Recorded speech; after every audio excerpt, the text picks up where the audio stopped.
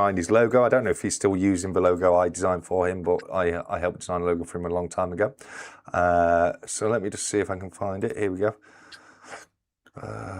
Here we go. Right. Check this out, guys. Check this out. Our very own Gold Silver Hunter is now listed in Cardiff Golds. Look at this, guys. You can pick up your very own hand-poured, beautiful piece of artwork, handcrafted by the one and only Gold Silver Hunter himself. And if you would like to show a little bit of support to Gold Silver Hunter, go over to Cardiff Gold, collectibles. We've got the Man Silver Punk is in there as well, and GS8 visual art, as well as the Louis as well. So some fantastic pourers from over in Stacker Social and the community as well. Do please head on over there and check it out. And you never know, you might pick something up.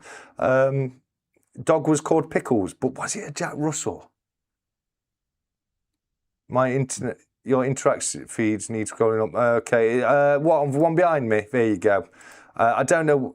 Nemo, come back. Nemo, come back. Oh, yay! For some reason, the one behind me don't scroll automatically at times.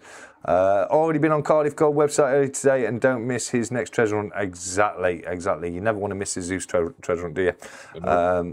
Oh, that's going to get expensive. Yeah, very nice. I've got a few pieces on my mantelpiece right now.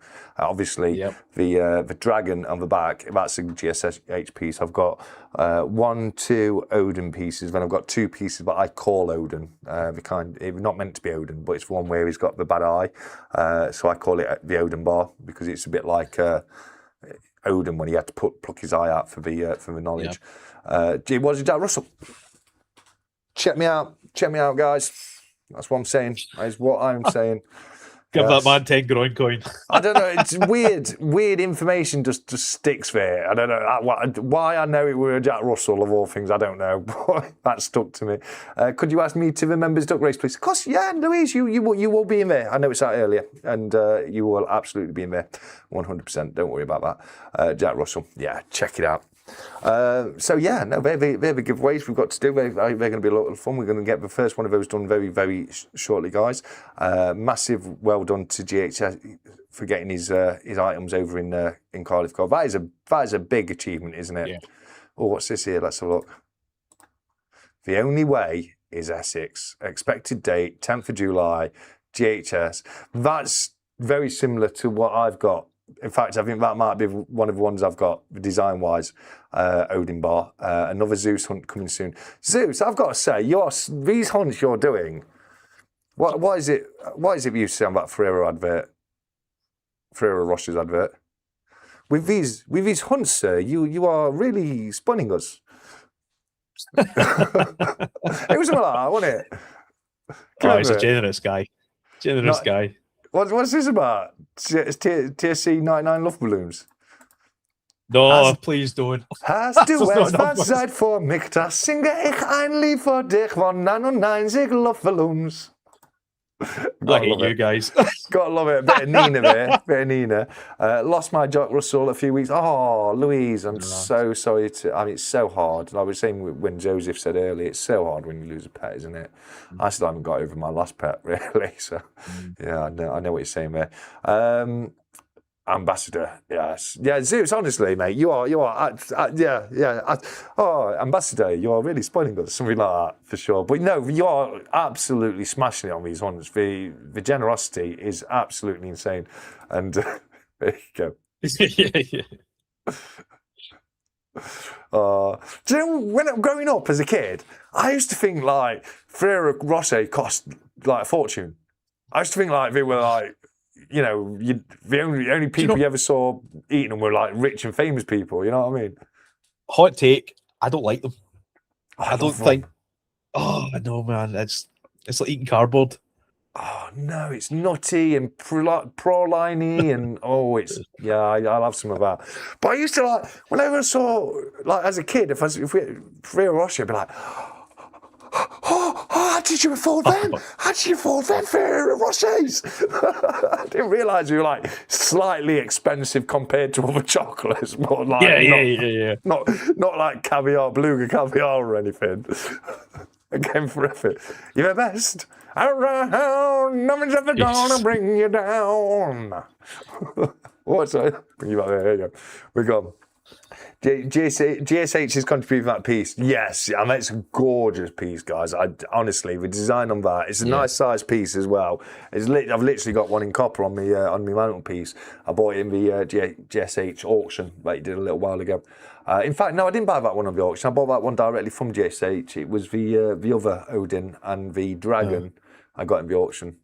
And fantastic pieces. Scroll up the chat a wee bit, you'll see a better picture of the Nemo round next to the Odin. Oh, right, okay, yeah. Fantastic. Yeah. Look at that. Panfastic.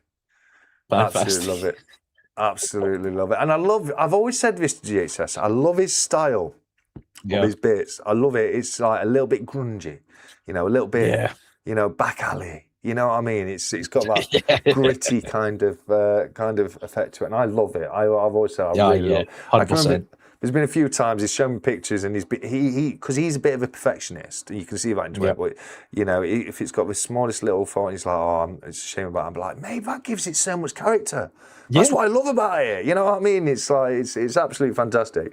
After eights used to think they were special privileged. As after eights as well, but I learned about after eights earlier than I did Ferrero Rochers, that they were, every man and his nan had after eights, you know what I mean? No special like that. What's the most, I mean, other than haggis, what's the most prized food up in Scotland? Prized food? Is it steak? Anything. Is it the Aberdeen Angus? Prized food? It's hard to pick something that isn't deep fried. Yeah, that's it. You deep fry everything. I was reading about deep fried butterballs, Nemo. Explain this. As a Scottishman, I'm putting you on the spot. Deep fried butterballs. I'll top trump that. We do deep fried ice cream. I don't know. I don't think that does top trump it. I don't think on the unhealthy scale, I don't think eating ice cream is equivalent to eating pure butter. Just butter. I mean,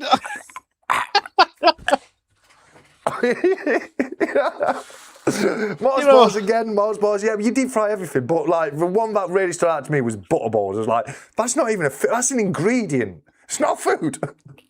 Listen, leading the world in heart disease, mate. That's what we do best. For sure, mate. 100%. I couldn't believe that deep fried butterballs. But ice cream I've heard of as well, and that's not good. Yeah. Neither. I mean, we had back in the early 2000s. We had it down here where battered Mars bars or battered chocolate bars became a big thing. Our local chippy used to say, you can bring any chocolate bar you want it, and we'll deep fry it for 50p.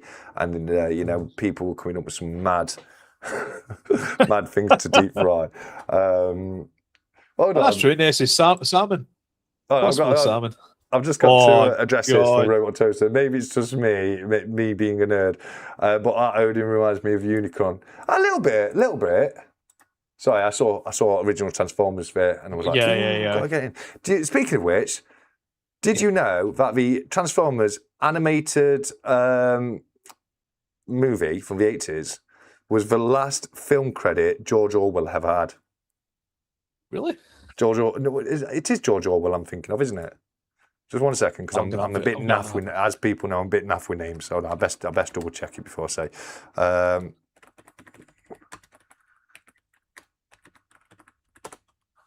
What is it? A voice character? Orson Welles. Orson Welles. I knew when I said George Orwell, I'm like, no, it's the other one I get him mixed up with. Orwell and Orson Welles. I get mixed up. No, I'm thinking of. Did you?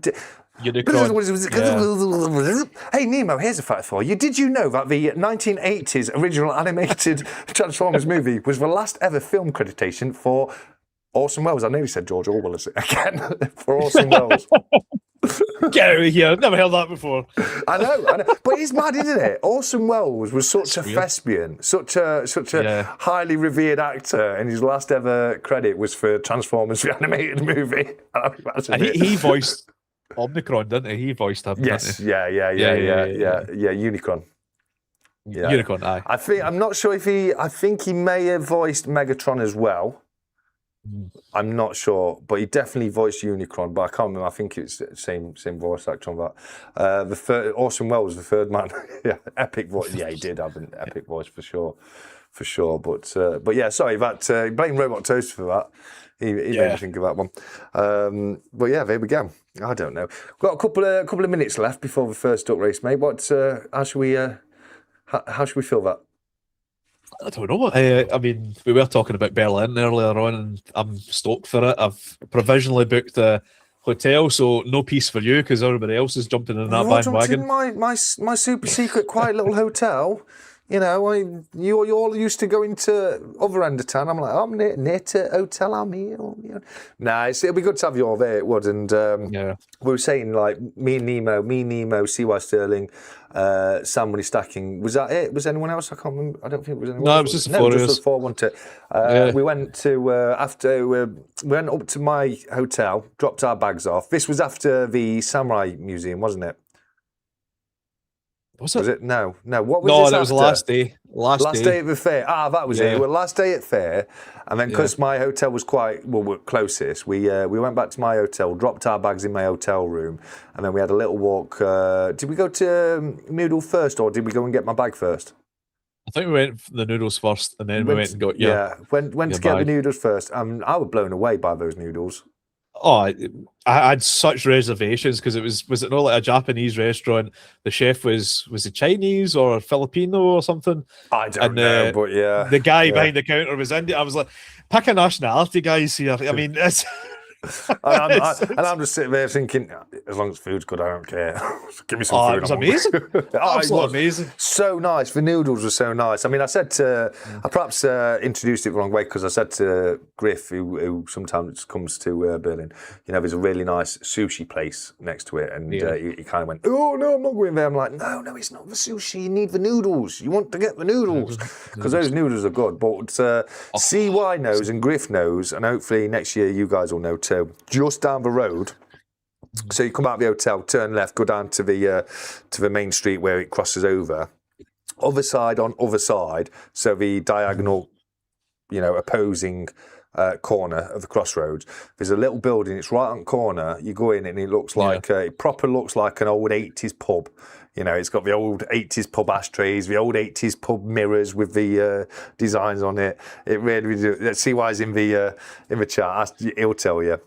But the curryverse we do there is it's heads and shoulders above any other curryverse I've had over in Germany. You know, it's nice. I need to find a good German doner kebab that doesn't kill me for days afterwards, because that was an experience. I had a steak kebab, which sounds on paper so bloody good on paper, but the reality of it is somehow it just doesn't work. I love steak. Yeah. I love a steak, and I love kebab, but you know, didn't work somehow. The fair 3 days. It is. There you go, 28th to 30th. I was looking at dates earlier, but I couldn't remember. Right, guys, we've got just under a minute now. We're about to go into the duck races. I've cleared my PC because it gets really junked up with videos and editing and stuff like that. So I've recently cleared it, and what I did is I accidentally deleted. That's you don't hold on. Let me come back. I accidentally deleted the wavy water in the background. So I apologise about that, guys. We're in a black void this week. Manage options. I only want. No, I don't want that. I just want. No, I don't want your cookies. Oh, dear God. Give me an option for essential only. There you go, confirm choices. Log in, because it's logged me out. Here we go. All right, where's that list as well? So this one's for Brits and Giggles, guys. We'll go through the bit of items again, and this is was posted in Stacker Social.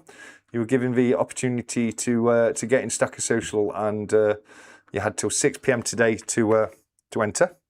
And this is everyone who was able to enter.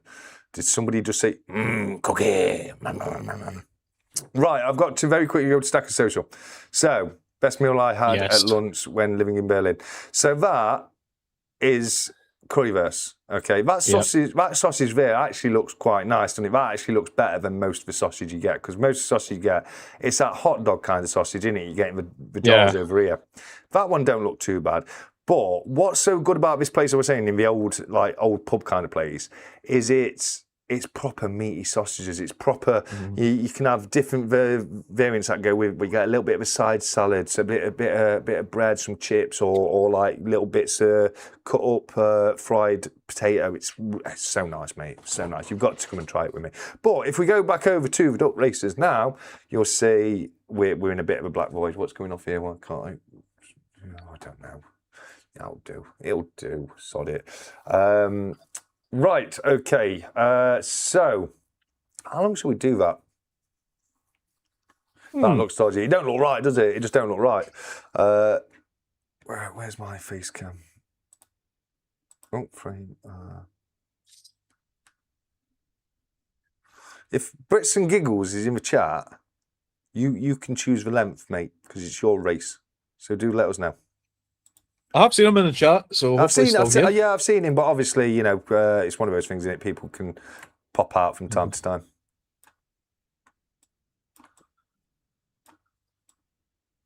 Whatever.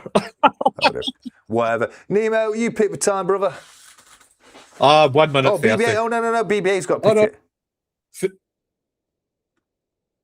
BBA's got to pick 12 it. minutes. 2 minutes. 2 minutes by BBA. Guys, if you want to do it for an hour, we can do it for an hour. If you want, we'll have to leave it and keep coming back, though. 2 minutes. BBA has spoken. Here we go. 2-0-0. Nemo, because you've been kind enough to come on and join me as a guest tonight. How many shuffles should we do? Let's go for 4. 4 shuffles. 1, 2, 3, 4. And remember, guys, this is the awesome bundle that's provided by Brits and Giggles. The beautiful coin that you can't see right there because it's man. The 1937 crown uncirculated condition, 1939 half crown uncirculated condition, 250th anniversary of the United States gold coin, 2 silver Mercury dollars, the 1 ounce copper stacker from the Scottsdale Mint, and of course the 5K. Stacker Social Poker Tip, is that's what it's celebrating. So again, I've said it a few times, I cannot say it enough. Thank you so very much, Brits and Giggles. And we've done the shuffles. So without any further delay, Nemo, if you would like to give me a countdown from 3. Okay, doke. Good luck, guys. And 3, 2, and 1, go. And I pulled off too early. He said, and 1, and I went, and I didn't even wait for the go, so I'm sorry about that. But if we look to the race right now, we have duck number 2. Hold on. I was going to say, you've got numbers in here instead of letters. I don't know who's who. That was to give you, just in case you've never seen a duck race before, guys. That's what it's going to look like when we actually start it. Okay, just so you know. All right, here we go. 2 minutes. Here we go. 1, 2, 3, 4. There we go. You see. Now, Nemo, if you can for real this time, give me the countdown from 3. I will go when you say go. Okay, and 3, and 2, and 1, go. See how much better you went this time? The really real one. Here we go. Right now, it's two legends, the King of Kings, with his crown on his head. We've got Becky and Theo Explorers coming up just behind him. We've got the Silver Looms 101, Rats in the Silver, I think his new name is. And we've also got Bernie up there as well. Michael W, Stig's Ardent Attack. We're all having a good go for it. Zeus is up there as well. It's XED is having a little crack right now. Somebody who I can't even read the name. That's the green one with the stars on it right there. Doc number 31. We're coming into the last final minute and a half of the race, and it's Zed. It's Zed. I think. I'm not sure. But Nebula's coming up. Nebula's coming up. Oh. Nebula's here. Nebula's in the lead right now. It's Nebula with it's XED. Oh, it's neck and neck right now. Sergeant Stacker's having to go as well. Bill GTR is there as well. Oh, it is neck and neck as we coming into the final minute of the race. 1 minute and 3 seconds on the timer, guys. Bill GTR, I think, technically has it right now. Is having a good go as well. So is Jay Green. So is Shiny Silver. It's anybody's race right now. Bull, keep paddling. Come on, Bull. Come on, Bull. Come on, Zeus.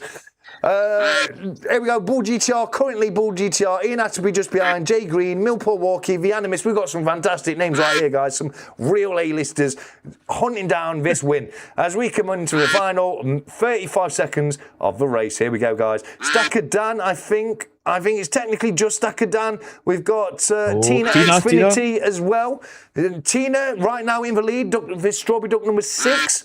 Emma's up there as well. We've got the Lady Stackers really ploughing down that number 1 spot. Oh, this is where it all changes, guys. This is when we get to the final 20 minutes of a race. It is 𝗬𝗂𝗶𝗃 right now.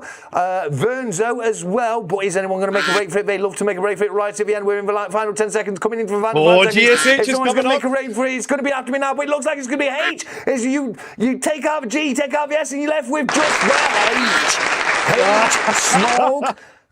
Top guy. He comes to the coin fair most months at the end of the month of the Yorkshire Coin Fair. Is a fantastic guy. He really, really, really is. So H, congratulations to you on that one. You have just won the Brits and Giggles bundle that he is very, very, very kindly donated for that. But Nemo, I have a question for you. I've got something I need to ask you, Sunshine. Do you know what time it is? Maybe past. Shut the duck up. Come on, guys. Everybody, let's say it as one unified voice, because we are one unified community. Come on, let's say it together. Shut the duck up. Up. You're premature with your up there, lad.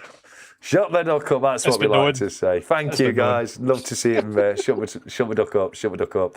Loving it, loving it, loving it. Don't go anywhere, guys. We've still got the other giveaway to do a little bit later on, which is the one that I put together with the help of the entire community. So thank you so much to every single person who's contributing in that. There's some really, really nice pieces in there.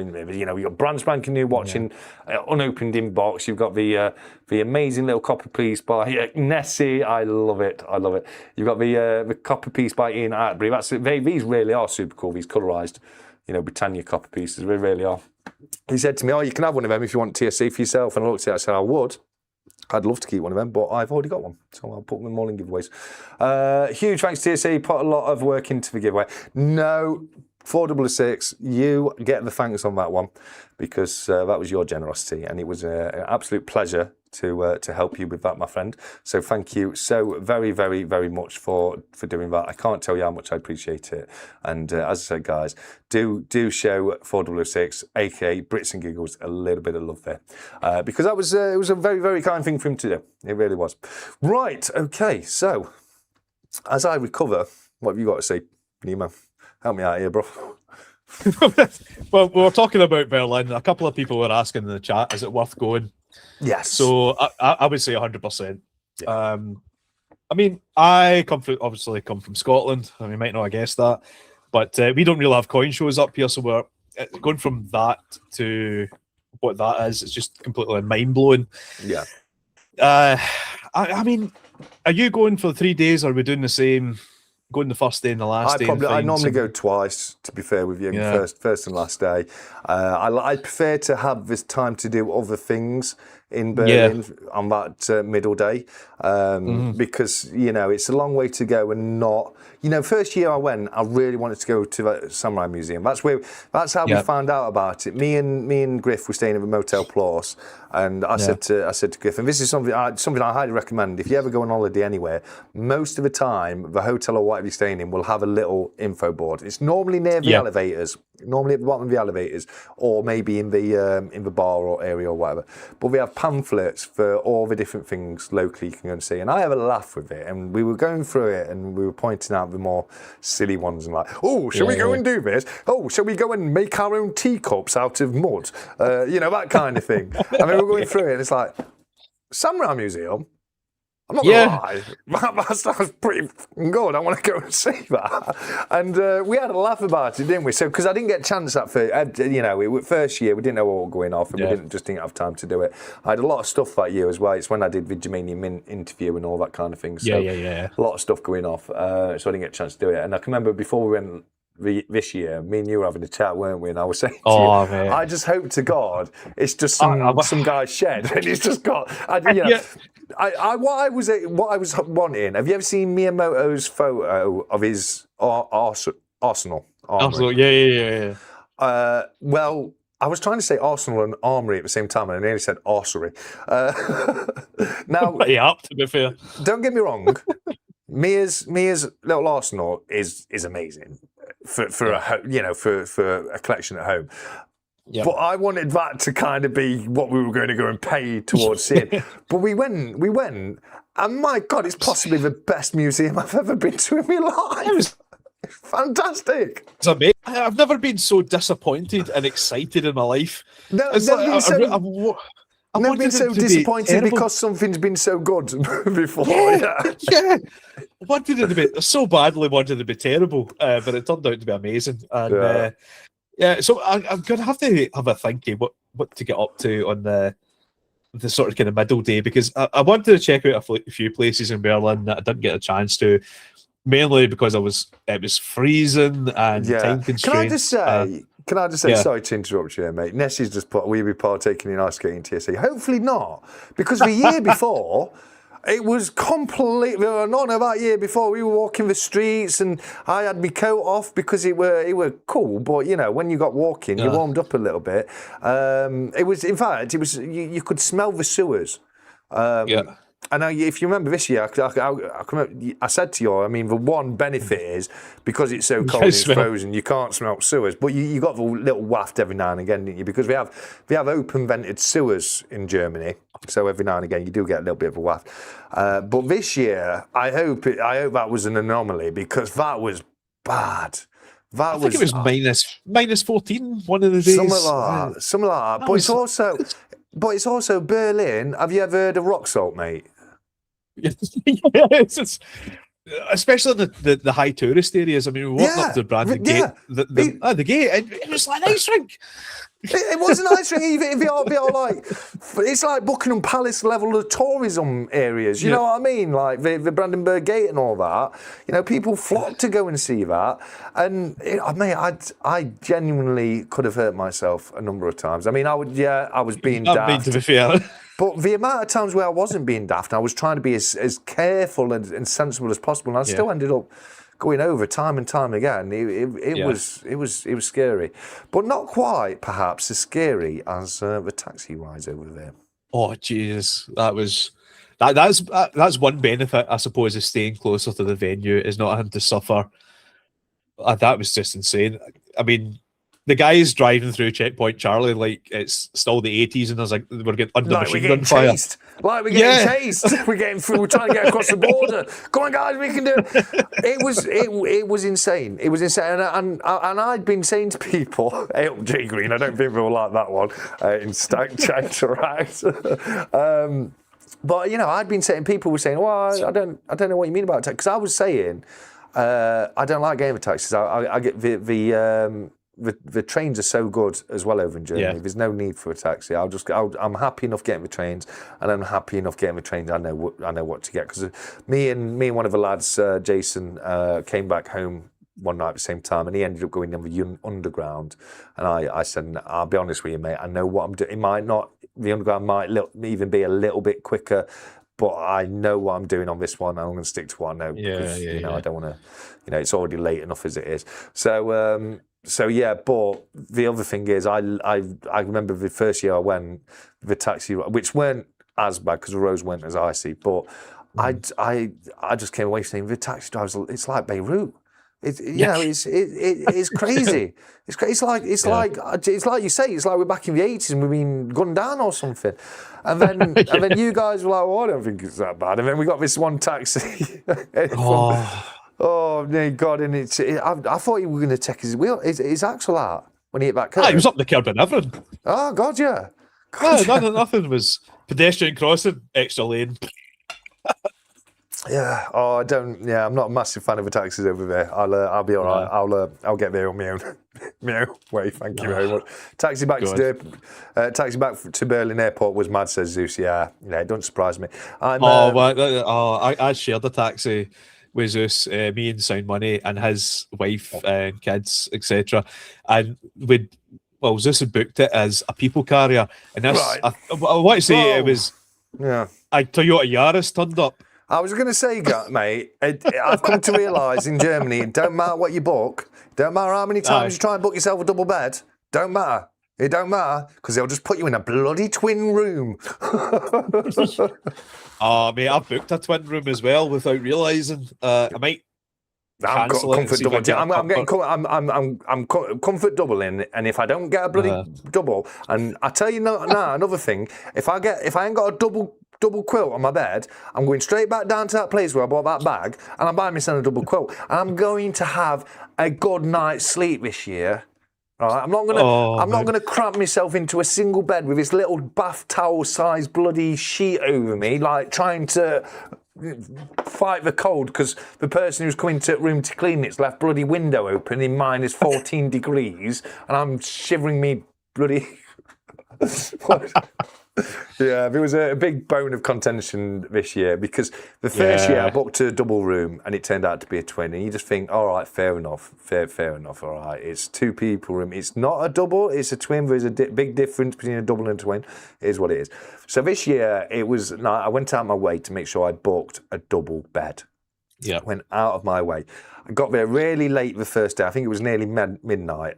So I had to pay for a hotel room. I got to use for a couple of minutes for that night. And I get there. The first thing I see is 2, and I'm tired. All I want to do is sleep. I've got the world money for the next day. I've got to be up first thing in the morning, and all I want is a good night's sleep. And I walk into this room, and not only that, they'd ram me in next to elevators. Now, I showed you, didn't I? Right? This hotel, you get off the elevators, there's a door to the left, you go through that door, nice big heavy door, keeps the noise down, you go through there and you into rooms, except for one room. One room, which is literally right outside the elevators. So all you hear is all night long on this tiny little matchbox-sized bed with a little bath tea towel for a blanket. I looked at it, I went straight downstairs, I'm like, nah, I'm not having this. Where's my double room? Where's my double room? No, you haven't. You give me a twin room. You give me a twin room. It's not, I want a double bed. Double bed. I'm an adult. I'm a big boy. Big boy bed. So she wouldn't have it. She said, you're going to have to speak to manager in the morning. So I comes down, I'm talking to manager. He weren't manager, he was actually the owner of the hotel. He was a full-on owner of the hotel. And I'm talking to her, and he starts getting a bit heated at a time because she's not being apologetic in any way, shape or form. Yeah. She's blaming me, and I've got evidence that we booked a bloody double. You know what I mean? Not a twin, a double, and she won't have any of it. She refuses to do anything about it. Refuses to give me, because I'm even saying, well, we'll refund me down to a single room, even if you put me in a single room, because it's no good to me having a bed sat there doing nothing. It's no good to me. It doesn't benefit my life in any way, being able to look across the room and say, hi, extra bed with nobody in it. brilliant. Put me in a single room and refund me difference then. You know what I mean? Like, there's no point putting a single person in a double. Well, this is the other thing, right? You'll have a bunk bed next time. Yeah. Well, it's like, because their answer was, "Oh, just push the beds together." Yeah, so I get to wake up on the floor between two beds. That happened to me in my hotel because I booked a double and I got two singles as well, but there was two singles smashed together. Travel cot, yeah.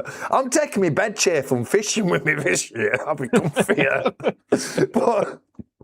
but no wonder 𝗵𝗃𝗀𝗀𝗀𝗀 have a bad rep because he treat us like we shove us in matched box-sized beds with tea towels and blankets, mate.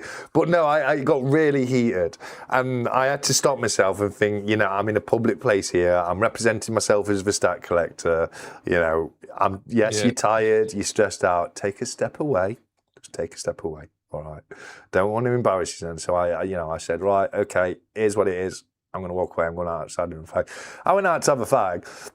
And then these people just start coming out to talk to me and be like, "Oh, thank you so much." I was like, I was the champion of the people, apparently, because like, we've done the same thing to all these other professional business people that I've come across for the World Money Fair, and they've spent the money on a double bed because they're adults. I mean, one double-sized bed. And we've got all these people. And we're like, well, we're just glad you've said something. And I'm not, because I'll say it. The champion of the people. Yeah, if you want me to get narky about anything, make me tired. Make me tired, see what happens. So this year, if I am not, if I'm not in a double bed, I don't know what's going to happen. I don't know what's going to happen. Oh, God. It'll be interesting to see, though. It'll be interesting. Yeah, oh, God. So, I mean, have you got any plans for your day off in between? I don't know. I don't know, mate. I honestly don't know because we did this with Samurai. I've said I don't mind going back. Nerd UK didn't come this year. He's talking about coming next year, and I wouldn't mind going back. I also wouldn't mind. Of course. Going to that cigar shop afterwards again. The cigar place, yeah. I like that. I think it's really good. So I think that's something we could do. We could also go to that little cake shop that we walked past. Oh, yeah. Do you remember when I said you? Because you were hungry one, weren't you? I think it was. Oh, I'm always hungry. I think you said something about picking. I said, "Oh, have a look at this little shop on the street just here," and it had all beautiful pastries and cakes in it. It was absolutely wonderful. It really was. Can always top and tail. Me and you, top and tails in a single bed, Nemo. What do you reckon? No. you get my feet, so yeah. There'd be no problem not sleeping, though. It's waking up again. That's going to be the issue. If I do go there, Samurai Museum is a must. I'll come back with you, GSH, for sure, mate. Highly recommend it. I think I'm in the Estelle Sky Tower. Very, very fancy Zeus. I can't afford to stay at the Estelle. I'm going to be honest with you. But I'm not. I'm literally 10-minute walk. Me and 𝗬𝗂𝗧. We ended up walking back from. Well, it was. You didn't bother coming because you didn't want to. You don't like me. We're not real friends, so you didn't bother coming to the whatnot. I was dying. 𝗕𝗂𝗀𝗃𝗃𝗃. See why I came with. See why's a real friend. He came with me. Yeah. Are you doing whatnot this year? I don't know. I'll be down to whatnot, mate. I don't know. There's much bigger sellers than me on whatnot now, so the chances are slimmer and slimmer. You know, but I'm up for it. I had a lot of fun doing it, so I might even, even if it's not through whatnot, I might arrange my own thing to do something over there. There's nothing stopping me doing that, is there? You know what I mean? But yeah, me and 𝗬𝗂𝗧, we left this whatnot shindig, and we said to each other, the next we'll start walking, and the first taxi we see, we'll jump in and naff off in taxi, and we literally got all the way back to my hotel before we saw a taxi. But it wasn't. It took us twice as long to get there as it would have done if it weren't for the fact we were walking on ice rinks. You know what I mean? But yeah, it was good. Dave NEC. North East coins, you're not wrong, mate. You're not wrong. That pretty much sums it up. You're not wrong. That's pretty much it. That is pretty much it. I mean, I'm 6'2", so I don't come across as the tallest guy on the internet, you know, because you don't see, but I'm quite a tall guy, aren't I? You know what I mean? So yeah, it's one of those where it just wasn't. It's not for me. Those little beds, I can't do it. You know, I think you gave us the best tips of the trip you've been there previously, because we were all standing in line waiting to get into the venue, like good little people. I love it. And you're like, no, I seen you all. You're like, TSC. I'm like, yeah, hi. I don't know what you're doing down there. Where's he going? It's like, let's go to catch up. It was like, just hang on until the doors open, and then just wait here. Fucking go over it. And I think I was chasing you down towards the 𝗂𝗃𝗃𝗃𝗃, and it's like Black Friday. The doors opening, everybody's just. We ran straight to those 𝗂𝗃𝗃𝗃𝗃s, and how long did we have to wait? I'm not having it again this year, and people aren't bushing in. I'm not having it, right? No. If you don't want to get embarrassed, don't stand near me in that perfect line, because if people cut in, I'm telling them straight. I'm saying, get out of here with that, because that actually got to the point where it started annoying me, because we just weren't going down. Because I thought we're just holding places in line for people that are just turning up, looking at you, Harry Potter. Harry Potter. Is that the statue? I went over it, mate. I best not say. I think yeah. Is it who I think it is? Yeah, 100%. Okay. Now, we'll move on. Very quickly on that one. Sweep that under the carpet for a second. And that's one thing this year. But if the weather's better, I want to do the scooters. I want to grab a scooter. Oh, mate. Have you got what you want to do? What you want to do is you want to get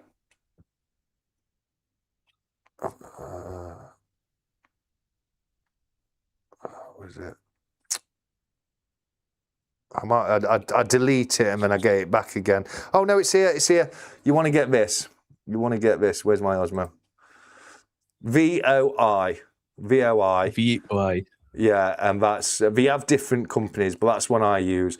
And and I'll probably be able to do it this year again. Send you a link. And the first year, I didn't pay. You get so many. You get free credit. You get free credit when you join up, and I didn't pay. I think it's 45 minutes ride time you get for free. Easy. That's enough time to kill myself. Yeah, enough for me. I just about used for 45 minutes. But yeah, it generally didn't cost me anything at all. So it's really good app. It tells you where they are. You look on the app and it'll tell you where your nearest one is, and you can reserve it. You can click, boom, that's yours now for when you get there. You've got mounts on them. You put GPS on your phone wherever you go in. It mounts onto there, and you just go. It's scary as hell. It's terrifying, but it's fun. It's fun because you're on those same roads with those same taxi drivers we were talking about earlier. Completely, non-protected, and But you are supposed to wear a helmet though. That's one thing. I don't think people bother. But you are supposed to wear a helmet. I'll just get some boot polish and colour my head in. It'll look like a helmet, so it'll be fine. Yeah, you have to take a photo of your driving license as well. Yeah, that's fine for obvious reasons. Yeah. But it's honestly so much fun on those scooters, mate. Scooting about. That was Griff's fault because when he said it, I was a bit like, I'm gonna give that a miss, mate. I'm gonna kill myself. If I go on one of those scooters, I'm the kind of guy. I have no common sense in these kind of things. I'd like to have too much fun. Hence, 𝗖cie bankments, yeah. Let's not be careful. Let's try and run down this 𝗖cie embankment and just slide down it because that's more fun. But that's the last time that I'll listen to you. Let's take a shortcut. Let's down. Excuse me. I think you're confusing me with sound money stacking right there, Mr. Nemo Numismatics. Oh yeah, I'll hold my hands up. Let's take a nice lovely stroll along an icy embankment next to the spree. No. Zero to do with me. Zero to do with me. I was sound money stacking this way. I'm going on Google. It's the right corner. He's like, no, we can get this way. Okay, we'll go that way. I'm turning around to make sure you're okay, and I'm nearly falling my arse. That's what it was. It's every man for himself, mate. It was every man for himself. You couldn't. I was tall enough walking, let alone on a scooter. Yeah, that's it. No, but I tell you, the first year I went, I walked up with Griff, And because he wanted to go and get a scooter, and I wanted to try out the walk because I was going to walk to the Germania Mint interview. And I walked up with him, and I was going to have a walk back down, and I saw Griff bop off on his scooter, and I was like, yeah, you know what? And I walked down, I was like, next scooter, please, thank you. And then next thing Griff knows, he looked around and I'm going, yeah! I think you got the deal of the century over there. Was it the Romania Mint? Oh, well, I think it was a Romania Mint. Now, people didn't know this, guys. I think I got the best deal of the show because me and 𝗕𝗺 Sterling went over to the Germania Mint, and they were selling 2-ounce coins, and they might have accidentally sold it me for the price of a 1-ounce coin. So that was very interesting. It's a beautiful coin, high relief coin. I bought it to sell it, but it's such a good story. I've ended up keeping it. Oh, yeah, 100%. Special district. Did you go to the special district? Me? No. What was the red light district? No, I didn't go there. Shut up, the special district. That's Watershed. It's past Watershed. Yeah, everyone's been cool in the chat, dude. Special district. All right? Be cool, dude. Be cool. I couldn't even tell you where it is. If I did, I didn't realise. It's up. So you keep going down Friedrichstrasse where you were, and then you just keep going down there, and then you take a left and it's a bit down there, kind of. No, I didn't head down that far. I was talking to people about it, and it was quite fun. I'm going to tell this because it's quite funny. And they were saying that they've had a load of new developments made there, and what used to be car parks are now houses. So apparently they've got a genuine issue of people doing things in people's gardens now up there. Like, there's an open window and there's just like, special district activities going on. At the beginning journey of stacking, should I start? Oh, okay. Oh, no. Serious question here, guys, from 𝗂𝗺𝗺𝗃, I think Layal, that is. If you're beginning your journey of stacking, should I start with a goal in mind to reach, like reaching 100 odd of silver or something? So what I do, this is my recommendation when it comes to stacking, is, and we'll hear yours afterwards, Nemo, but what I recommend is to think of a number just like that. It could be 100, it could be 50, it could be 10. It doesn't really matter. But consider that as what people refer to as a base stack. So your base stack is so many ounces. And what you want to do is, till you get to that base stack, you just want to buy the cheapest stuff you can find. Don't really necessarily worry too much about designs and that kind of thing. And when you've hit your base stack and you've got a good amount to sit on, then just start looking to pick up a few more premium pieces if you fancy it. And you've got that base stack to sit on. What's your recommendation here, mate?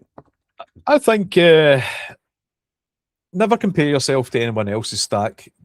Stack what's comfortable. Pay your bills at the end of the month. Whatever you've got left after the kids and everything to take care of, get that. I mean, I would recommend, if I had to start all over again, I would probably get Britannias, because I don't have any love for them. They're easy to liquidate. Easy to sell. Yeah, I say this all the time. Buy silver you hate.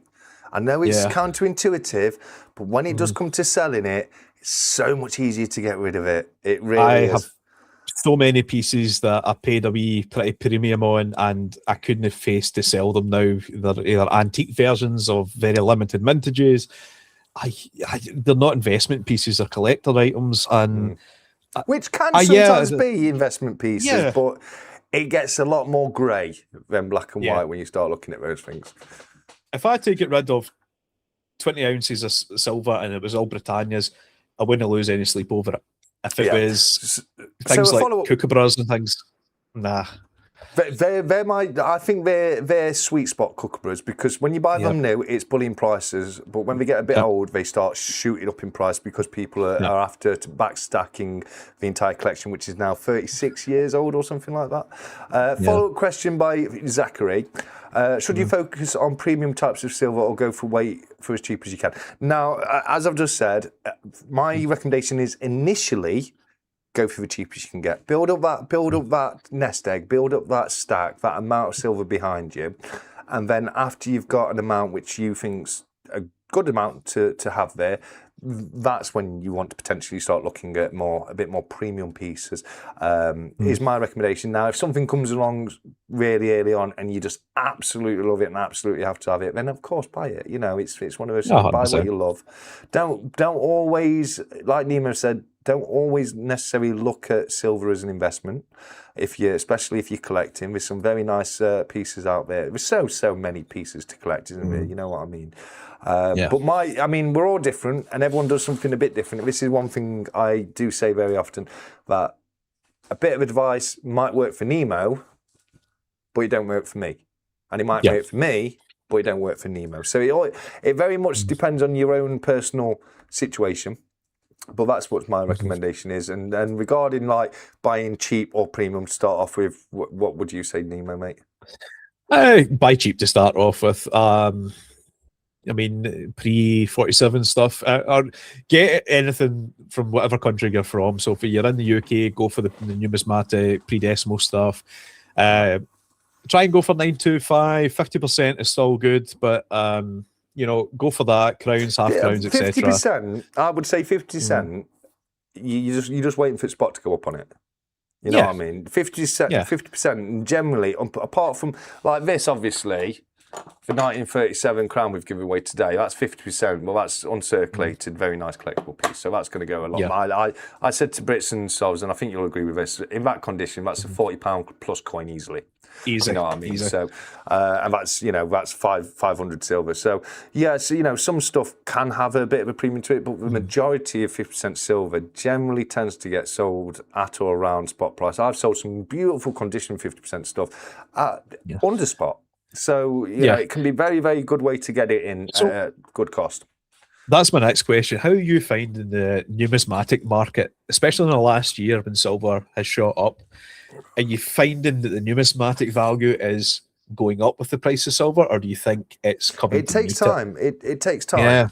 It does, and this is what I highly recommend. When the prices were shooting up, I started buying more and more premium pieces, because the premium hadn't gone up as much as the spot price did. So like Reef crowns that were 250 quid before the price shot up were about 250 quid afterwards. You know what I mean? Because the majority of the value of that coin is premium. Is very. What is it? A Reef crown is going to be for 25 ish, 20 to 25 quid worth of scrap in it. It's not it's not huge value, but it's worth over 250 quid. Premium value, because Reef crowns and this is something else I was saying, when it comes to stuff like that, when it comes to premium silver, things like Reef crowns are a lot safer investments than anything else, because they've stood the test of time. They've been premium coins for a long time. They're going to continue to be premium coins for a long time.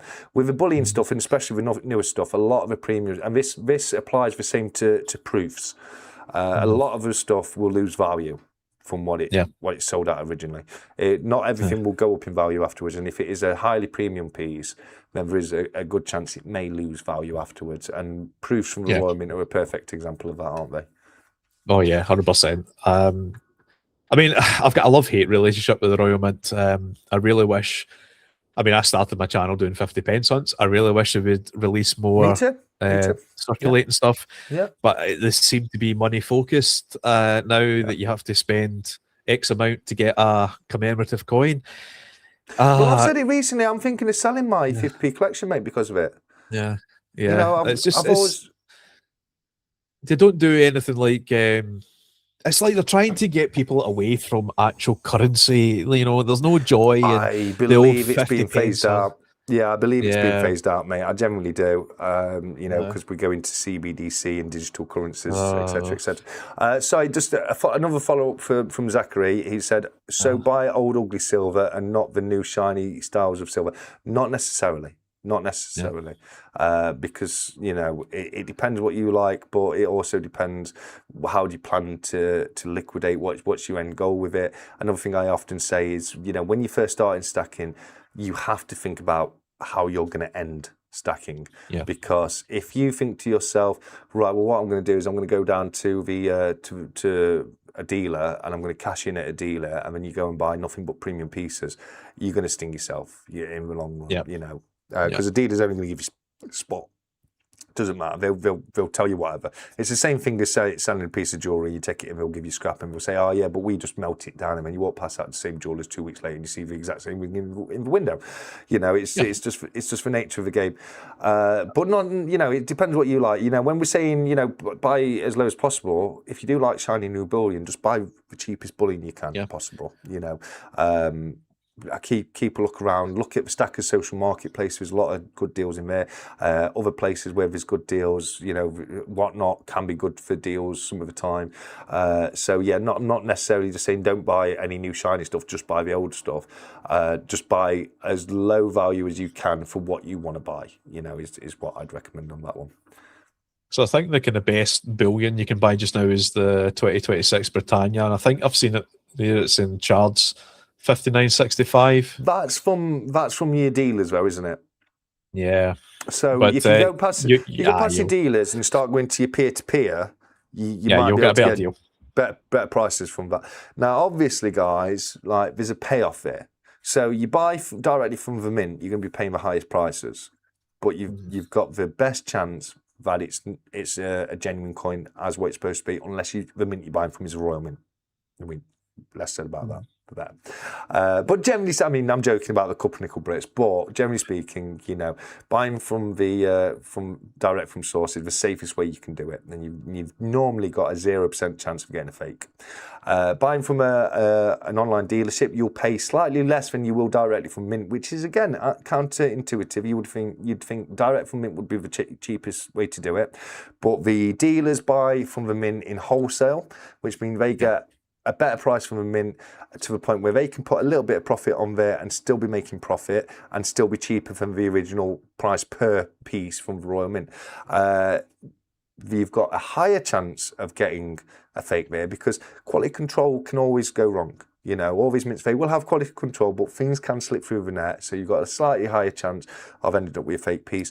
Peer-to-peer, of course, you will always get your best prices. You can get some really cheap pieces, but you've got your highest chance of getting fakes. And it's not necessarily that person is selling you a fake, they just might not know themselves. I mean, I'm going to be honest with you, this is a bit embarrassing for me because I meant to know what I'm talking about, but I bought a fake coin at the last coin fair. Wow. Yeah, I ended up buying a fake because what I normally do, and what I didn't do this time is take the time to test my things before I came home.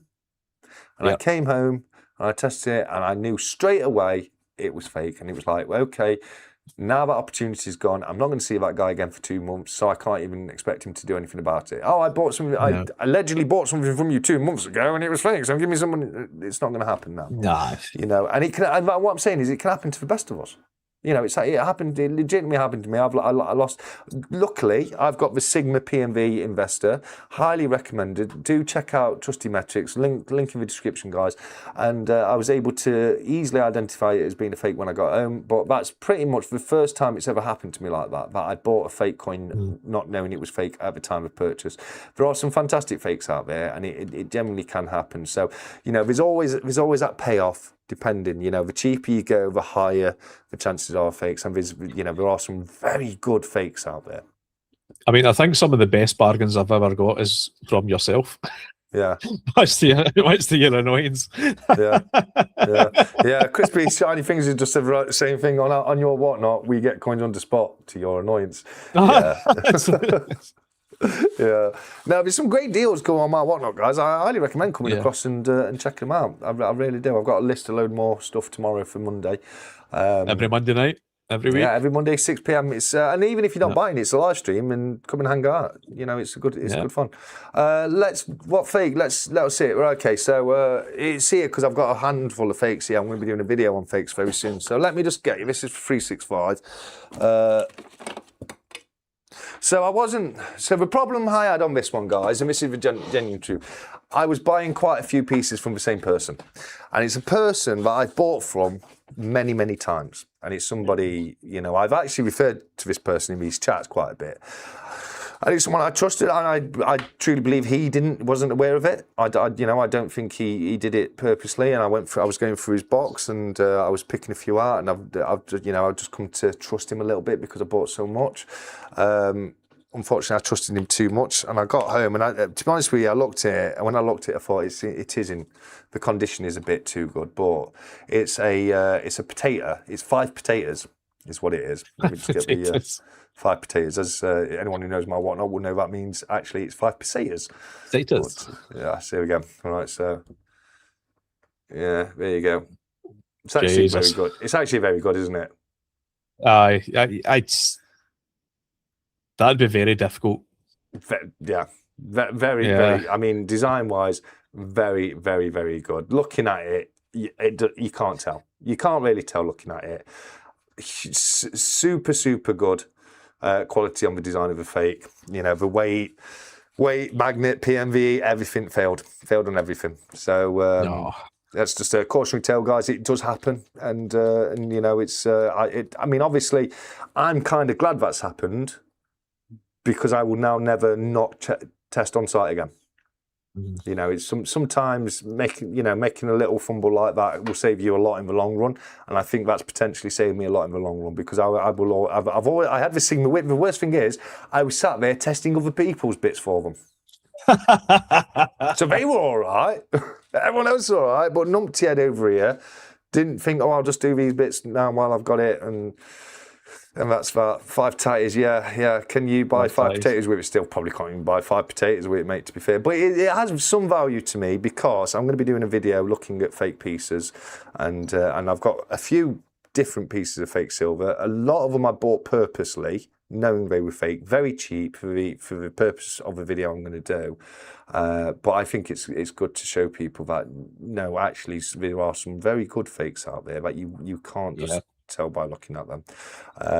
Respect the honesty and cool piece for the video. Thank you, 𝗵𝗁, and it is, you know, I'm a bit embarrassed. Because I sell, you know, I buy and sell silver myself, and you'd like to think, you know, but every now and again a really good one comes along, and you know, it is what it is. The good thing about me is they will never get to the point of being sold without being tested. So you guys are safe no matter what. It's just numpty head over it that has to pay. You have tested some of my stuff for me from 𝗵𝗵𝗃. By the way, congratulations on winning the Brits and Giggles giveaway earlier on, mate. Massive congratulations to you. Do you want a few bullion fakes for your video 𝗕𝗂? Eagle, kangaroo, maple. I won't say no. I've got a few. I've got a koala and a couple of bits of bullion already in there. But yeah, do you know, I had quite a few kangaroo fakes, but I recently got rid of them. I mean, I've got a Morgan dollar fake. I've got a Peace dollar fake. I've got a Reef Crown fake. I'll show you a quick. Really interesting collection of them here, guys.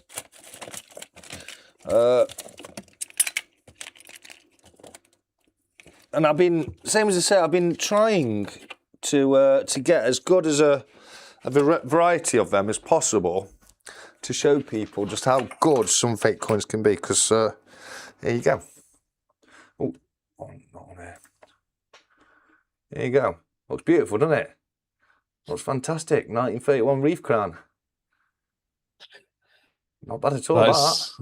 I mean, yeah, not bad at all, that. I mean, his neck might be a bit chunky. I mean, if you want, because I've not had a chance to send it out to Nessie yet. So this is a real Reef Crown. You see what I mean? Yeah. You see what I mean? It's hard. If you don't have that comparison, it's still. Yeah. Yeah, you see the neck looks, the neck just doesn't quite, right at the bottom, it looks a bit fat on the left one. But when you haven't got one there to test against and you're looking at it, not bad at all on that one. Now, anyone who knows a Peace dollar, you'll know that does not look bad. Don't look bad at all. Don't look bad at all for a Peace dollar, does it? Again, another one. No. You'd look at that and you perhaps wouldn't think fake. To go with the Peace dollar, this one came quite recently. I had someone want to test a few of these. Unfortunately, all of them were fake. And once again, very, very difficult to tell, guys. Very, very good. Do you know what, I once Design of a nearly bought Morgan there. a Morgan myself. I nearly bought a Morgan myself at an antique fair, and it just didn't feel right. And I said to the guy, it turned out it was a magician's coin. Right, okay. So they had a hidden compartment inside it. I was like, oh. Right, that's cool. I've got some of the free printers of them. Old magician free printers. And then bullion-wise, there you go. You got Australian koala and Australian wedge-tailed eagle. Yeah, completely fake. You've got, they're not fakes. And then, where's that one gone? I wanted to show this one because it's very different. And it's supposed to be in here. Is this it? No, that's not it. God damn it. Oh, I'll have to find that one out from somewhere. I've also got a standing Britannia Florin. BBA's seen that one. He's seen that in the flash, BBA has. And then this one right here. Check this out. This isn't fake, by the way. This is completely real, of course. And it's the Aquatics 50p with the waves over the face. The face, yeah, one that's worth about £1,000. Yeah. Again, not terrible though. Not terrible. You know what I mean? But I was lying about it not being fake. It is absolutely fake. So yeah, there's some fakes there, and these are ones I'm using because they're not bad. They're not bad at all. You know what I mean? They you know, if you were a little bit off guard, we could catch you. You know what I mean? So yeah, there's going to be a video coming soon, basically called "What Does Fake Silver Look Like and How to Avoid It." Just to see if I can help. If it can help anybody on that, it would be absolutely fantastic. That's not worth $1,000, mate. Well, what are they worth nowadays? I mean, if it was real, you know, obviously that one's not real, but if it was real, waiting your delivery signature, it will be fraught through hours whilst yeah, for sure. But you know, once you're finished and you've got that peace of mind, mate, it feels very good. I saw a question from I think from Crispy Shiny. Would you prefer to buy a couple of silver Brits or a bag of crowns, Nemo? Ooh, I'd like a bag of crowns. Bag of crowns. Yeah, crowns. For sure. 𝗕𝗂𝗃𝗶𝗃𝗀, mate. Thank you very much. We're going to be doing the final giveaway very soon, but if you put SS5000 on there, then you'll be in anyway, mate. Don't worry about that. Have you got any that you may suspect, Paul? Yeah, let us know, buddy. Let us know.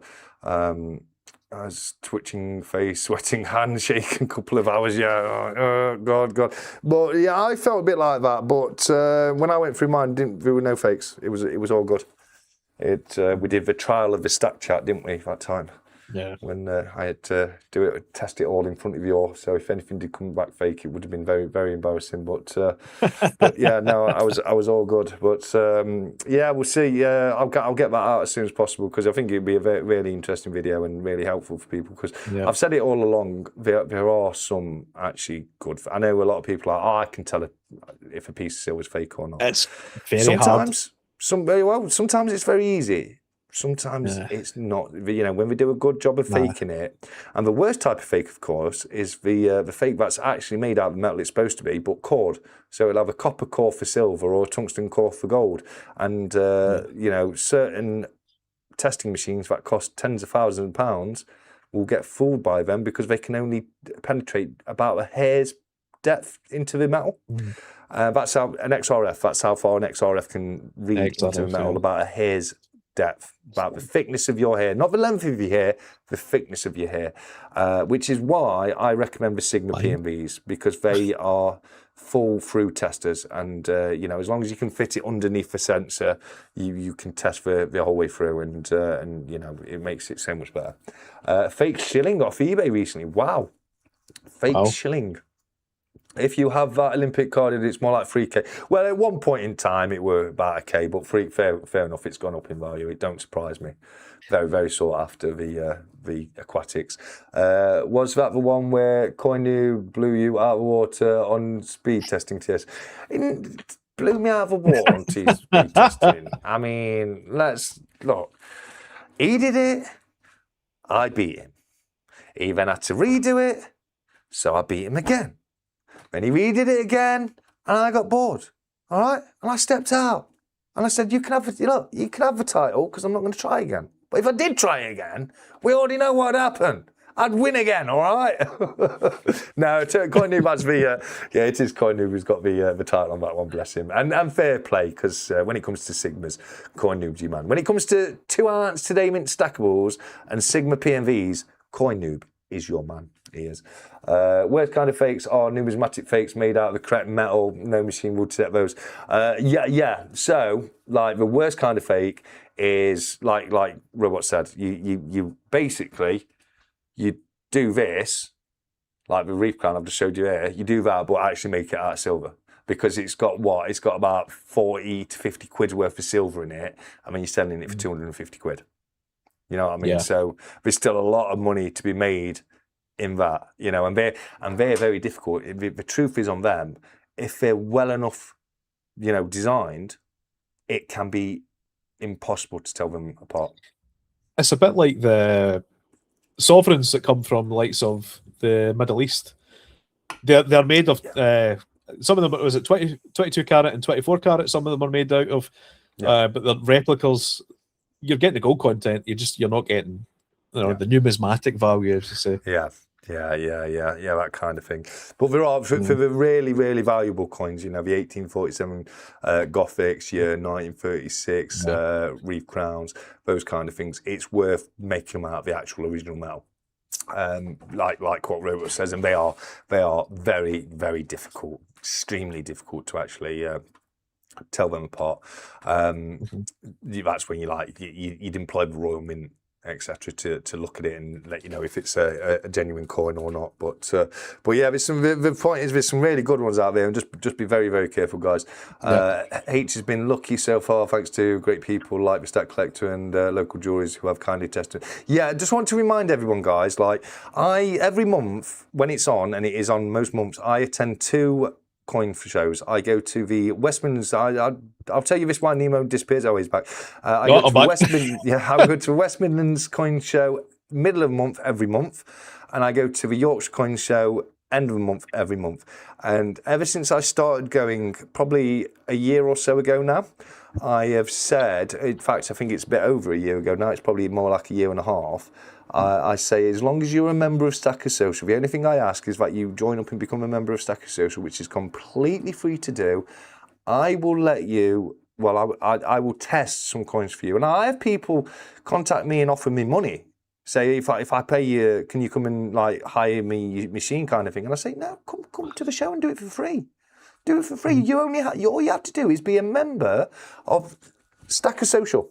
The globe just down there, and thank you for the link there, and that's it. If you can make it to either one of those shows, I will. You know, if you bring a load of coins, I might expect you to go and get me a coffee, to sit there and drink while I'm testing them. But yeah, take advantage of it. You know, get it tested. There's been loads of people. H has done it. You know, Nerd UK's done it. Loads of people brought stuff across. Froggy had some. He had a nugget of it was old jewellery that he melted down, and he brought a nugget, and I tested that, and I said to him, what happened was exactly what I suspected, and I said, because you've personally melted this, there are going to be parts of this nugget that have high gold contents, and there's going to be parts of it that have got copper contents, and you could kind of see it, and lo and behold, you put it under a certain spot, it fails it, you move it around a little bit, put it under a different spot, it came up absolutely fine, but that's because it's jewellery, and I think it was about 14 karat gold jewellery that's been melted down. You put my Nerd UK with his half sovereign, and same to say, guys, the only thing I ask is that you join a completely free to join server. It's going to cost you literally nothing, and I'll sit there and take my time to test it all for you. It generally tends to not take very long at all.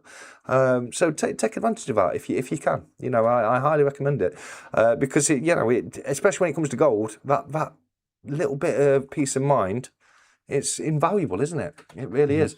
It is a great meetup too. You know, we're both from West Midlands Fair. You get me, Barry Wiggins, 𝗵𝗵𝗃𝗃. We always go for a coffee, but there's other people that go there. There's a load of whatnot sellers that go there. Oliver's bullying the man himself is there. He does a stall at the West Midlands one, and then at the Yorkshire one. We seem to get the bigger group at Yorkshire. There's quite a few of us end up to that one, but regardless of which which one you go to or which one you're closest to, it's a good laugh. It's always a good laugh. We have a good meet-up, have good chinwag. It was quite funny, actually. Barry will tell you this. Me, Barry and 𝗵𝗶𝗃𝗀 were sat having a coffee, and this Eastern European guy came over, and he had a bag of stuff. He was like, "Oh, you here for a show? You looking to buy?" I was like, "What you got?"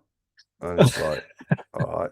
So he got a crown out, right, and Victorian crown, Sir Thomas Brock effigy, old veiled head, as you probably know it. Yeah. And just under the veiled headed Victoria was the date. What was the date? Well, it don't matter. It was under Victoria. He went under Georgia Dragon, mate. You know That's what I mean? fair. That's fair. And if you deal with crowns, you'll know that the date, I think it's even on this is the wrong side. Yeah, the date is on the reverse, not the obverse. And he was great. He was graded. And I goes, I'll test it, but I'll tell you now, it's got the date under the effigy, mate. So that's definitely not real. And then, well, he was trying to sell us it. I mean, we have this goes and all that. And then I bought the Sigma out. And then as soon as I bought Sigma out, he's like, "Yeah, I'm not going to try and push you so much now." And just kind of went away. I was like, funny that, isn't it? Now I've got the testing machine in front of me. But it was quite funny, that is. What's that? Nemo's Numismatics. They're the first thing I'm coming down when you do. What's that? Is it coming to the fair? Yeah, put the. I was joking earlier on that I did a trade with Mayimoto I gave him 5 ounces of silver, which was kangaroos. He stated, "Doesn't matter what it is, just silver." I said, "Are you sure?" And he's yes, like, "No, just silver." Nemo was telling us earlier how he's got a few fake kangaroos. So I'd, be careful on that one. Be careful on that one. Quack, quack. Divinia will do it very shortly, look. I can't believe you managed to pass those bad fake kangaroos off to something. Yeah. I love it. I love it. So, right, I'm coming down to Midlands. Is it the 12th of July? It'll be about that, yeah. I mean, is it near Birmingham Airport? It's across the road from the NEC. NEC, right. I'm just trying to get my bearings. I'm probably going to be staying over because driving down there and coming back, I've got a few stops to make along the way and something planned for the next day. So I'll probably be staying overnight. But yeah, I'm looking forward to it. Well, if you do, let us know and we might go for a carvery afterwards or something. Yeah, man. It's only Absolutely. It's literally across the road. It's right there at Carvery. You can hit it with a stone and everything. Well, yeah, that'd be a lot of fun. That would. Zeus has been to coin fairs as well. It's been a pleasure meeting him. Don't forget the Irish lads at 𝗂𝗁𝗃. Yeah, trying to get you to the back of a van. Yeah, that was true. Oi, mate, I got the gypsies. They go to shows and be like, "Oi, mate, you into some crowns?" Yeah. Yeah, show us what you got. Show me what you got. Oh, we're in the back of our van. You just come with us, mate. Come with us to the back of the van, and we'll show you. With all your money in your pocket, just come with us. Guys, let's get away from these people. They're all right. They're all right. If it's the first time I ever met them, and I was like, I think I'll pass following you to your dodgy little van, mate. But I actually ended up buying some crowns off them. And they go every month. They're wheeler dealery. They're difficult to deal with, but they're all right. They're pretty on board. But that was funny. That was very funny. Because they are gypsies. I'm not just making that up. I've been told they are gypsies.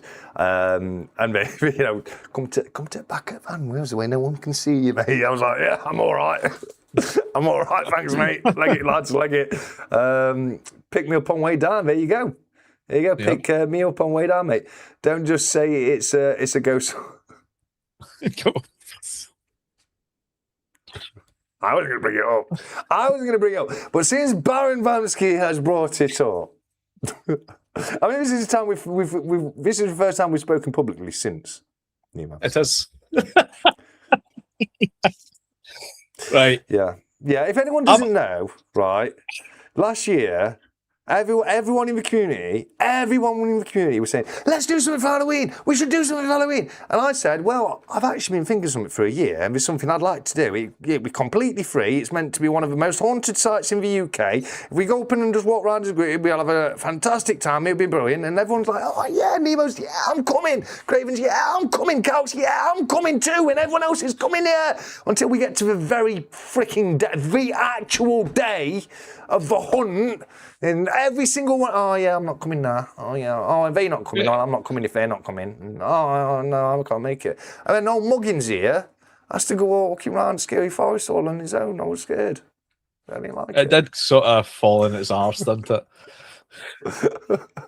So yeah. Listen, yeah. I am off for the next 2 weeks. I'll put that out there. I'm off for the next 2 weeks. Well, no excuse now, mate. No excuse. We don't see you at West Midlands going fair. Yeah.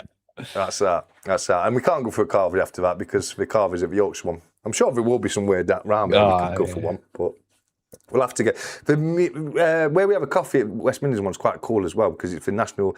Oh, I don't know about the national, but it's the I think it is National Motorcycle Museum. Motorcycle Museum, yeah. Really, really cool. And the cafe's in the Motorcycle Museum bit, so you're surrounded by all these really cool old bikes and parts and stuff, and that's quite a laugh. But yeah, we'll see if you turn up on this one.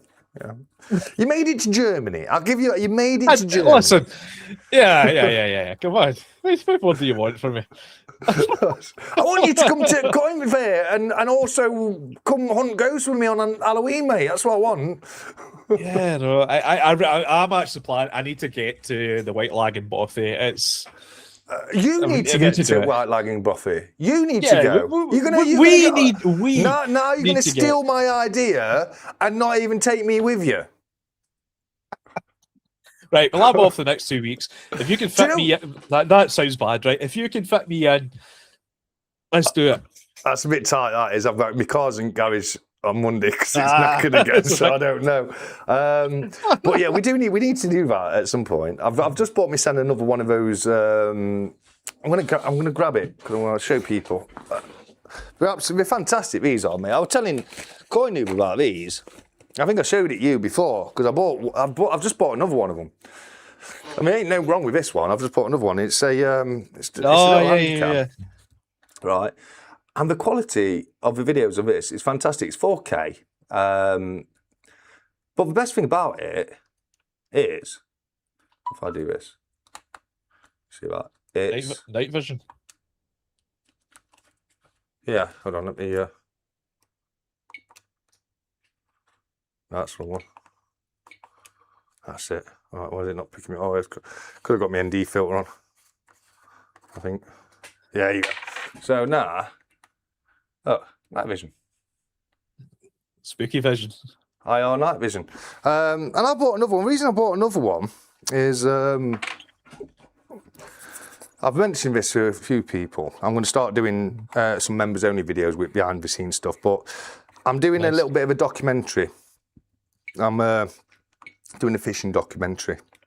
I'm going to try and get a £30 carp, and I'm going to document my journey to do it and I wanted different camera angles on the bank. I wanted one camera that's literally just watching the rods all the time for when I get a take, and I wanted one camera that's sat there watching the fish. And then obviously I've got my DJI Pocket Osmo for when I do like talking to the camera stuff, and I've got my Nikon for the nice cinematic shots. And I'm going to try and make it into a fairly decent documentary. It's like, you know, it's the kind of video I've always really wanted to do, and you know, I'm going to try and get into it. Yeah, that sounds like an awesome idea, my man. What you fish? Are you bait fishing, fly fishing? Oh, it's carp fishing. Carp fishing. So it's solid bag. Solid PVA bag is what I recommend to everybody because it just increases your chances of catching. You don't have to be the most technical angler. You don't have to be able to cast to the exact same spot time and time again. You don't have to be able to ledger the bottom of the lake. It just drops it in a very nice position, and then the PVA melts away in the water, and you've just got a nice little pile of bait just sat there perfectly presented, and it does very, really well. The last time, I don't know if I shared the photos in Stack Social last time, but I go night fishing, and I bait up, and then wait. I cast out every couple of hours till midnight, baiting up the water, and then after midnight I just leave the rods out till we go off, and I generally do all right on it. What's from Blazing Bullets? What you got your baby oil for? Oh, I really don't know where this came from. They're trying to turn me into P Diddy. Is that where this has come from?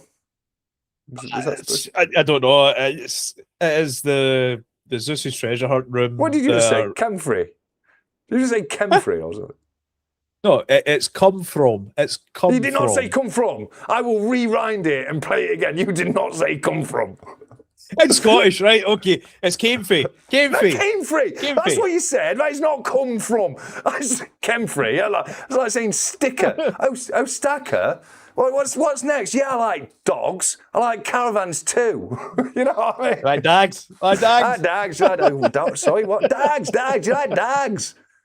Oh, dogs. Yeah, I like dogs. I like caravans better though. So it has come from Zeus's. If you've ever ventured in there are a bunch of animals. It's come from there. There's multiple memes out there of everyone in that group. Yeah, I don't understand the baby oil and all True this. Legends, you are not allowed to mention my basement dungeon anymore. Get that out of here. If anyone didn't know, most weeks I rent a dungeon from Queen Nessie, and it's from that dungeon that I do my whatnot auctions, from the Queen Nessie auction. And that's what True Legends is referring to there. If anyone's got any, we're going to do Duck Race in a moment, and then if anyone's got any final questions, we'll get to people, and then we'll probably look to start closing things off. What do you reckon, Nemo, mate? Yeah, sounds a bit good, man. What's good? What's just happened? You've gone very in yourself right there. It sounds good. No, it was just something came to my mind there. I'm just having a look. For something. Oh, you're trying to. I'm trying to find something here, but I can't. I do that. It's like, I need a visual reference, so I've got to stall while I find it. I don't know where to put it, man. Rent's going up. Nessie, I've got a present here for you and everything, Nessie. Got a little gift here for you as well. Just not mentioned it to you yet, and you're going to tell me that rent's gone up. I don't know. Baby oil and dungeons on his mind. Jesus, tipsy. Guys. Good stuff, mate. Good stuff. That's what we want. We wanted whiskey Nemo.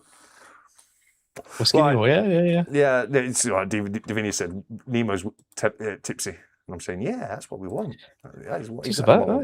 Right, okay. Let me, first off, let me get my members list. So, members list. Do see your members. Download list. Download. There we go. Right. Downloads, members list. Bam. It's got you on there, Louise, so you're all good. Copy. There we go. Now where's my there we go. Clear that. Names, edit list. So we'll go across. There we go. So we've still got the original 42 people from the Stack Chat Interact room when I asked people to put SS5000. We're probably going to do that going forwards. I'm not going to tell you necessarily when I'm going to do the list. Be in Stacker Social, be on the lookout for it. That's all I can say. But that's for 42 people from the list. And if I do this and do that, that includes now the people who are members of my channel. If you remember the channel and you put your name on the list, you may get 2 entries, and that's absolutely fine. That's well within the rules, guys.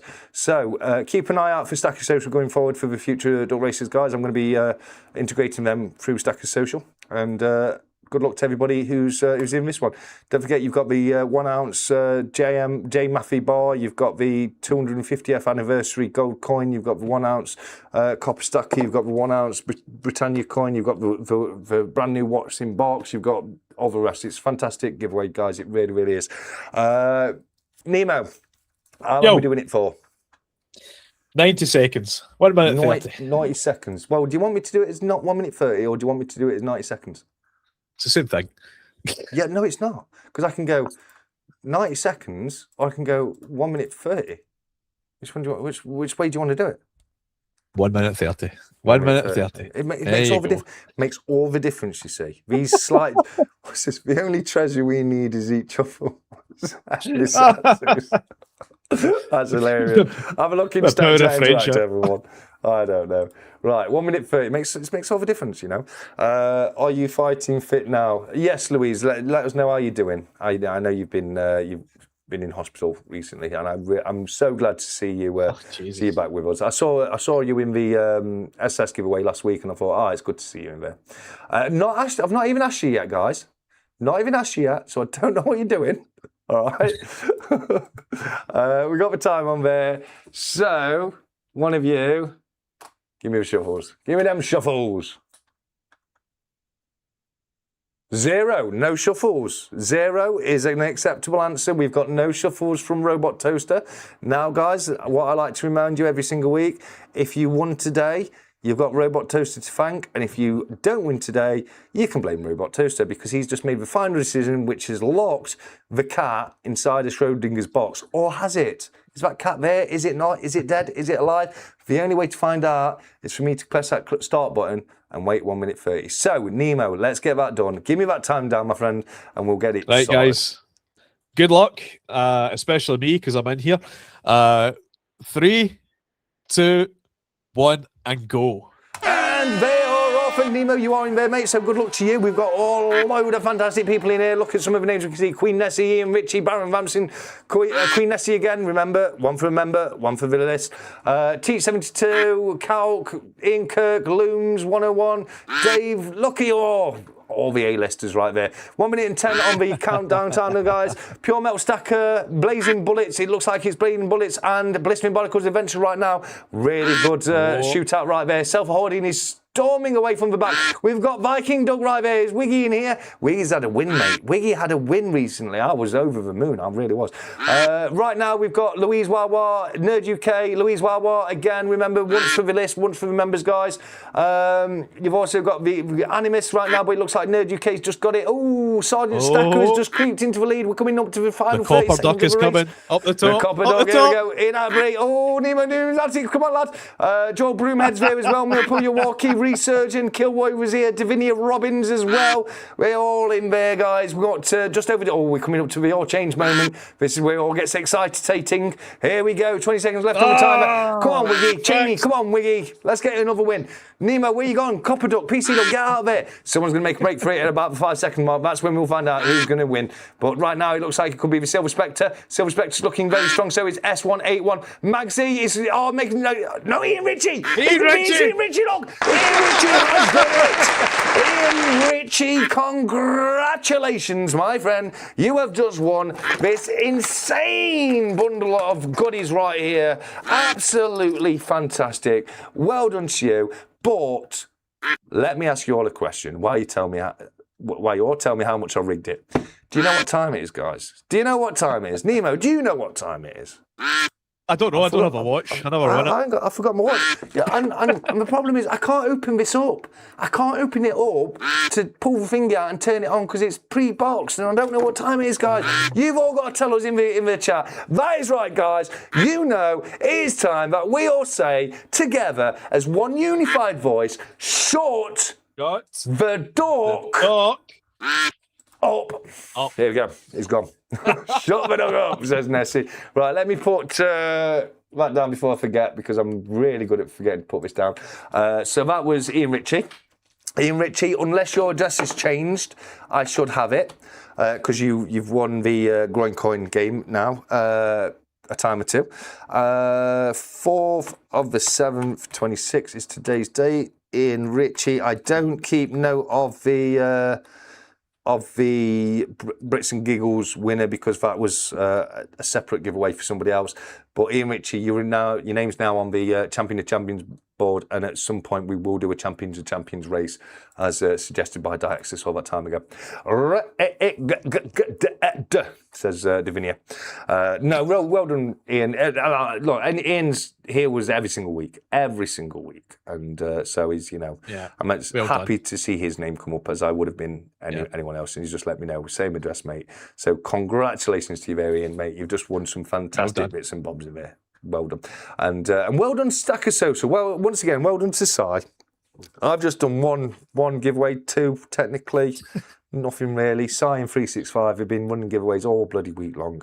Multiple giveaways all week long. And I know for a fact how much effort it would have been for 𝗫 to sort out all those bundles and, you know, get them all sorted out like that. So well done to both you two. But also, what I want to say massively to, who I want to thank more than 𝗫, more than 𝗃65, is all the 5,000 members, or the over 5,000 members of Stacker Social now, and especially all the fantastic people like Brits and Giggles today who have donated some wonderful, amazing pieces for the giveaways this last week. It's been truly, truly fantastic to see. So thank you so very much to each and every single one of you. And like the other guys have said, let's go 10K. Yeah, absolutely. It's, I mean, I arrived just before the 1K. Who's this? For the guaranteed win next time, winking face emoji, smiley face emoji. All I'm going to say is bribery doesn't hurt. We don't hurt. I'm not going to tell you not to bribe me. I'm not going to guarantee it's going to help, but it won't hurt you. True legend, you have to complain and then you get it fixed for you, okay? Davini, I've been here nearly 2 years, only won once. You've won a duck race, haven't you, Nemo? I do. I have, aye. Yeah. I'm quite glad. 31st of May, 2025. Oh, really? Christ, that long? Yes. I had a look earlier. I was thinking, because when you agreed to come up, and I was doing the bits and bobs and getting all my stuff together, I had a look like, has Nemo ever won one? And I saw it. It's like, yes, 31st of May, 2025. There you go. And a fair few people have only won once, Davinia, and there's quite a few people who've never won at all. True Legends has never won a duck race ever, and you know what? Credit to him. He stayed strong and he wants to win a real one, because at the end of the year I generally, you know, because I don't like money, it's going out of fashion money is. So what I generally tend to do is say, look, if anyone has never won one, if you've never won one, just let me know and then I'll rig it so you all win one and you all get a bundle. And he abstains from it. He says, no, God damn it, I don't want it. That is not the victory I want. I want to have a true duck race victory, and your day will come true. Your day will come, I promise you that. First time I've won one on Stackers. H, yeah. You've H won one today, so fantastic. Well done to you there, H, and good luck to everyone else. If you haven't won one, just wait till Christmas. I get really generous at Christmas. Right, where's these questions then? People, where's these questions we asked you for? Let us know. What's Sue said? Says Miyamoto. My mom was complaining. Nemo complains and then he wins.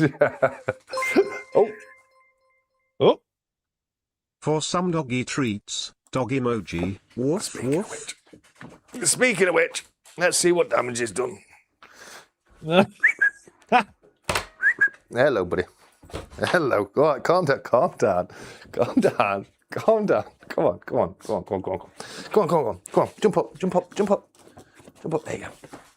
Here we go. Hello. It's all a rocket. It is. It's so violent, aren't you? Yes, you are. Oh, that's my ear. Have you missed me, little man? Have you missed me? Look at him. He's just he's a lunatic. He's a psychopath. It's what it is. That's not a dog. That's a piranha. It literally is. No, it's not a beagle. He's a Jack Russell and Lhasa Apso cross. But I see what I see what you're saying there. He bites you, and he hadn't done it yet, but I can tell he's wanting to do that where he shakes his head with one of my fingers in his mouth, and he's going to rip it off. He's a psychopath, aren't you? Psychopath.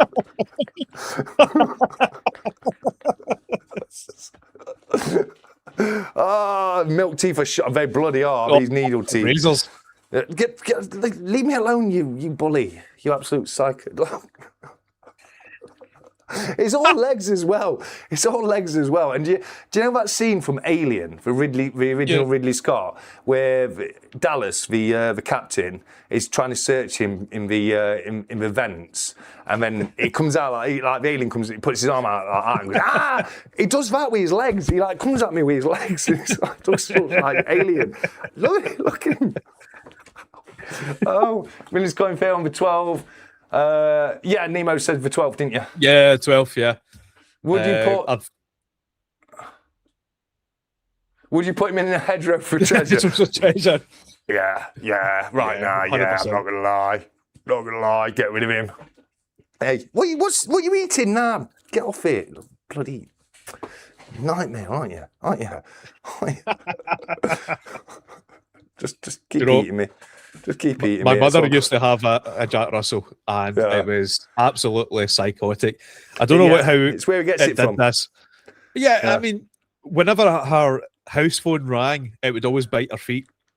I don't know why. I've got cuts on my feet from today. He decided this morning that my feet, every step I took, it was like I was walking in a rose bus or something. I used to sit in my mother's house and phone her house phone just for a laugh, just to, into the feet. It's relentless. It will not stop. It will not stop. You. So cute. Say hello to everyone. Say hello. Go on. Oh, it's not going to stop. It's not going to stop. So like, I want it. Right, let's put you back in here. Come on. We'll get you a treat in a minute, okay? Yeah? Oh. Come on, buddy. There we go. There we go, Canute. Come on. You're a good lad. Ooh, sorry, buddy. The light's off in here, isn't it? There you go. There you go, buddy. Good boy. Such a good boy. There we go. Yeah, there's your fixer, Canute. I can't deal with him. I can't. What have I got me sent into here? Has it got into the mail yet? Hey? Has it got into your letters, your mail? He can't because of my porch. But he's got at me carpet. He's got at me lino. He's got at me antique wooden thing, whatever you call them. It's not a table, but it's something you put plants and stuff on. I had to put is it Tabasco? I had to put around the furniture when I got my collie because it was biting everything. Yeah. It was very quick in learning. Don't bite that because it tastes horrible. But yeah, we had when I was really young kid, we had a staffy called Bessie, and she was a gobbler. Right, just gobbled it up. So my dad pasted a load of Coleman's mustard on a biscuit. Yeah, and she never gobbled again after that. Wow, it was always. Yeah, I learned that lesson once, But it's like a plant stand, but it's not really a plant stand. It was, you'd have like a figurine on it, or have an old telephone on it or something. One of those kind of. He'll have a fancy ass name, but I don't bloody know. Such a good boy, TSC with blood running down his hands. A couple of down the line, you'll be wheeling them in like that scene from Hannibal Lecter, and it'll be the no biting mark. Like, Yeah. When I joined the RAF, we had Tabasco in the Rush. Yeah, those little tiny Tabasco sachets. Yeah, they're nothing really, are they? Becky is a gobbler. Mio, he's an at you. Pick that bloody tone back up. What's the worst job you've ever done, Nemo? What's the worst job you've ever done? Taxi driver. Okay. Yeah, I can get that. I'm guessing it was worse on a Friday and Saturday night. Yeah, I only ever worked night shift, Thursday, Friday, Saturday night. That's when the money was, and that's where all the idiots were. All the knobheads are. Yeah, absolutely. Yeah. My worst job. Trying to think. I've had some bad ones. But I'm trying to think worse. Like, I've had jobs that have been bad because of a manager, and otherwise would have been all right jobs. And I've had jobs that have just been straight up bad. And I think the worst one I ever had is I worked at a company. Treats for Canute and plasters for TSC. Thank you, 𝗵𝗃, mate. Thank you. I need to have a chat with you, 𝗵𝗃, about buying a bar off you. We need to have a quick chat. Sure, you. But yeah. Anyway, so where was it? I was thinking of. So I worked at a place that made car parts for Ford. 1 second. Yeah. The piranha is loose. What's up, buddy? Who are you barking at? Bud?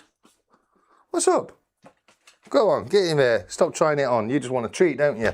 You cheeky one. So yeah, we went to a factory that made car parts like bonnet and wings, stuff like that. Yeah. And we used to get big, huge ingots of magnesium and zinc and aluminium in, and we had a smelter, and a couple of times every day that released all the gas into it. And I used to say to people, this is the kind of job where your retirement present's cancer.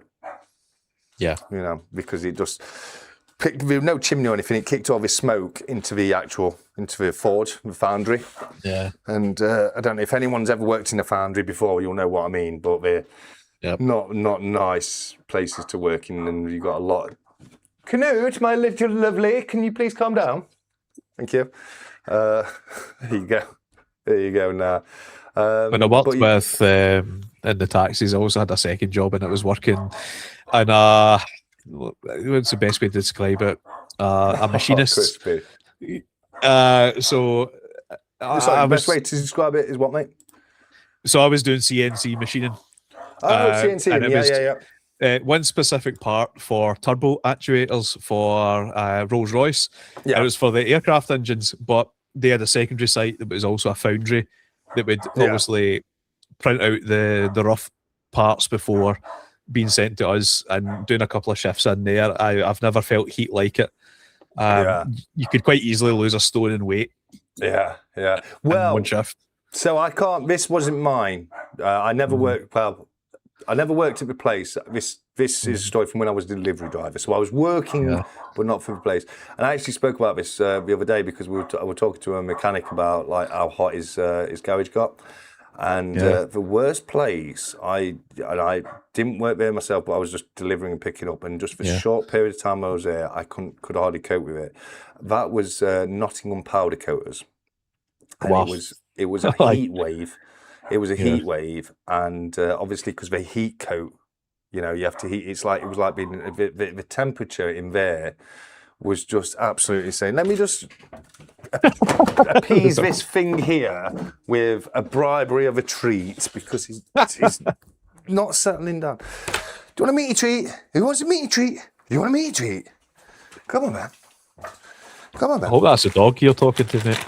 No. It's the other half, mate. Sit. Sit. Good boy. Wait. There you go. Good boy. There you go.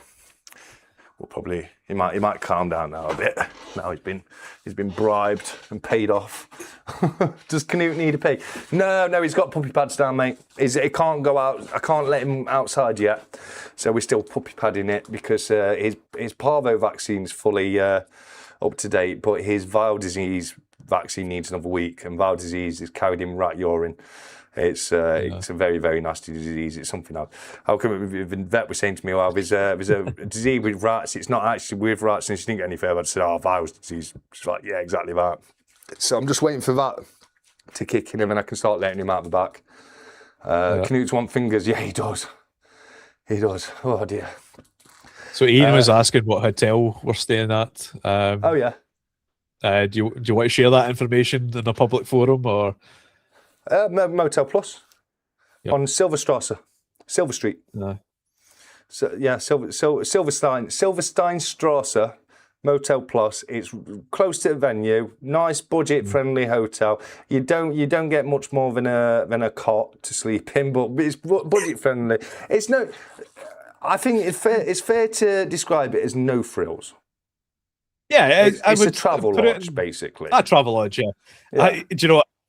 I did click on the single room just out of curiosity. Well, Griff had one. It's a prison cell. It does look a bit like a prison cell. I'm going to be honest with you. Well, no, it doesn't actually. It doesn't look like a prison cell. What it looks like is like a youth offenders cell. Well, yeah. It's not quite a prison cell. I'll tell you what it does look like. I used to work people know I used to work in a hospital, and we at the hospital I worked at, there was a sub-hospital, and so it was its own contained building located on the grounds of a hospital, and it was a mental health hospital. And it generally does look like the rooms at the mental health hospital. It used to look like.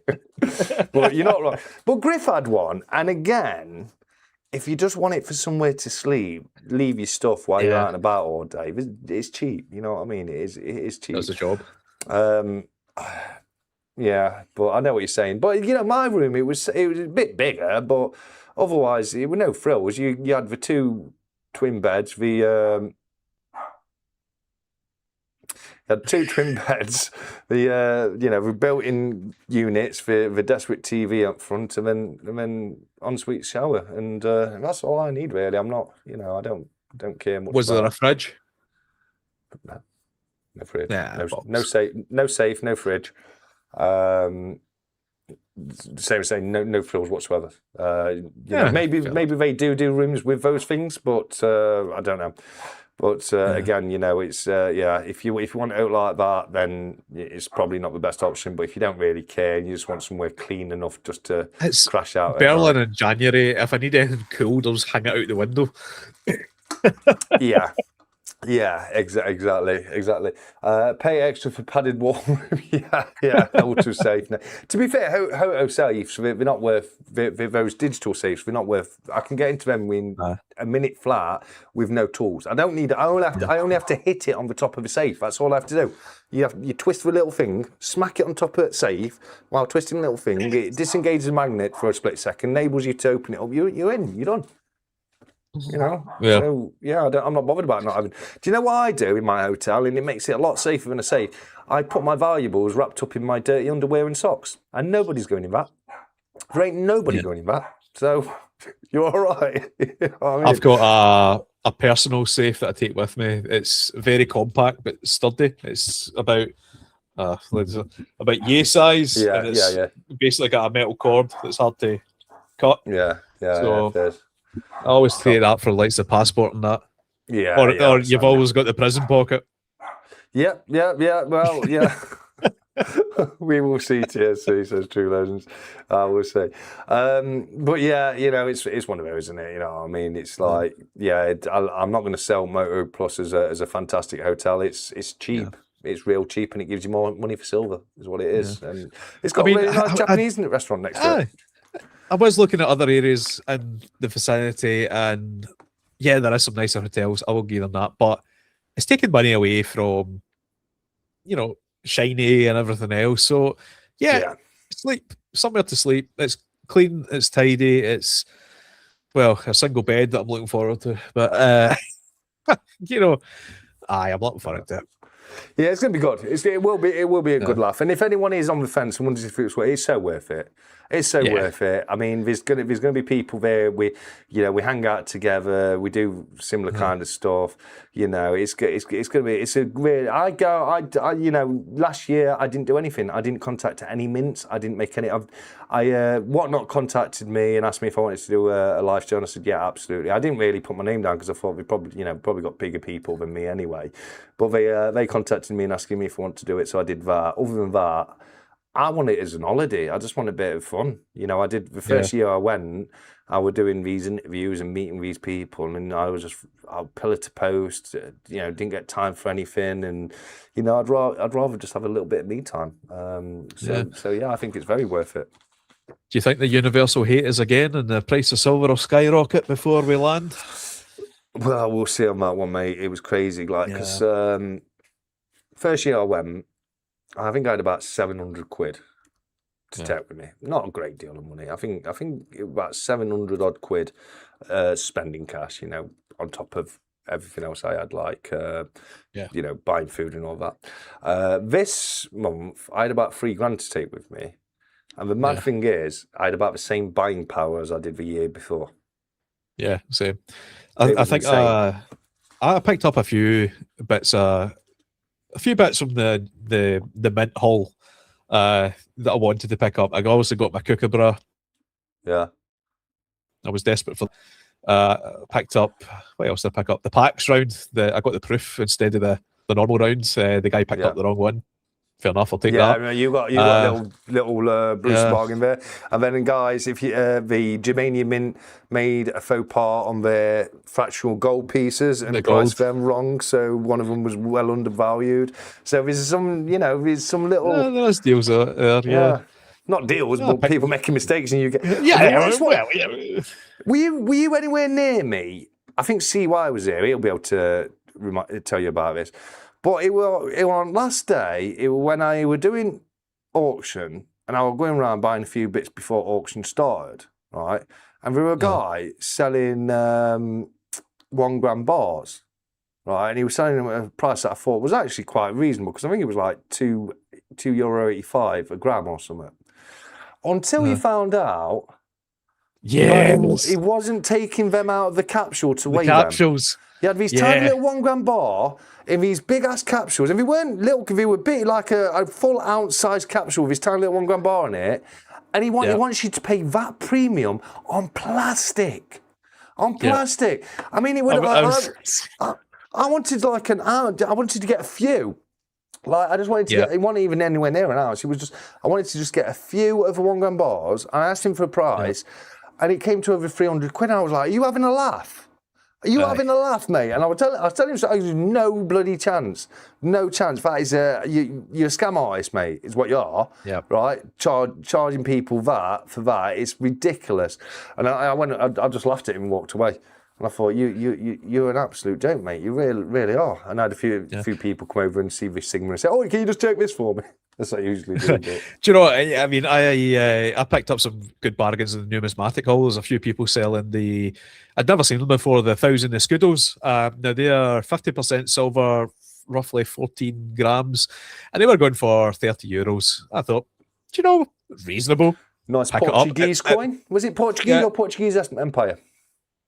Portuguese. So, I mean, they're commemorative coins. They were just going by weight. I thought, you know what? I'm taking a good few of them. I mean, the price was €80. Was it €80 or 80 quid an ounce at that point? So I thought, that is what it is. But I think I'm going to spend more time in the numismatic hall, in the private sellers, see what I can find this year. I spent too much time slithering over stuff and no intention of buying. In the exhibition hall. Yeah. I don't buy that much in the exhibition hall. I buy the Coot because that's my thing every year. I bought the 2 ounce because that was stupidly cheap. I think I didn't buy anything else for myself out of there. I bought a couple of bars, carded bars for the auction. But now it's for halls outside. You get the best deals for sure. So there's 2 things I'm going for in January. 1 will be the Cook. And 2 will be the World Money Fair Japanese Mint set that I was lucky enough to get last year. That's the 2 things that I've got. Unless some releases something weird and wonderful, we'll wait and see. But as you know, I see CY still in there. I'll probably be out getting bloody euros out in the numismatic hall just to fill out this bloody album that I'm doing now. Tell you, made a mistake. You've made a mistake. The Euro rabbit hole, and this is coming from me. This is coming from Mr. I'll buy whatever. I don't give a hell. Euros, it's too big a hole, mate. It's just too big a hole. I mean, I blame the Royal Mint because I've got no more. I've done my 50 pence collection. There's no more commemorative stuff. Halls, HALLS, Silverpunk, the halls outside. But those outside, if you want them outside, round the back, down the alley. What was it? The special zone. The special zone. Yeah. I'm going to try and not drop my DJI this year because I destroyed it last year. You didn't drop it. It was your bag, wasn't it?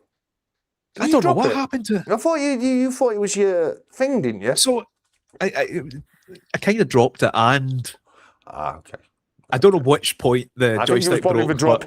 It was probably the dropping. All right. Did you tell them that you dropped it when you got it repaired for nothing? No. It's just stopped working. I'm outraged, I am. I was perfectly fine and now it just doesn't work. Mr. DJ, how dare you? I might have dropped it. I would like to take more footage and do another video. I think I find it so hard. I didn't even put a video out this year. I don't know what to film or... I find that the trouble is, right, I film and then I see something, and as I'm looking at it, the camera goes away or up to the ceiling, and I'm sitting slithering at whatever I'm looking at, and I'm not even realising the camera's pointing at the ceiling or the feet. It's hard to concentrate when you've got all this stuff going on around you. Yeah, and for me, I film a load of stuff, and then I get home and I've got all these hours worth of bloody stuff to go through, and I'm like, I'm just going to do a live stream and do a Q&A about what it's like over there. Yeah. So, you know, one of my favourite coins to collect, weirdly, one of my favourite coins to collect over there is the World Money Fair coin. Yeah. I love that whole experience. I love yeah. making the coin myself, going through, putting it in the different machines. It might not be silver, but I love that. I think that's bloody brilliant. Is it not a... Oh, it's been released to as the... Is it CIT? CIT, is it? I think CIT's doing it this year. They're the... Right, okay. Are they the Mint of Honour this year, are they? I think so. I'm not too sure. It was Tower Mint last year, wasn't it, Mint of Honour? Yeah. Yeah. So, yeah, I would definitely... I can't wait to get my wee finger Johnny's on again. Yeah, little finger Johnny. So, 𝗵𝗶𝗶𝗲 has put a really good question in the... 𝗵𝗶𝗶𝗲. All right, okay, I've got it. Put a genuine question here. Should we be buying what we can now? How long before it might start to rise again, do you think? Well, it's already started going back up a little bit, hasn't it? You know what I mean? It's you know, it's gone up a bit. We're first week in a few weeks where we've seen greens nearly across the board, apart from on the pound on platinum. And I personally, you know, I'm not a fortune teller, but I do think it's going to go up. It's going to start going back up. And I always say, if it dips, it is the right time to buy. You know, it's a cliche, but buy the dip. You know what I mean? I think for me, silver's a long-term investment. I think for investments like that, you're better off. I say cost averaging, just buying a bit every month, and don't even look at what the price does for 10 years. You know, just keep buying it. 100% agree with you. I mean, I started when it was £16 an ounce that you could buy them for, and I did well back then. 16 an ounce, or well, you got into bullying before me then, mate. Yeah, I got 15 years ago. I want to say about 2014-ish, 2013, that kind of time. So I mean, I'm still up, even if the price was up at 80 and I was buying. I don't worry about. It just means that if, say, you've got £100 set aside for whatever you're buying that month, you're buying less pieces. Yeah, you know, you might be only be able to fiat. You are still converting the same amount of fiat. So you know, and what makes me laugh, right? And I'm going to say this because it does puzzle me quite a lot, because the price goes up, right, and then everyone goes mad and everyone starts buying it because the price has gone up. And that's the hype, right? That it happens every time. But what you also get is a lot of people that are more longer term stackers. We're probably used to a cheaper price, and they start saying, well, I'm not buying anything right now, I'm going to wait for the price to go down. And then price goes down, it shoots down like that, and we don't buy it. You know, I think it buys. It's up to buys. Buy now, buy now. It's like you're like, maybe it could go down a couple of pennies cheaper. You know, that's It's like, well, you know, just get some now, and then you do well. But I think you know, this dip has been a good chance to buy a bit more at a lower price again. And I think you know, this is something me and True Legends, who just said something in the chat, we speak about very, very every year really, and it happens every single year where the price of precious metals drops in the summertime. You have that summertime lull, and then it goes up again at the end of the year. And True Legend, I had to take my hat off to him and say, you called it, mate, because he said quite some time ago he saw it going back down to below 45 this summer, and then going up again at the end of the summer. And I said to him at the time, I can't see it going back down that far right now. I just can't see it going back down below 50. And it did, and it just has. And you know, these things. It's always It's amazed me when it went up so quickly to what it went to. I thought that is never going to sustain that. You want it to go up slowly, like it has been over the years, but you know, it's never sustained. A fast hike like that is never sustained. It never stays like that. If you ever see it go up that quick, there's a runoff. It's hype. Basically, what's happened is it's become hyped. Everyone and his dog who don't understand what silver is has heard news articles or the mates saying, oh, I've made all this money on silver. You think, oh, bloody hell, all you have to do is buy silver and you make a load of money. They don't look at the price, they just jump on the hype, buy it. It causes a runoff. So it goes up to the true value where it should be, and then you get your runoff. And that runoff is it's overinflated value. So what will happen is it'll come down to cover the runoff. And and I thought it had done that quite some time ago, but then it continued to come down a bit. But like I say, it don't bother me because it's like I always say, it's a long-term investment. It will go down and it will go up, throughout that time. But if you buy silver and hold it 10 years, I can pretty much guarantee you're going to do well. You know what I mean? And I said, it's like when I was saying when the prices were going up, you got all this deficit in silver, and that hasn't changed. That hasn't gone away. You've got silver being used more and more in industry, and it's a finite commodity. So I think there's a lot of potential. I do think there's a hell of a lot of potential in silver. I think gold's always going to be a safe haven asset. It's always been gold has been an asset for storing your wealth since the beginning of time. You know what I mean? And I think it always will be because it's just so, it's so cemented in that as that thing. You know what I mean? So good night to people who's just jumped off. Thanks so much for coming across and joining us tonight. It's been a fantastic evening tonight. It really, really has. But yeah, I'm with it's one of those. I think I do think silver's got a lot of potential. I'm going to keep buying silver. I'm maybe not buying as much silver as I have been in the past because I've got a lot more than I ever initially intended to buy. Same. So I'm a bit of a I'll have that. I'll have that. You know what I mean? And it's got to a point now where I don't need much more silver now. I want to keep doing my date runs, my pre-decimal date runs, which are coming along fantastically now at this point. I mean, I'm buying reef crowns at this point, so it tells you, where I've got. You're getting back now. Yeah. I mean, I remember first starting, and I was picking up shillings, like 925 shillings for £3 a pop. And I thought, oh, this is brilliant! I can fill this date run quite easily. And the further you go back, it's like, wait a minute. Yeah, see why. Yeah, just keeping up with day runs at the moment. Keep buying and trade for gold. Yeah. I mean, that's not a bad idea. I said this with 𝗖cie𝗺𝗺𝗲, when he was talking about fractional, and everything he was saying about fractional is right to an extent. But then you just change your opinion of what fractional is, and if you start walking away from quarter ounce bullion, 10th ounce bullion, and look at things like like this, which is fractional. It's still fractional silver. You know what I mean? And in fact, this is fractional silver in its truest form, because that's how old pre-decimal money was worked out on the silver contract. And the coins doubled in size, doubled in silver amount. So it was all based on fractional silver and being able to spend it fractionally. And I was saying to 𝗖cie, even if you're not into that kind of thing, buy that cheap as you can, and then sell that off and use it to buy bullion. You still look at those stack. Canadian quarters I was picking up for £21 an ounce when silver was £35 an ounce. Nobody was buying them because nobody knew about them. Yeah. Well, obviously people knew about them, but over here they were everybody was going for pre-decimal and everything like that. They looked over, shall we say. I mean, I was buying that for fractional. It's as you can.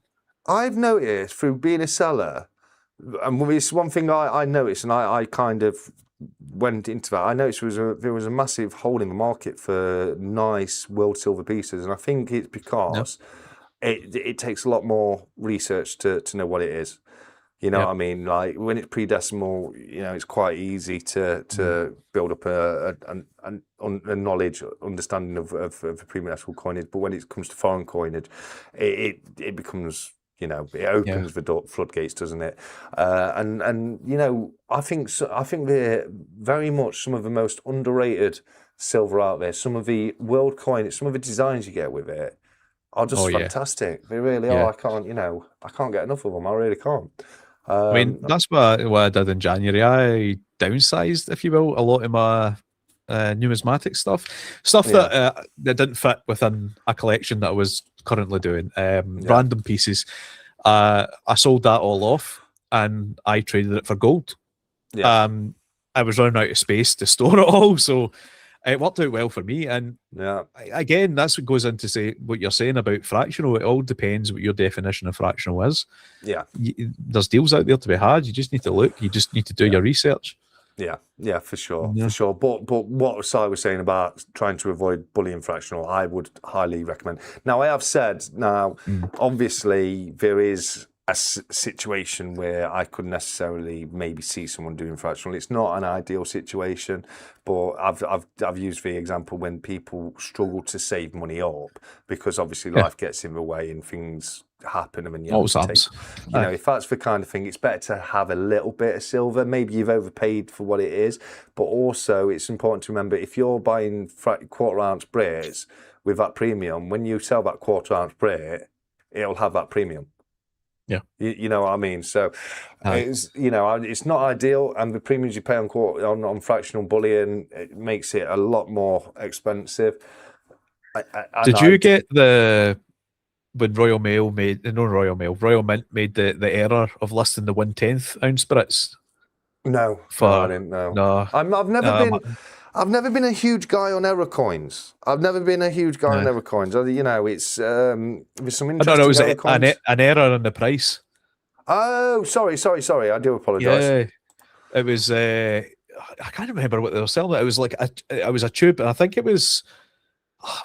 Don't quote me. I think it was like 50 quid for the tube. They listed on their website for whatever reason, and everyone in Stackcollectorcnb just jumped on it, and they fulfilled the order. I mean, fair play to them for fulfilling the orders. Yeah. But I mean, just things like that. I mean, I would never go out my way to buy 1/10s or quarter ounces. I think. I think the premium's too much. I thought 1/10. I thought brilliant for the duck racers. Let's buy a load of 1/10. Yeah. No, I couldn't do it. Yeah. I couldn't. I thought on paper it makes sense, but it would have bankrupted me if I'd have given away a 10th ounce coin every week. It really would have done. We're transferring from silver to gold, so having less gold amount and losing so much silver, does it affect the stacking/collecting side? I think it's a good idea. Yeah, it does. Yeah, I mean, so I'm going to be honest with you. When you put your silver out and you look at it and you think, my freaking word, it's such a good motivator. It's such a good motivator. It really is. And then when you change it, you go to gold and you've got this tiny little pile of gold. You know, it kind of feels a little bit underwhelming. Like, it's such a huge. Do you know what I really liked? What really this is when I really started feeling good about my stack. Right, this is a bit silly, but I'll say it. It's when I was watching Lost Kingdom. Have you ever watched Lost Kingdom? It's a very good show. If anyone hasn't watched it, it's on Netflix. It's an exceedingly good show. It's about the Viking invasion of Britain, and obviously I like my Vikings, and I really enjoyed the show. It's also written by the guy who wrote 𝗕_𝗀, and 𝗕_𝗀's one of my favourite ever stories. A guy called Bernard Cornwell, and you can see the connection between them actually in the storyline, to the point where they've even got the side. The right-hand man's an Irish guy. You've got Paddy in 𝗕_𝗀, and then you've got Doodah in Lost Kingdom as well. But anyway, I digress. But I started watching it, and they'd gone down to Cornwallis, pretending to be Vikings, and they took a chest of silver from this king of the kingdom, and there was less silver in that chest than I own in my stack. And I was just sat thinking, oh my God, I'm a proper medieval lord. I love it. I love it. The Valhalla, yeah. Which is that Blood Axe, is it? Eric Blood Axe, is it? Or it's Mason Mint, so it's just Vikings. Is it just a generic Viking on it? Just a generic Viking, yeah. Okay. Yeah, I've got some really nice Viking pieces, I have. Odin owns you all, berserkers. Yeah, that's Mason Mint.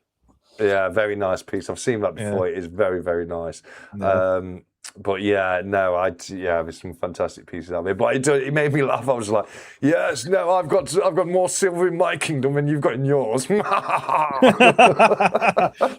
On guard, peasant. Yes, peasant. You're a Viva Dirt League fan, then, are you? Oh, yes. Very funny. I got into it through NPC Man. We don't do that anymore. Greg the garlic farmer. Greg the garlic farmer. Well, no, he's Greg the sheep farmer.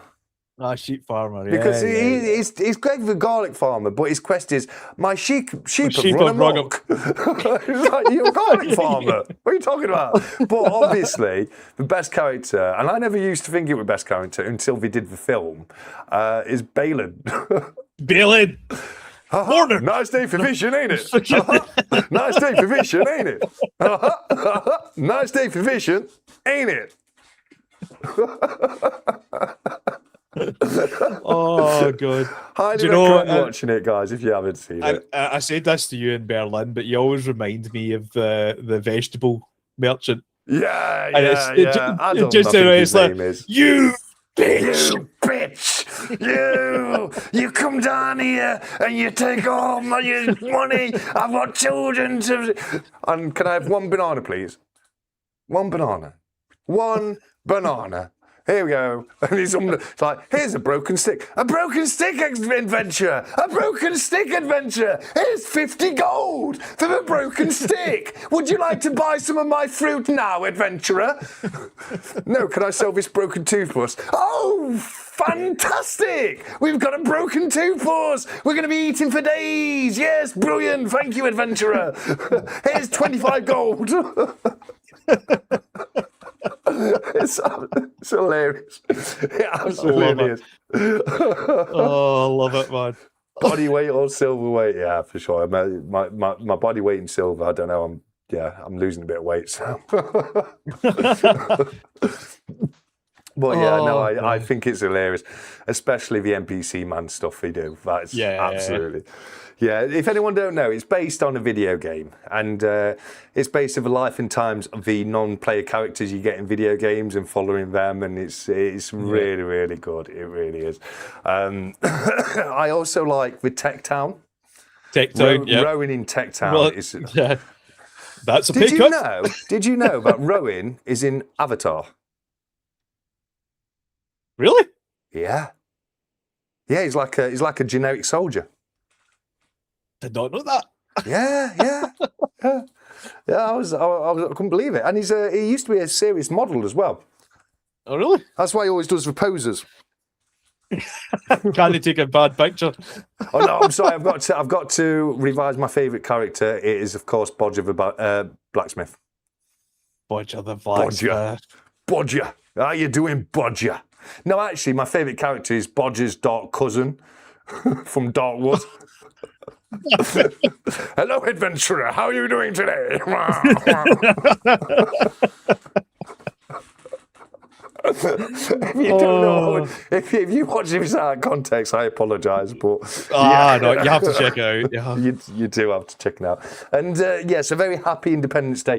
We've been giving away some 250th anniversary gold coins today in celebration of the 250 years of independence in America. I even did a little bit of your national anthem earlier. Oh, say can you see? That's enough of that for now. Sorry, mate, what were you going to say?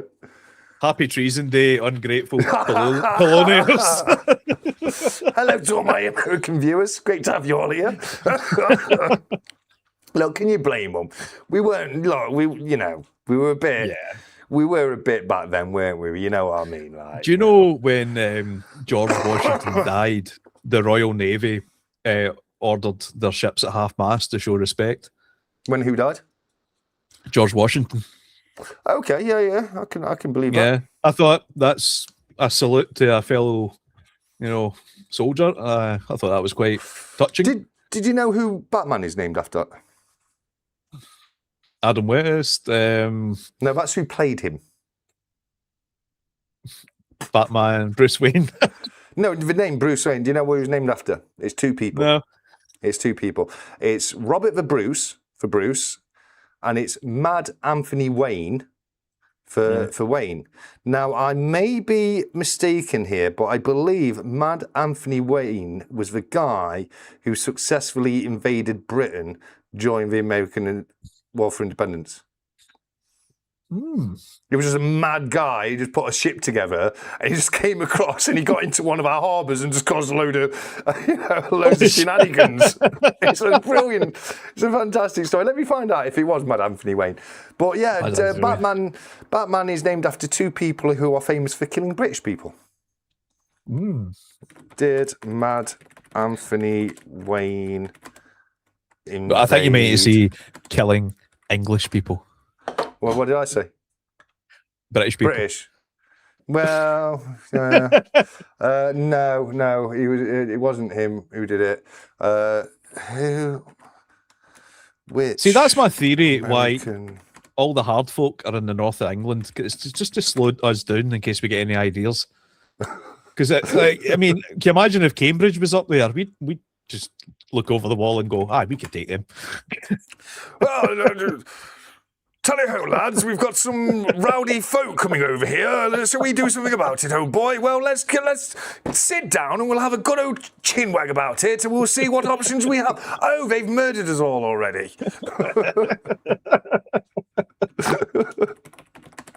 Oh, God. Independence. Hold on. Let's see if Google can help me on the actual answer.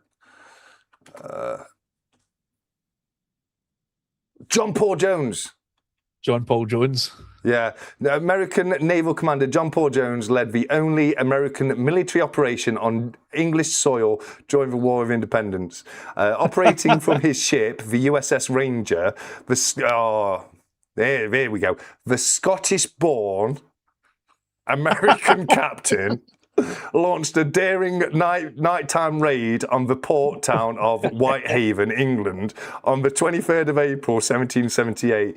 Jones and his crew successfully stormed a coastal fort, spiked the British cannons to prevent retaliation, and attempted to burn the merchant ships docked in the harbour. While the raid resulted in light damage, it proved highly successful in demonstrating that the British mainland was vulnerable to attack. John Paul Jones, you mad. Fantastic story, isn't it? You know what I mean? Like, just one guy in a little caravel or something. You know what I mean? Like, let's go invade England, lads, with his 30 crewmates. Aye, let's do it. Go on, let's have some. Well, he's obviously Scottish-born, isn't he? You know what I mean? Like, just look at his shillings. Nature. Look at your shillings, like the English shilling, you've got a majestic-looking lion with a crown on his head. He's stood there looking all majestic and all that, stood on top of a crown, looking fantastic. You've got a Scottish version. Come on, lads, let's have you then. Let's have you. I've got my sword and my sceptre. I'm ready to go. I call it the Leary Lion, I do, on the Scottish shilling. Oh, God. I don't know. I need to lay down. I don't feel good. Sorry, I've not been talking. BBA, you look after yourself, mate. That is the most important thing. Get yourself laid down, mate. Let us know, let us know you're feeling better, dude. But, don't feel like you have to be... More to the point, BBA, you get that passport sorted yet? Yeah, get it sorted, mate. Oh, you're coming in mine, in my suitcase. There it is. I've dropped it. Yeah, we'll probably start ending it soon now anyway, so I can go and get some tea and go and try and tame the beast. That is lurks in the darkness. Fun fact, I'm all about this, guys. Fun facts.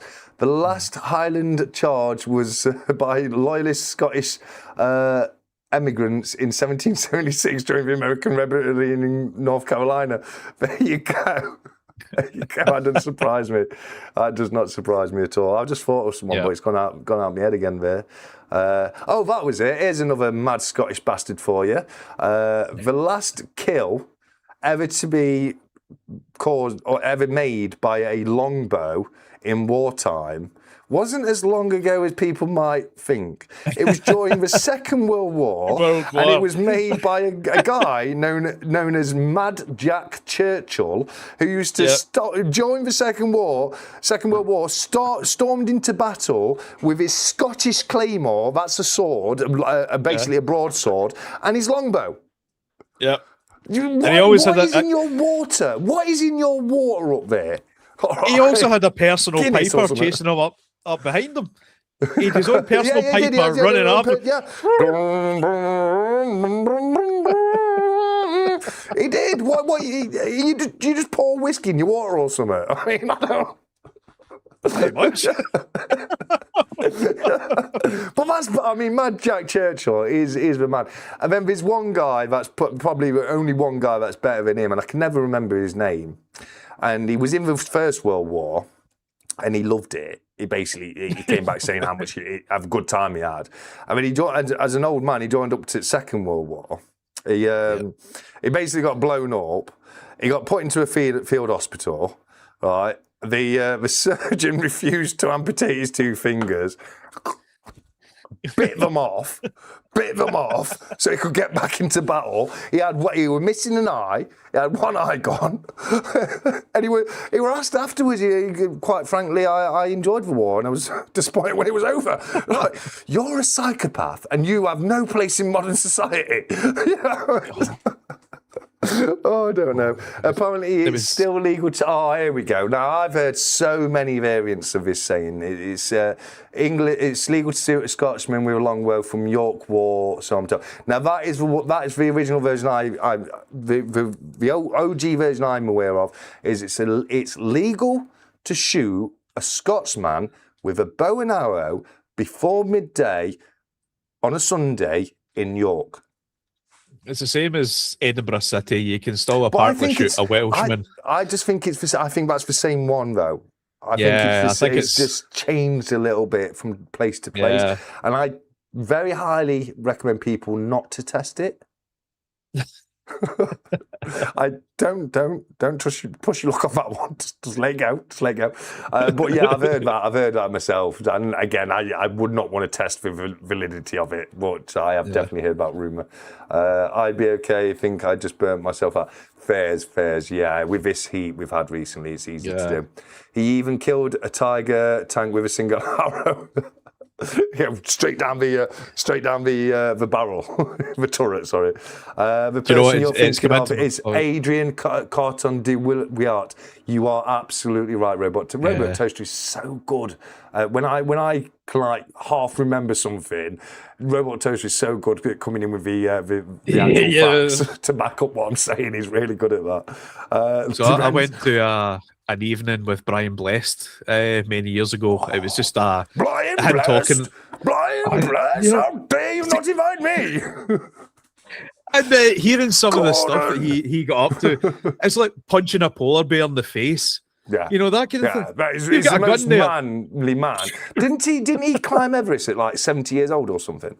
Yeah, he's frostbitten fingers and toes and everything. Not giving a line. He was what he portrayed on television. That's the level of man he was. Gordon. Yeah, Brian Blessed, he was a legend. He was. Where do you think Ian the Sniper spends his days in your? Let's have a look. Gordon's alive! Yeah, for sure. Served in the Boer War, First World War and Second World War. He was shot in the face, hence when he lost his eye. It's a head, stomach, groin, ankle, leg, hip and ear. He was also blinded in his left eye, as I say. Survived 2 plane crashes. Tunnelled out of a prison of war camp and ripped off his own severely injured fingers when a doctor declined to amputate him. So you can see what I said was right. I just, there was extra layers to how much of a mad barstool he was. And I think he's credited to be the hardest soldier ever. He is credited to be the most, lunatic guy ever existed. But I think there's a club where there's Mad Jack Churchill, there's him, and a couple of other people. Do you want to know a really cool story about Clint Eastwood? Go for it. Clint Eastwood, when he was like 19 years old, he was in the military, and he went back home to go and meet his family, and he had to get back, and there was no planes for him to get back, and he was a bit shafted, and he was really worried because if he didn't get back, he could become AWOL, and serious stuff that. But one of the good things was, if you were a serviceman, and this happens a lot, this used to, at least used to happen in the UK with the RAF, etc., etc. If you're a serviceman, you can jump on a plane, you can go wherever it's going. Just speaks to the crew. If you've got space, they'll bang you on there. You can go. And he was trying to get round. He was trying to get on a plane, couldn't find anything. Remember, there was this one plane. I think it was a radar plane or a photography plane or something. It might have even been a bomber. I can't quite remember.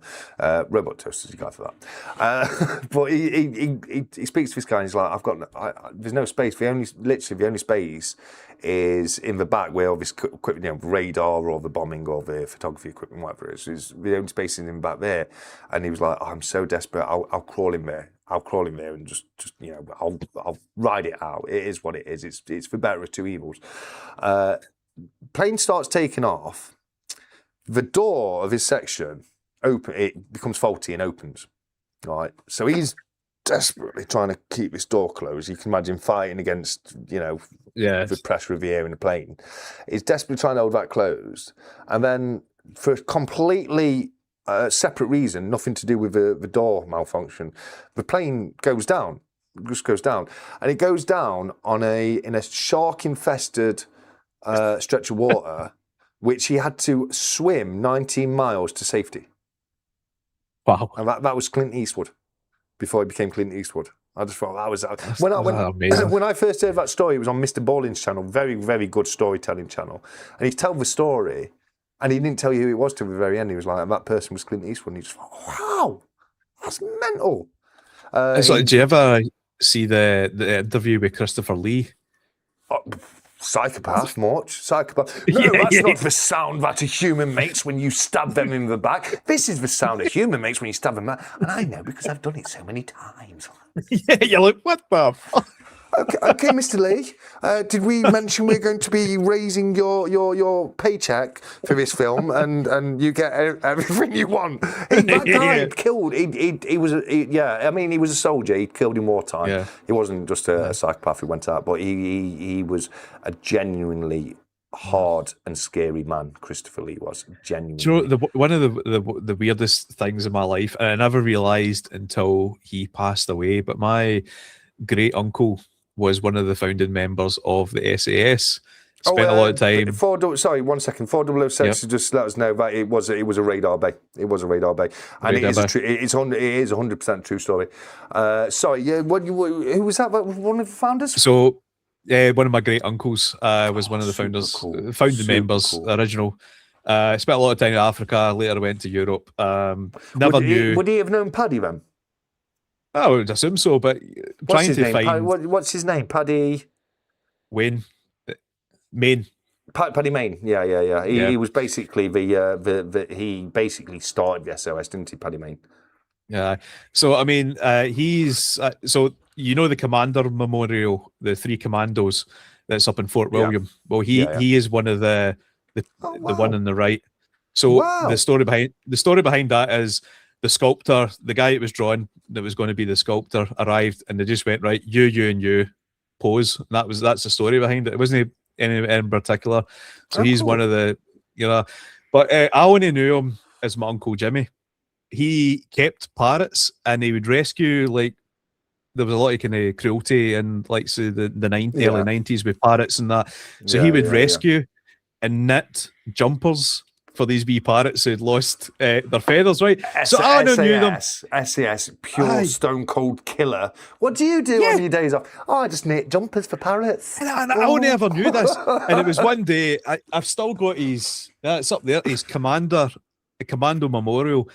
And that's when I found out the history and started getting into it. You can only know so much, but trying to find that, and you're like, holy, you would never picture this man doing the things that they say or claim that they did.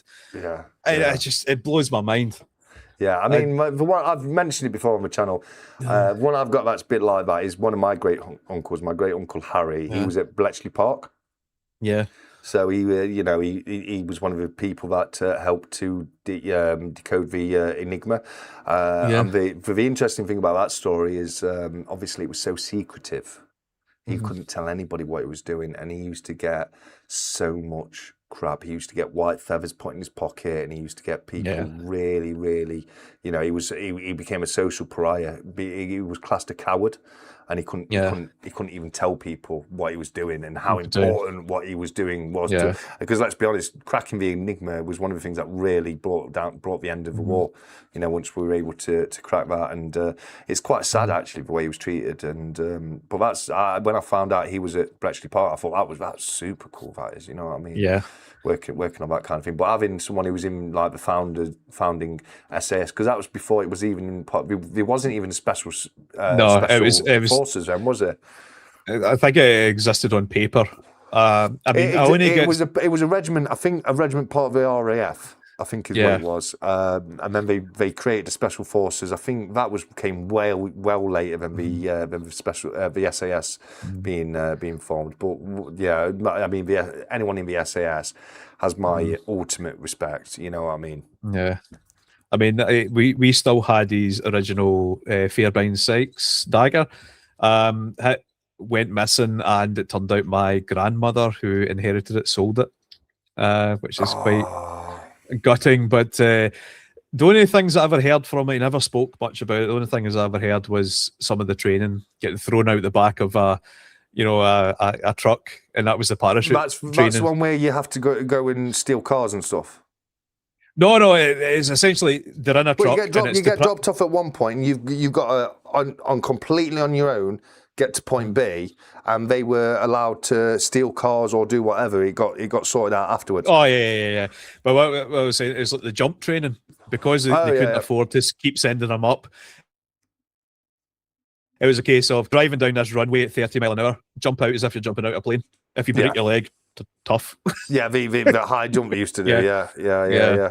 Yeah, insane. And that because that was one of them. I don't know if it's still in the training, but back in the day, part of the training was you were dropped off at one part of the country. Yeah. You had to get to the other part of the country, and you were encouraged to steal cars and stuff, but you could not get caught. As soon as you got caught, you were done. And it was basically to mirror being trapped behind enemy lines and having to stay low and get yourself through.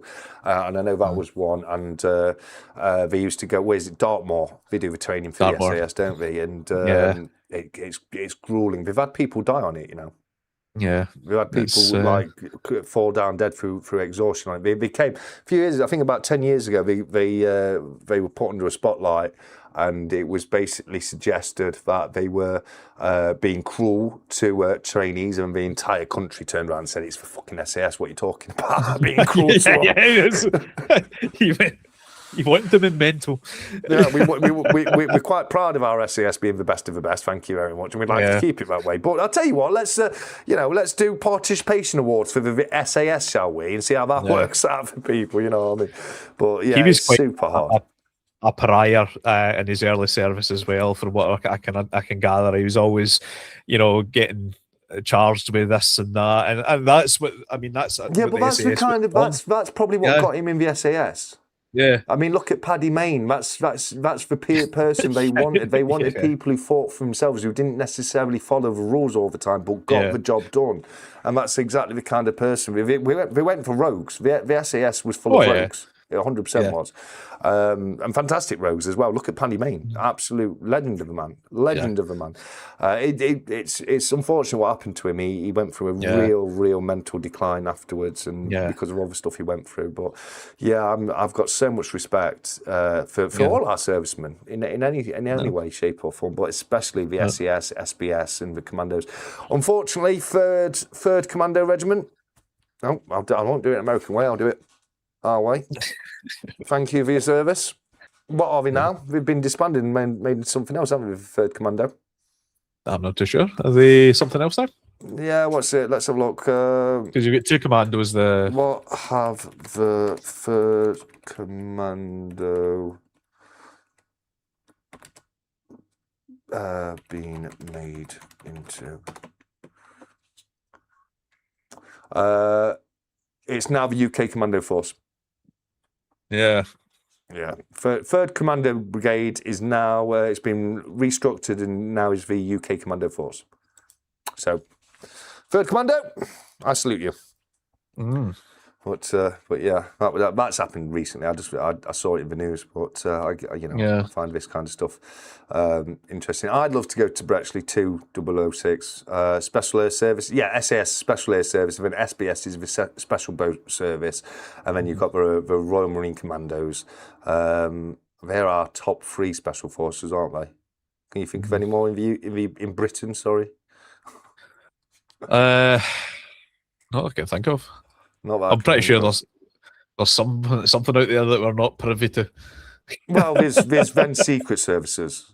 Yeah. You've got secret service after that, but these in your special services, and then obviously what a revelation it was of the embassy. The first time anyone had ever seen the SAS, this pretty much completely unheard of thing, and then you got all these hostages. If you take control and then bish bash bosh out of nowhere, the SAS straight in sorted it out.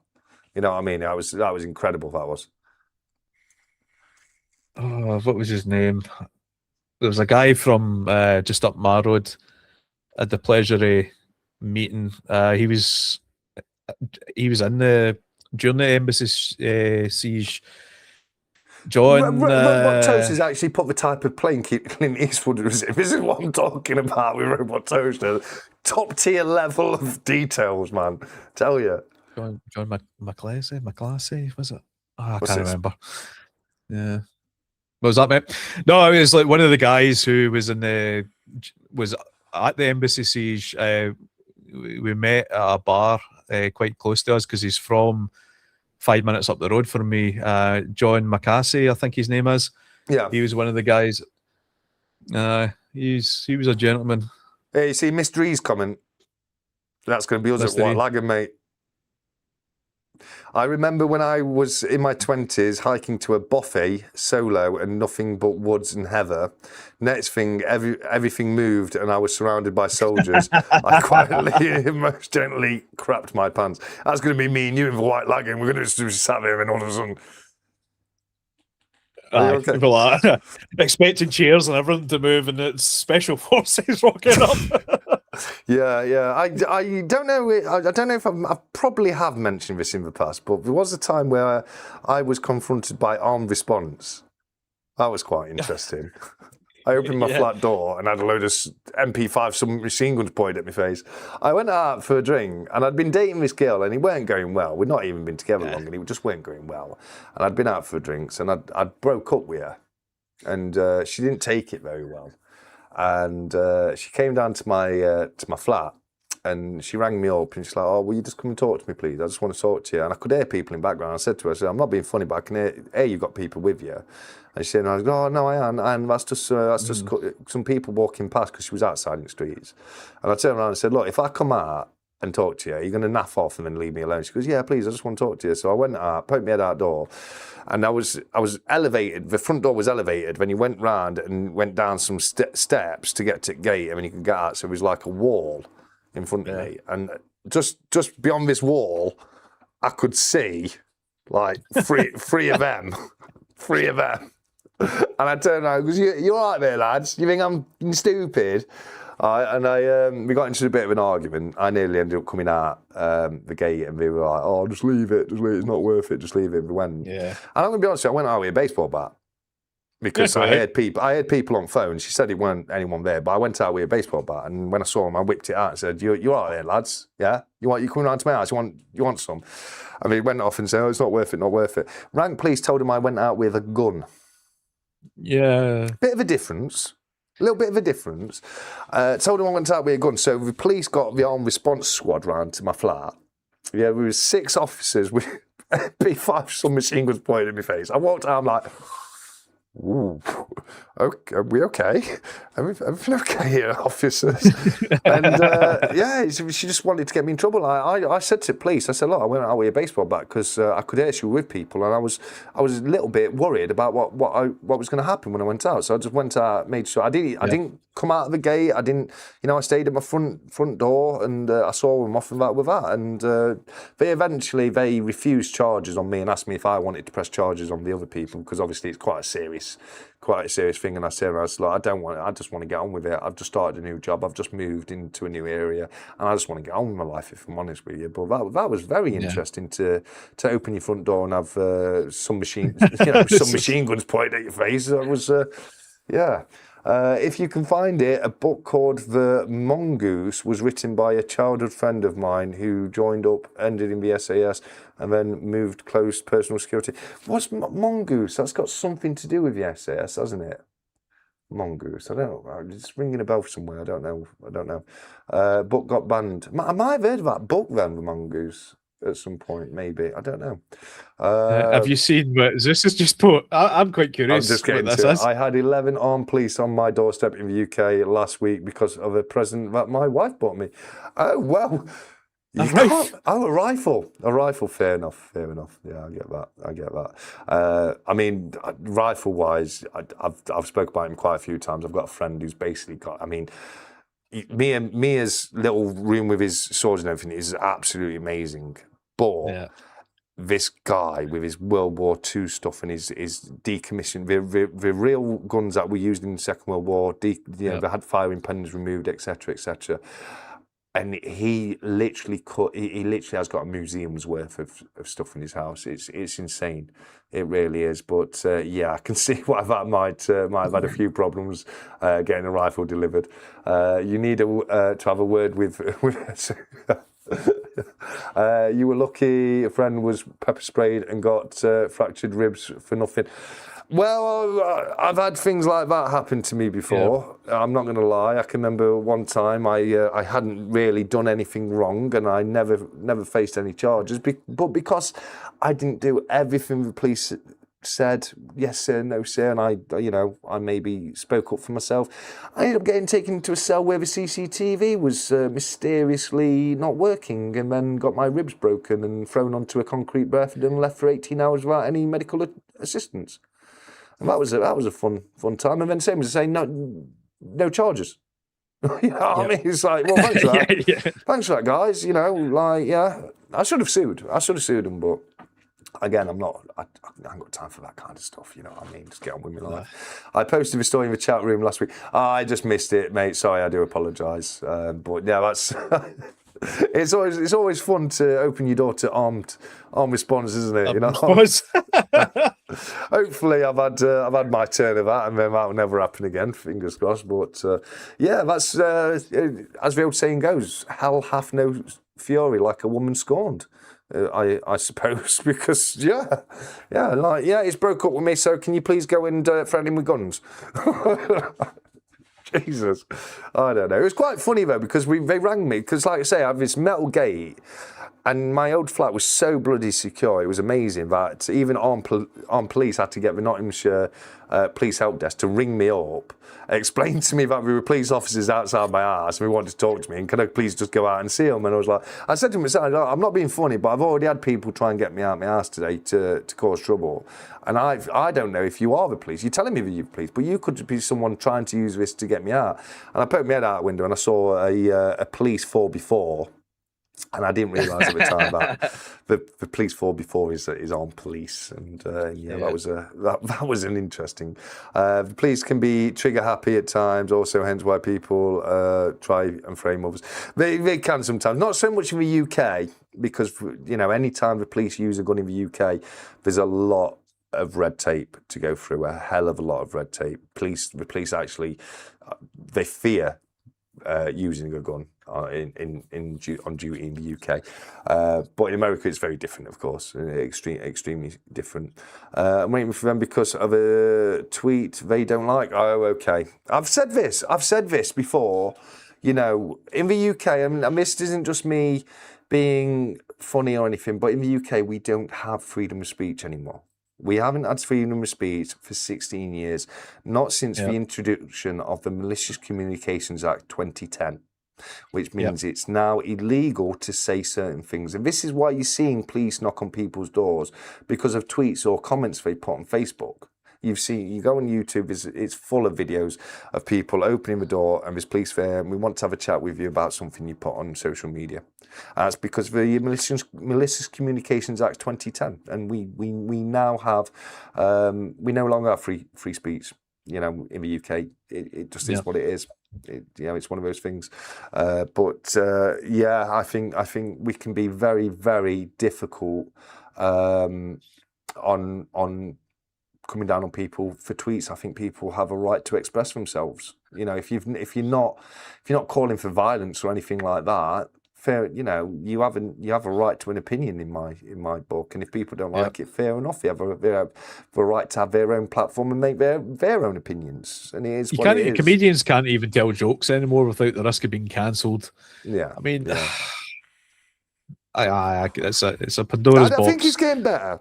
I think he's getting. I think through the worst of that. I think there's a lot of pushback now. I think people are just sick and tired. It went too far. Yeah, Cancel culture went too far, and people are pushing back a bit now, because I think people are generally good and like to get behind good things, which is why I think cancel culture picked up quite a bit of momentum, but then it just went beyond what's reasonable. You know what I mean? And people start getting cancelled for things that weren't really that bad. You know, it's bloody ridiculous, like 𝗫𝗺 says. You know, it can be, but the world is going to go more and more that way. Let's be honest. CBDCs control. You know, everything's got an audit trail. You can't do anything without the government knowing what you're doing. You can't spend a penny without the government knowing what you're doing. Physical money's not going to be a thing forever. They may never get rid of it completely, but they will stop producing it, or at least functionally stop producing it to the point where there's hardly that much being made anymore, because less and less people are using cash. You know, businesses, I can tell you this as somebody who has a business bank account for the auctions, etc. If I want to deposit money into my bank account or withdraw money out of my bank account, it costs me money if I want to do it in cash. So, you know, why would I take cash, pay, and then I have to pay to put it in the bank when I can just take a card payment? You know what I mean? You can get loads of them now where they're free. You don't have to pay fees for them, etc. The banks are offering you these mobile little card readers because the technology's so, you know, been around so long now. It's you know, so I generally don't think we're going to see cash much more, and I think this is one of the reasons why we're seeing so many not for circulation coins come out for Royal Mint, and the commemorative coins that they are doing aren't being put into circulation, and I think that's for Royal Mint understanding that their business model has a limited shelf life, and we have to change things, or you know, or die, go under. You know what I mean? It's like what I say. You either go with the waves of change, or they wash you away. You know what I mean? You can't stand strong against them. They'll just wash you away. Bring back. I wish, 𝗫𝗺, I wish I use cash as much as I can. I really do. But it's never going to come back, unfortunately. I always knew things would be going bad when they started putting security tags on packets of salt. Yeah, I mean, yeah, that's not a sign of austerity, is it? Right there. Oh yeah, there will probably be a reset on the dollar, worthless paper, not backed by anything. Yeah, for sure. Biodigital convergence tech, they're under our skin. That's all that kind of stuff in it. I remember when your pay packet had your wage in it. Yeah. I remember that, getting when I was very, very young, at one of my first jobs, getting a pay packet with my actual wage in it. A law has just come into effect in Cyprus just this month where it is illegal to pay your rent in cash. The fight's being lost, guys. It's now illegal to pay your rent in cash. Has to be by bank transfer. You know, it's too far for me. It's going too far. Cash is king. I mean, you're right. I've experienced like banks freezing transactions when I tried to buy like bullion, and you're having to explain to some random person from the bank why you want to buy bullion. I'm like, because well, it's my own money. What I do is I go and get an old Billy Piper single art, whack it in CD player, and I press play because I want to. And that's all you need to know, mate. All right. Yeah, it's like it's another form of control, isn't it? It is. They can see where your money is. At the end of the day, that money is not yours, is it? They can take it away like that. Pretty much, if you want to. Yeah. Look at that. Look at that. Prove it or lose it law. What happened to innocent until proven guilty? Yeah. You know, I might have just been saving up my cash for the last 10 years. How do I prove that to you? Oh, I want to see every ATM receipt. You know, no, it's ridiculous. It's absolutely, it can be absolutely ridiculous. Now, one thing. Now, this came to my radar about a few years ago now, about 2019, when I first came into the Great Reset, as it's called. And one of the mottos of a Great Reset is, you will own nothing and you will be happy. Right? And don't work that way. I was watching a video recently about this guy, and he drives a BMW. And if he wants to have heat warmers in his car, he has to pay a monthly subscription to BMW. And that's the way it's going, mate. It's the way society's going, where we're going to be living in these prefabricated pods, and we'll be told where you can go and what you can have, and nobody will have anything different. Everyone's television will be the same, but what will be different is what you can watch on it based on how much you've paid. And you know, your fridge will be the same, but you'll only be able to go to a certain temperature if you pay so much. And you know, and that's how it'll go. That's the way the world's going. It's everything's on lease. Nothing's owned. Everything's rented out. Everything's on terms and conditions that you don't actually ever own the item. It's just on long-term lease from you. And you laugh, mate, but it's true. Yeah, but it's also true. Yeah. We're all going to be eating Soylent Green. You know, it's. Yeah, you remember that movie? It's made out of people. Soylent Green. Soylent Green. What words are you trying to say to me now? Soylent Green, the movie. You never seen that? But what words are you saying? Soylent. Hang on. Soil and green. Are you modern weed or something? I don't know what's going on.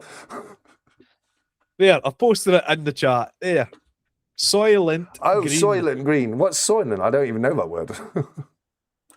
Soylent Green. It's a movie, so it's like dystopian future. I might have watched it. It's an older movie. It's a dystopian future. Food is, you know, everybody's eating the same thing. It's called this Soylent Green, and the twist. I mean, it's an old movie, so I can spoil it. The twist at the end is it's made out of actual people. Because people are arrested and go to prison, but they don't actually get to prison. They're just killed and made into food. There's a food shortage. A little similar to 𝗫𝗁𝗃𝗃. Yes. But not quite. 𝗫𝗁𝗃𝗃 not quite as bad, because that's cockroaches, not people. Yeah.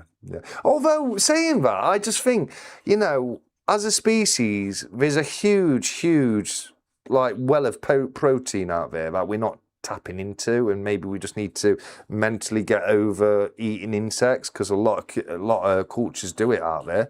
You know what I mean? We unknowingly ingest insect. I mean, peanut butter. There is a safe level. Not just peanut butter. Just peanut butter. If you look at the safe levels on foods, like the amount of insect parts that can be in per 100 grams is quite scary. Actually, it's quite scary. It is. Yeah.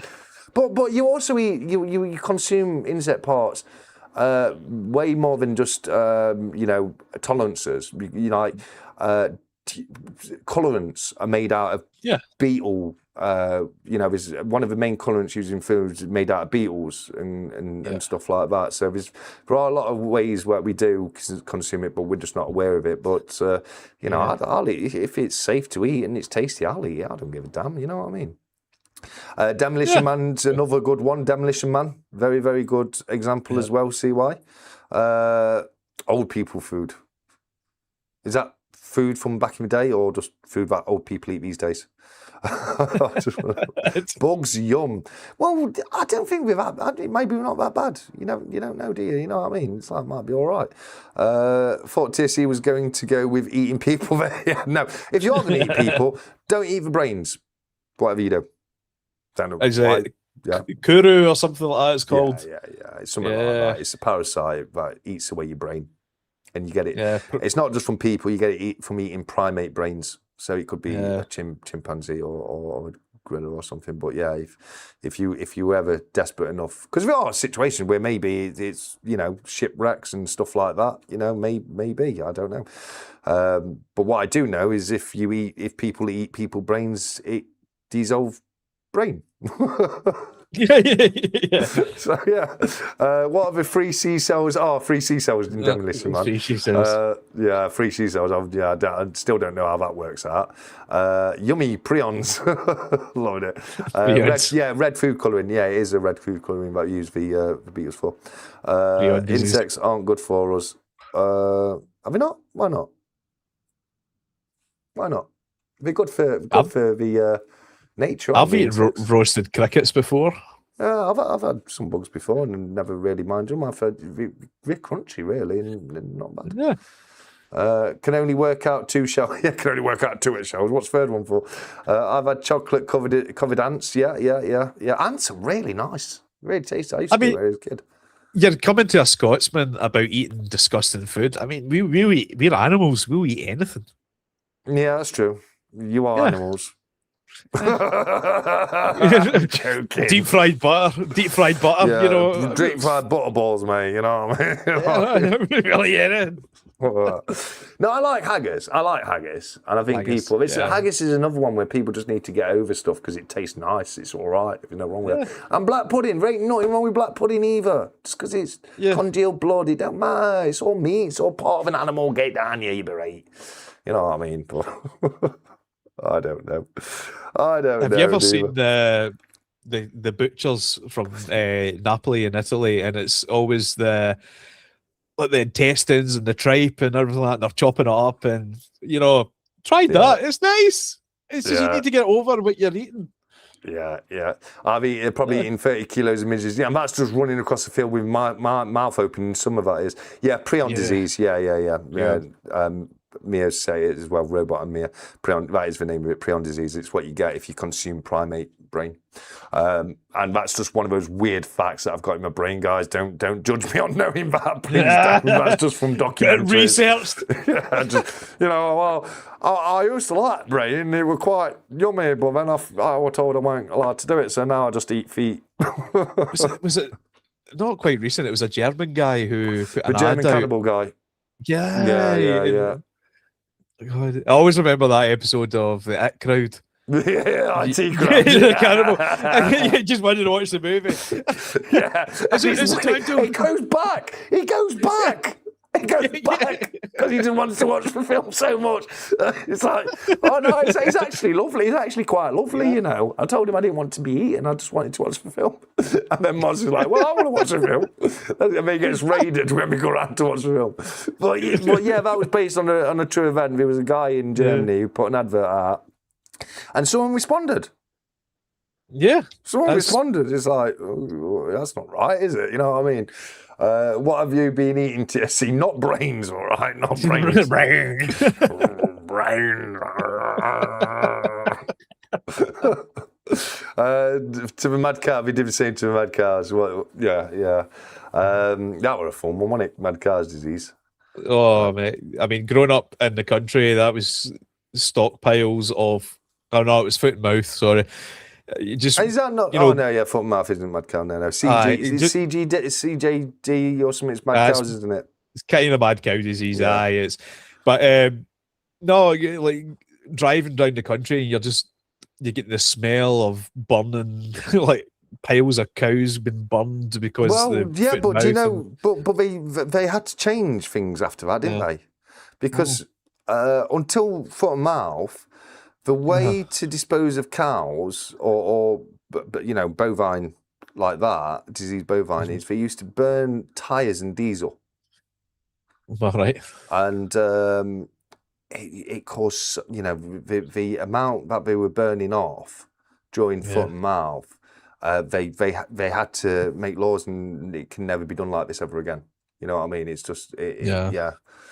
So, yeah, that's there was a lot of cows killed during mad cows. My mum actually had a brain tumour. Sorry, she did have a brain tumour, but she had a blood transplant, and it was later revealed that the person she had blood transplant from had mad cows. Wow. Yeah, and she had to wait because I think it lives in your system for like 13 years, doesn't it? Yeah. Something like that. And she had to wait a very long time until she could actually eventually get all cleared with it. But yeah, that was a bit scary. Was that the guy who wanted to be killed and eaten? Think he was German? Very weird. I think that's two separate ones, isn't it? There was a guy who wanted to be killed and eaten, and then there was a guy who was looking for people who he could kill and eat. And I think there's two different ones. 𝗕𝗂𝗃, is that what it is? I know it's got an acronym for mad cows. Another reason why 𝗕𝗂𝗃 has a fridge behind a cage door in his basement for his special nighttime snacks. It's not. It's a chest freezer with a padlock on it, actually. So there you go. and then I've got lots of packets of Tesco sausages on the top level, just in case anyone peeks in, and it looks all right. Do you know, I was wondering why I woke up in Germany with teeth marks in my arms and legs. No, that was Canute. That was just Canute. I was kidding. Well, no. What about? Was she Australian? Paddy's Pies. Oh, I think she was Australian once. Can you remember Paddy's Pies? Yeah, they were making people. Her pies were very popular in the neighbourhood until we found out that they contained the not so. I think it's actually in cannibal culture. I think it's referred to as the long pig.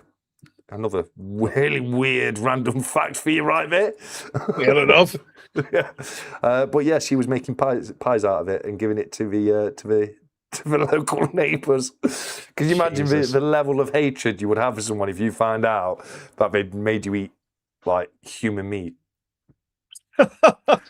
Look how mad people go in with finders after the horse meat. I won't even bother me that much. You know what I mean? A bit of horse meat, right?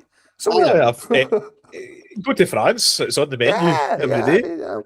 Eat dogs over in Korea. It's all right. You know what I mean? But, I don't know. I'm not allowed to donate blood in Europe because I lived in the UK in the 80s due to mad cows in the 80s. There you go. Yeah, there you go. CDG. That sounds better. CDG. CDG. Yeah. Or is it CJD? I thought it was CJD, but it could be CDG. It's the same letters all the way around. I'll probably be going with Independence Day thing going on with the kids. Fair enough, mate. We'll be ending soon. We're just rabbling at this point anyway, mate. So, you know. Yeah. But thank you for being with us, Texas Stacking, mate. It's been great to have you here with us, buddy. I think I'll bring a roll of Mercury dimes to see if some vendors take it. Some people will take silver coins out there. Very cool. Hope so, mate. Vendors and farmers market mostly cool. CJD. Zeus, that's the one I thought it was. CJD, not CGD. CJD, yeah. So, yeah.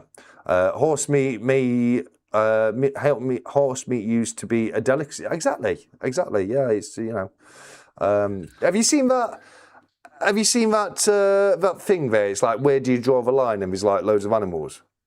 It's like, yeah. Why do I have to draw a line? Can't I just start the barbecue up instead? Was that Peter that came out of that? It's like, yeah. And they very obviously put the rabbit and the horse that in a way that just angers most people. Because it's like, you need to swap the rabbit and the horse because then I eat rabbit's nice. I love rabbit.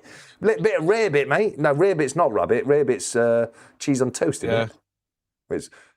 I always thought like rarebit was rabbit. Because it sounds like rabbit, but it's cheese on toast. So it's cheese on toast. Yeah. Bit of Welsh rarebit. Okay, nice move. Come on, that's cheese on toast, mate. What are you talking about? People pay 80 quid for grated puffin on their pasta. Oh God, you seen that delicacy with puffins? No. You can tell me it's a chocolate bar. No, they bury them for 6 months. Oh, right. They bury. I can't remember where it is. It was on that Human Planet documentary a few years ago, and they bury the puffins for 6 months and then dig them up, and it's a delicacy. Not on my plate. It's not. Get out of here. What's the most disgusting thing you've ever eaten? Oh, I don't know, mate. I've never been. I've always been one for trying stuff. If you know what I mean. I'm trying to find the right name for this here. So it's a boiled egg but it's an embryo. So is it a bit like bird's nest soup? So it's literally a boiled egg, but it's a fertilized egg. So it's got the chicken in it, and it's a boiled egg. Okay, so bird's nest soup is basically that. It's a fetus of a bird. Yeah, it's a Chinese delicacy, bird nest soup, isn't it? Yeah, and then there's a rumored one of that's not a bird fetus as well. But I don't know if that's meant to be real. But bird nest soup is 100% real. We use swallow eggs. I think Vinder's crispy pancakes used to be made out of donkey meat. I did like them. Yeah. Well, I used to like crispy pancakes very much. I don't care what meat they used in them. They were very nice. Mia, that sounds right. Yeah, I'm going to go with Mia and not what you said, because you said chronic granulomatous disorder. But I think it's Jakob disease, what Mia said. And you've also got BSE as well, which is the bovine. Bovine, yeah. But yeah, it's CJD, the 𝗬𝗂𝘀 disease. And I'm with Mia on this one. Fermented shark, yes. Also, what is it? Fermented herring, is it? That's Swedish delicacy. 𝗵𝗵𝗿𝗃𝗀𝗀 got it. Balut, it's called. The egg. Okay. Yeah. Absolutely. That was a whiskey-fueled adventure, that. I've had steak tartare. You ever had that? Oh, raw steak. Like minced raw steak with it's like basically like onions. minced meat. It's like the steak's been like diced and minced, and then you have a raw egg on top of it. Yeah, here we go. What's put it in there? It's like, where do you draw the line? Well, like kind of here, really. If I'm honest. Well, no, sorry, this side, whichever side. Oh yeah, food. All right, there's the line, right there. Trying to bang a hot vegan chick. Economic crisis. Economic crisis. Regular. But that horse and rabbit need to be moved the opposite way round. That rabbit belongs with the chicken car, pig, I've duck. eaten up to the rabbit. I wouldn't be nice. I like dogs, so I wouldn't get around to eating a dog. Yeah. No, what's this sign? He said, mad cow disease, affectionately known as bovine spongiform BSE, is a fatal disease in cattle caused by misfolded proteins in prions. Once again, it's those prions, mate. You got to watch them prions. It damages the central nervous system, leading to behavioural changes and loss of coordination. Consumption of infected beef can cause a similarly fatal human brain disease called CJD. So it's CJD in humans, BSE in cows. And 𝗫𝗫, thank you very much for clarifying that up for us. Darwin ran the Glutton... Oh, the Glutton Club. You ever heard of this? The what is that? The Glutton Club that was led by Charles Darwin. Oh, yeah. Yeah. They used to go out and eat the maddest stuff. Like, we used to go out looking for like super, like almost extinct animals and stuff. It was like a hoity-toity, high-end aristocracy. So like we're the best of the best, and we have to eat mad stuff just to prove that kind of thing. But yeah, that was. I always think it's hilarious that if you go back, say, a few hundred years, what was classed as like peasant food is now classed as posh food. Lobster. Yeah. Lobster is a huge, like, you could not get a well-to-do gentleman to eat lobster. It was trash. It was trash. It was peasant food, right? It really was. And then now look at it. It's insane. But there used to be a lot more lobsters about than there are nowadays, and they used to be quite bigger than they are nowadays because lobsters take a long time to grow. Fermented shark is the national dish of Iceland, made from the Greenland shark. It undergoes months of fermentation. Yeah, it's very, very similar to, I think it's Swedish. I'm sure it's herring. Björnstromen or something like that. Something like that. Let me, fermented, I'm sure it's herring. You're not allowed to take on a plane, are you? You're not allowed to take it on a plane. Yeah, surströmming. Yeah. And it's meant to be the most vile-smelling thing ever. And the way it came about is some like seafaring folk landed at this place, and they were desperate for food. And we said to, we need food, we're desperate. And we had no food. The only thing they had was surplus herring, which they'd caught so much, couldn't like store it back then, no fridges or freezers, etc. And it'd gone bad. It had basically rotted and fermented. And we turned around to me and said, look, the only food we've got is this, but you're welcome to it.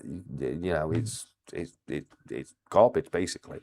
And they took it, and then the next year they came back, you got any more of that rotten fish stuff? That was awesome, that one, mate. And it turned into a delicacy. But, same kind of, like Iceland, Sweden, Scandinavia, fermented shark. They love fermenting the fish over there, don't they? It only goes months of fermenting to drying to break down harmful waste products before it's safe to eat. Yeah. We do. Puffins. It's same with puffin, the herring, and the green shark. Green shark, isn't that one meant to be one of the oldest living animals on Earth? Don't they live for like 1,000 years? I don't know. I'm sure there's like green sharks that have been found living over 800 years. How long does a green shark live? They go blind. They have parasites that actually eat their eyes out, and they don't care because we don't use them. Also known as a sleeper shark, Greenland sharks have the longest lifespan of any known vertebrate, living anywhere from 250 to 500 years. But I seem to remember, I think like there was one that was believed to be about 800 years old. Wow. But that was obviously, an outlier. But yeah, 250 to 500 years, half a thousand years. You know what I mean? It's insane, isn't it? Potato. Wasn't there something like potato and Queen Victoria? Huh? Well, I don't know. Don't know about that one. There you go. Surströmming fermented pegs in traditional tin. Surströmming challenge. Yeah, look. I'm just going to say this. Somebody sends me a tin of surströmming and it will be eaten on camera. That's what I'm going to say. All right. Oh, right. Where can I buy a tin? Pitching together. Buy it together. I don't care, but if you send me some surströmming, I may eat it in front of you all for you. You know what I mean? Oh, mate, you don't want that, mate. You don't want. You trust me, you don't want that. I don't know. Maybe I do. Have you ever opened a tin of it? No, but I want. I mean, this is 𝗃𝗁𝗃 had it, and they were not allowed to open it in studio. It's like strict rule: do not open it. It's meant to be the most pungent smelling thing on the planet. The only way you can safely open it is in a bucket of water, I think, just to hide the initial. Oh, no, I won't. No. I'm just gonna. I'll get a good whiff for you all and everything. Well, mate, you'll be spewing in camera. Probably. I'm telling you. Probably. Let's do it. This is coming from us. This is coming from a Scotsman that'll eat anything. We got a tin when we were younger because we wanted to do this challenge, and we were all spewing. It is the most vile thing. It's something that lives up your nostrils rent free for like 5 weeks after you open it. Let's get it done. Oh, let's get it done, people. Let's see it on Stack Collector Surströmming Challenge. Okay, I challenge one of you to send me a tin of surströmming. How much does it cost? Surströmming, right? Let's see. How much does it cost? Am I going to order some right now?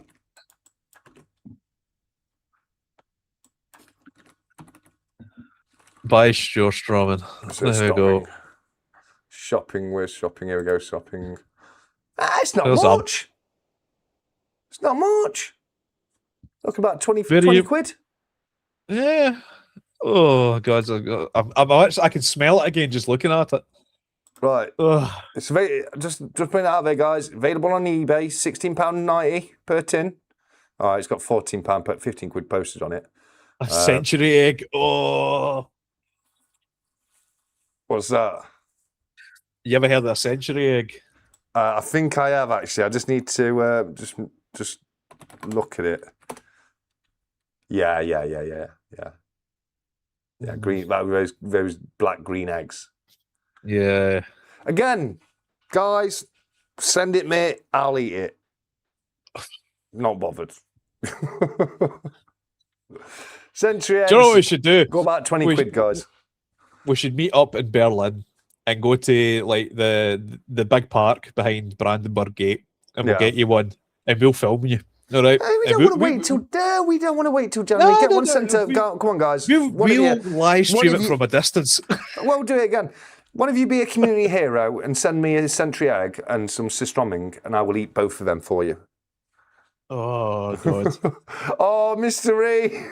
Ah! There you go. There you go. No excuse now. No excuse now. That's it. It's coming, guys. It's coming. I've just got to wait for that money to clear through. And then hopefully for next stack chat, we'll have some 𝗕𝗺, and we'll be able to get that sorted for you. That's a dangerous idea, TSC. Who knows what you'll get sent? Yeah, be right. Be right. I'll have local hospital on speed dial or something. But yeah, that's probably a better way to do it. Send me a cash and I'll bite myself. Yeah, why not? Let's do it. Mr. E, guys, everyone, you can thank Mr. E.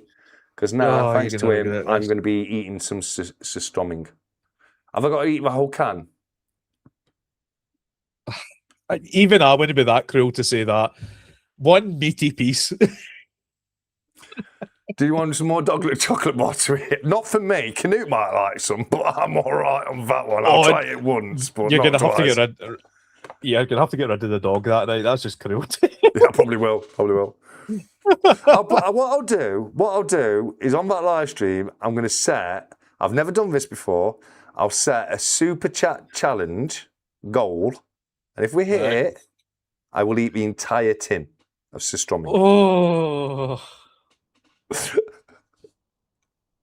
I will sit here and I will force myself to eat in the entirety of a tin for all of yours viewing pleasure. Jesus, mate. I don't know what you've opened up a can of worms here, but no, you've opened up a can of 𝗕𝗺 in here. Saturday bomb chat, yeah. Just open the damn thing. Oh, that'd be right. I'd pay not to watch that. I'd pay not to watch that. Fair play, mate. Fair play. As someone who has opened a tin of this, please don't open it in your house. Oh, I'm opening it right here, brother. Right here. Hey, don't. I'm doing Do it. it outside. I don't Do care. it outside. Right. Some of that funky fetid juice gets on something, you're gonna have to burn it to get rid of it. I'm going to drink the juice and everything. Like I do it with tins of tuna. I press the lid down and only if it's in brine, not if it's in sunflower oil, of course. You know, that would just be silly. Half a bottle of scotch before you kill it. No, don't. I'm teetotal, mate. I'm teetotal. What can we have? What can I have to drink with it? What drink should I have with my 𝗕𝗺 and 𝗕 egg?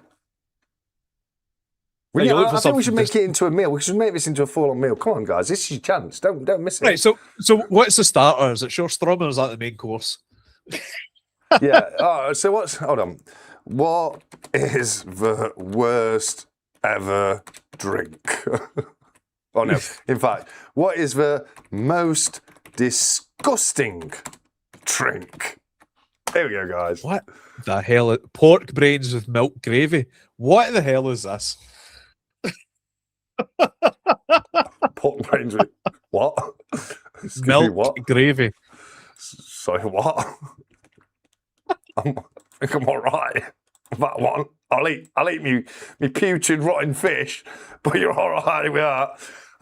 Discussing entirely subjective, but globally, the infamous Swedish fermented herring brine.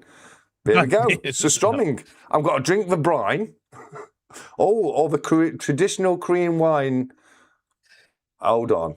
Nah, I'm not. I think we're going to have a retraction here. Right. I'm very, very sorry, guys, but I don't think I can do the most disgusting drink. The Korean traditional wine made with human feces. I'm not doing that. I'm not. Do you like coffee? Don't ruin coffee for me. Don't ruin coffee for me. So there is a coffee out there that is basically, I'm trying to think if it's a mongoose eats the bean and then shits it out, and then it's sold. Yes. It's stupidly expensive, isn't it? Yeah. Stupidly expensive. Yeah, I'm aware of that one. I am aware of that one. 𝗕 egg durian. Durian? What's that? That's not that bad, is it? It's a fruit, but it's maybe rotten. Oh, is that about... Yeah, but that's the one that just smells really bad, but it's actually quite tasty, isn't it? Not too sure. I've not been that curious to try. Suck it up, Buttercup. You should do a food challenge with Craven. Well, he's been on about it for a long time. I think we're laying the foundations of a food challenge right here. You know what I mean? I don't think Craven quite understands how much of a glutton I actually am. I'm very, very bad for it. You know, I really am. If Craven's up for a live surströmming eat off, first one to finish the bowl, I'm up for that. I'll even drive up to him, do it live. I don't care. Oh, mate. I'm going to say I told you so the now before you're dying.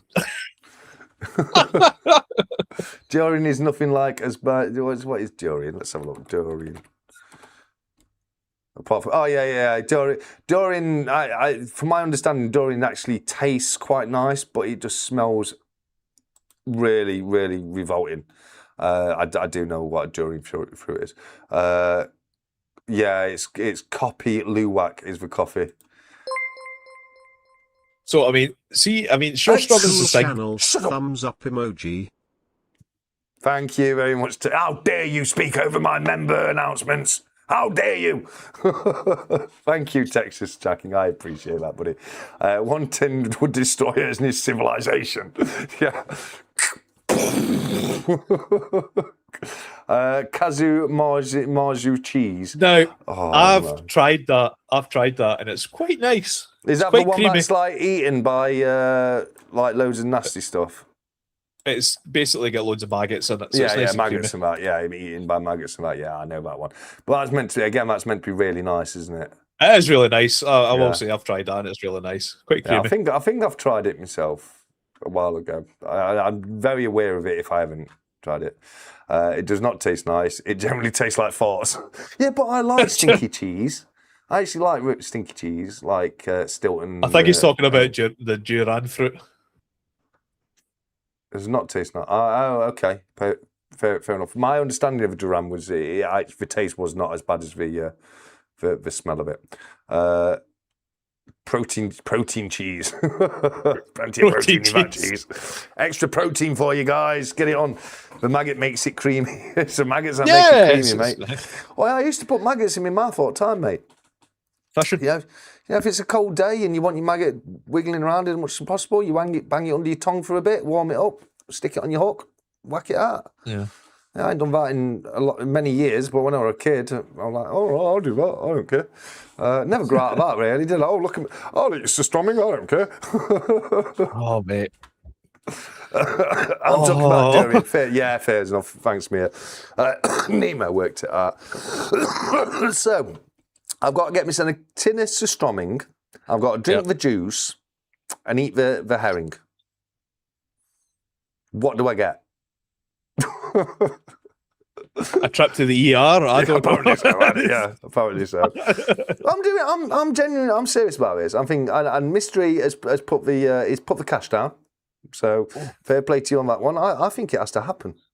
I think it's got to happen live. Zeus says 100 quid. Zeus, you give me 100 quid, it's happening, mate. Straight up. Tell you what for now. I'm doing it. Food poisoning.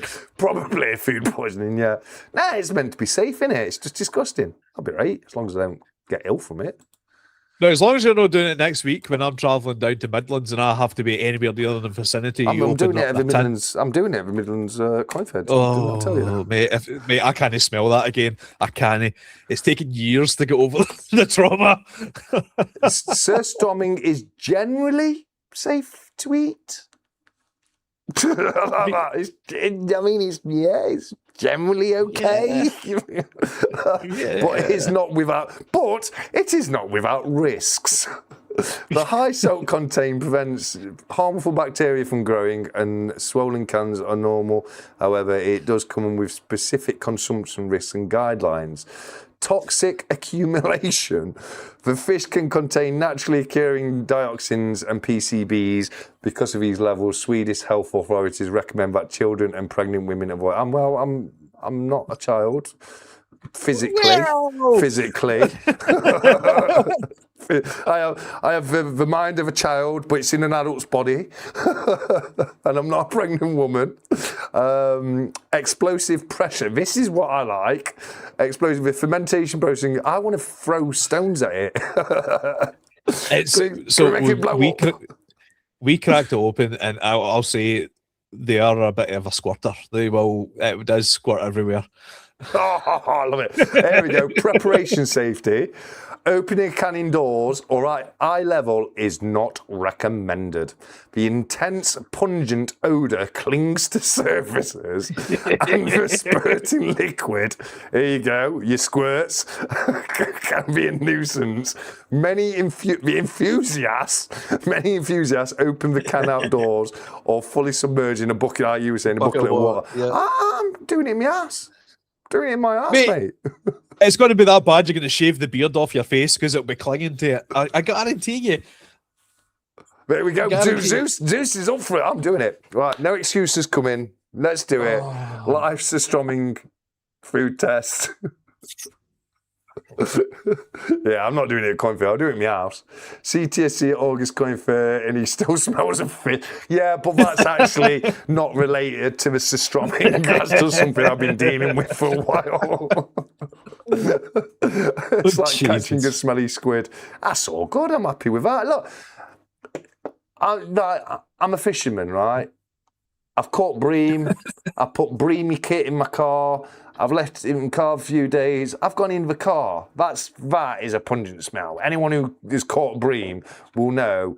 Breamy smell left in an uncracked car for 3 to 4 days is not good. It's not good. So I think I'm, I've got some experience here. I've got a little bit of practice under my belt. I've been unwittingly training for this my entire life.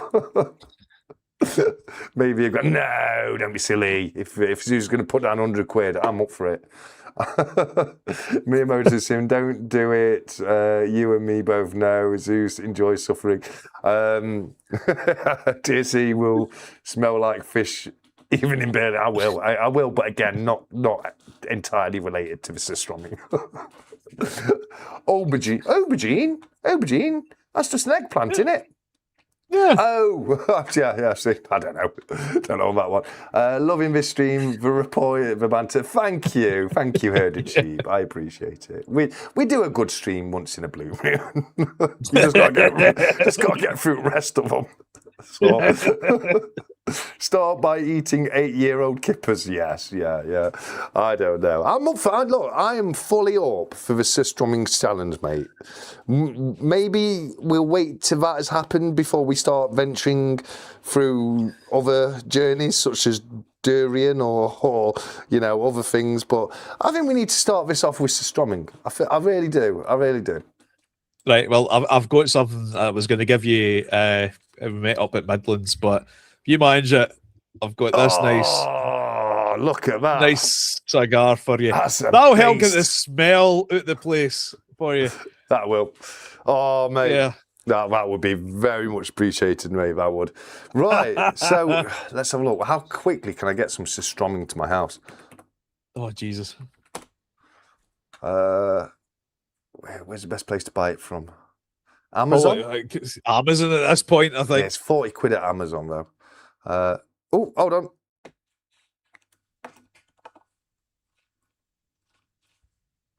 Are you there? Yeah, I'm here. Speak again. Yeah, I'm here. No, give me a second, mate. Test. My headphone died and it's disconnected them, so I've just got to reconnect them. Yep. There you go. This is why I only use one headphone, because if this happens, I've got a completely fresh headphone to bang in the other ear. I should be able to hear you now. Zeus. Yeah. We're supposed to not buy the £40 off Amazon as well. Zeus. Do it. Let's do it. Let's do it. Let's do it. This it's happening, guys. It's happening. Let's have a look. Rhoda Wen, I think that's, you know, all of his Oscars as well, but Rhoda Wen seems to be the most I can see on there. Like, what size tin is it? Prima 𝗕strömming från Gösta Hanels fisksalka AB Stagstudsuden. Take your word for it, mate. Quarter Berk Netavik, 400 grams. Avrunen Vikt, 300 grams. Inner Hall, cat 10 to 12. Oh, that's an address. I'm guessing it says Skal for Voros Cult, +4 degrees till +6 degrees. I don't know, that might be like storing temperature, I don't know. Bast 4, I'm seeing Bast 4 set bottom. I'm guessing for best before, see the bottom. Get the red yellow tins, this is saying. That's what I'm looking at. This is what I'm looking at here. Yeah. Look. Yeah. Yeah. See, yeah, that looks nice. Look at that. What's wrong with that? Nothing wrong with that. Oh, this is going to be exciting. This is going to be excellent. I'm loving it. I'm excited. Jesus. Oh, this is it. This is it. Right. Hey, if I'm anywhere in the vicinity of you and you know, got the cardiac arrest or whatever that is, you're on your own. You're DNR'd. You're just nope. You're gone. Are you coming on as guest? Nowhere near that tin, mate. Well, you're in Scotland, bruv. It's a video thing. Well, I might. Yeah. Is that still too close, is it? Yeah, still. I might come on as a guest, aye. Let's do this. I think you should. I think it's very fitting.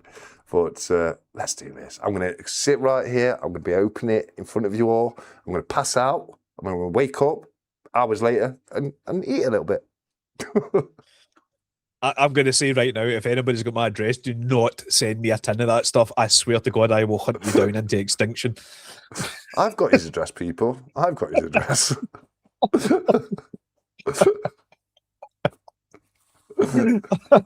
Medic! Medic!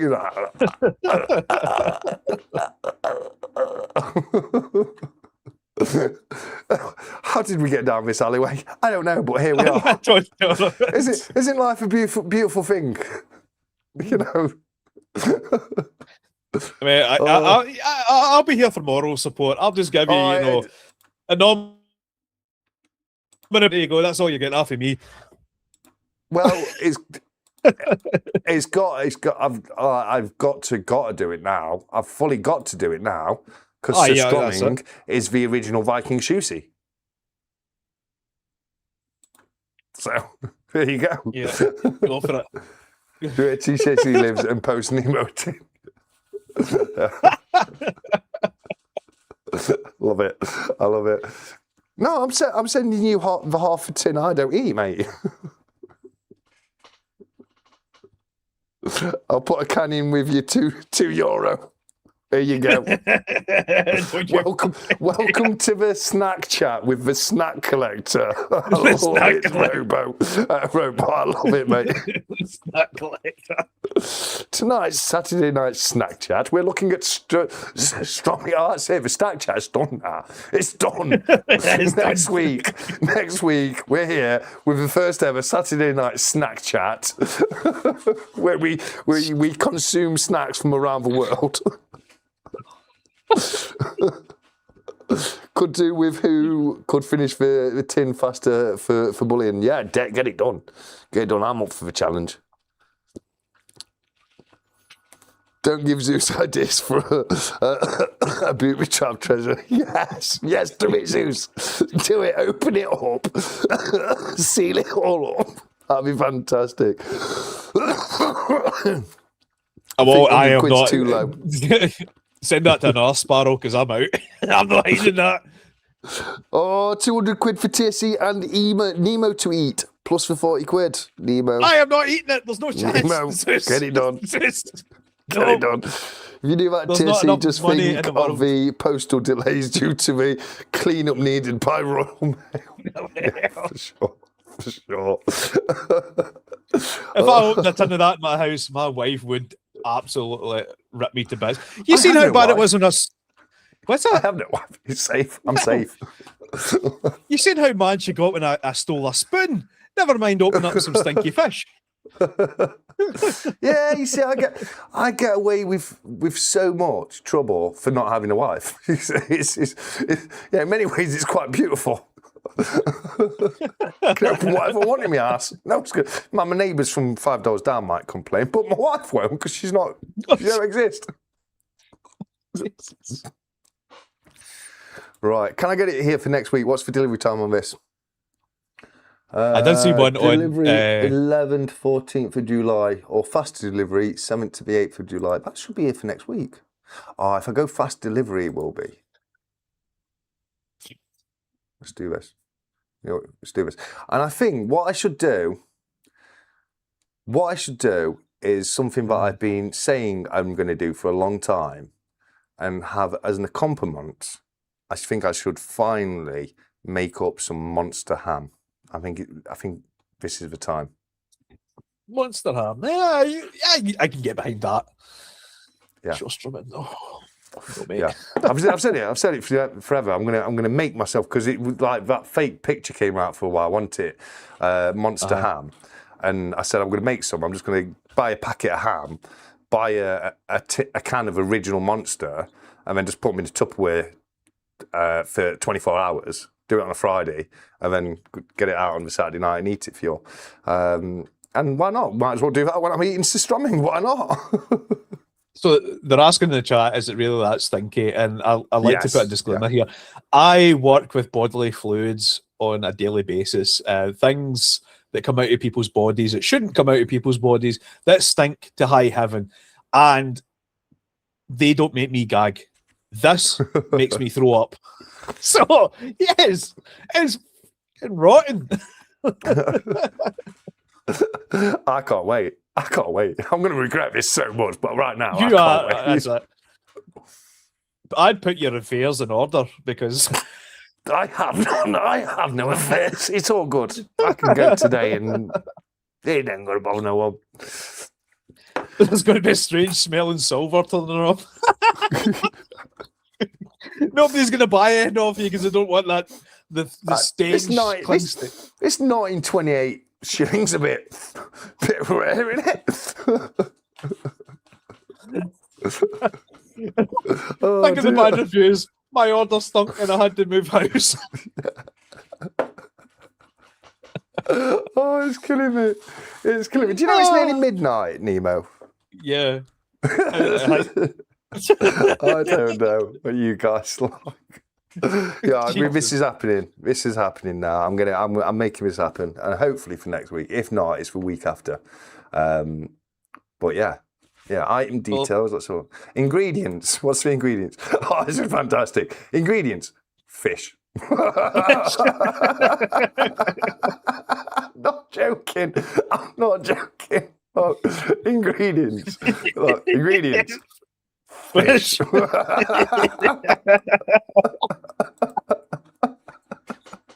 So you don't say. If it's next week, I'm going to be down. Do it.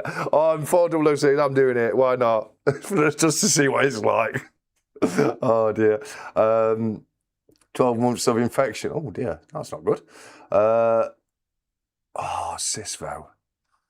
We used to have, when I worked at hospital, we had this woman who used to come in with cysts on legs. Oof, that's not good though. You know, for smells. I used to walk by and say, bloody hell, it smells a bit like Scarborough Harbour. Awful. Do you like KFC? I want to continue liking KFC. I better not tell you that story then. Is it the chicken head? No. So one of my mates, we had ordered a KFC, and he bought one of the tower burgers, bit into it, and there was a cyst in the chicken breast. It exploded. It was very expect. I've had KFC. You can't, because I've had KFC explode on me before, quite a few times, and now that's just. Oh, do you know? You bite into it, it's just got like a pool of like fat or something in it, and you bite into it, and it just like squirts onto your chin. And it's like, oh, I'm not eating that then. Put me off KFC for years. That did. It didn't. No, it happened to me. It happened to me. I was eating it. I took a bite, and it like someone. It like you popped a zit or something. It was like, yeah, couldn't eat KFC for a long time after that. I mean, I honestly, I can't even begin to describe what you've done to yourself here. Oh, yeah. I really can't. Hey, one day, I'll have me great nieces on my knee, or my great nephews, whatever. I'm like, I'll tell you one time, I had a tin of fish. And that's for storing on. I ate my entire tin of fish all to myself. But great uncle Stack Collector, what was the ingredients in that tin? Fish. Fish, nothing else. Hens being in conditions, but it's cheap, yeah, to be fair. So will the 𝗪𝗏 Nemo eating challenge have announcement? Yes, for sure. I'll make sure people know to come and join us for that. No, don't eat nothing. This one here, he's having it. That's going to be nothing compared to the fish you're going to eat. Fair enough. Need the fish for cis male dressing. Yeah, I'm probably going to have to force myself. I'm going to do it. I don't know. I can't promise I will be able to completely empty the tin, but I will try. All right.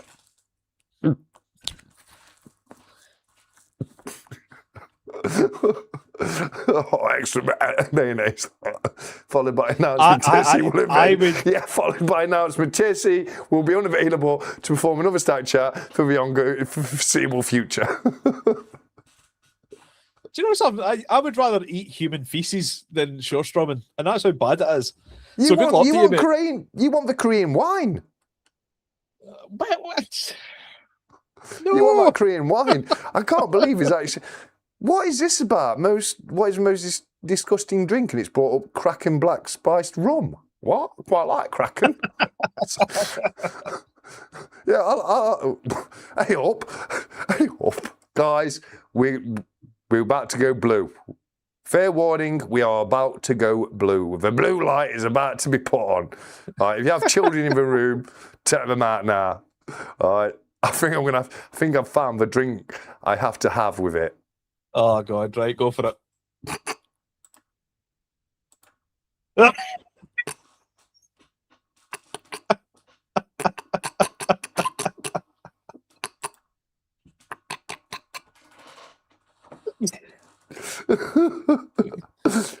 It's all about your dildo shot.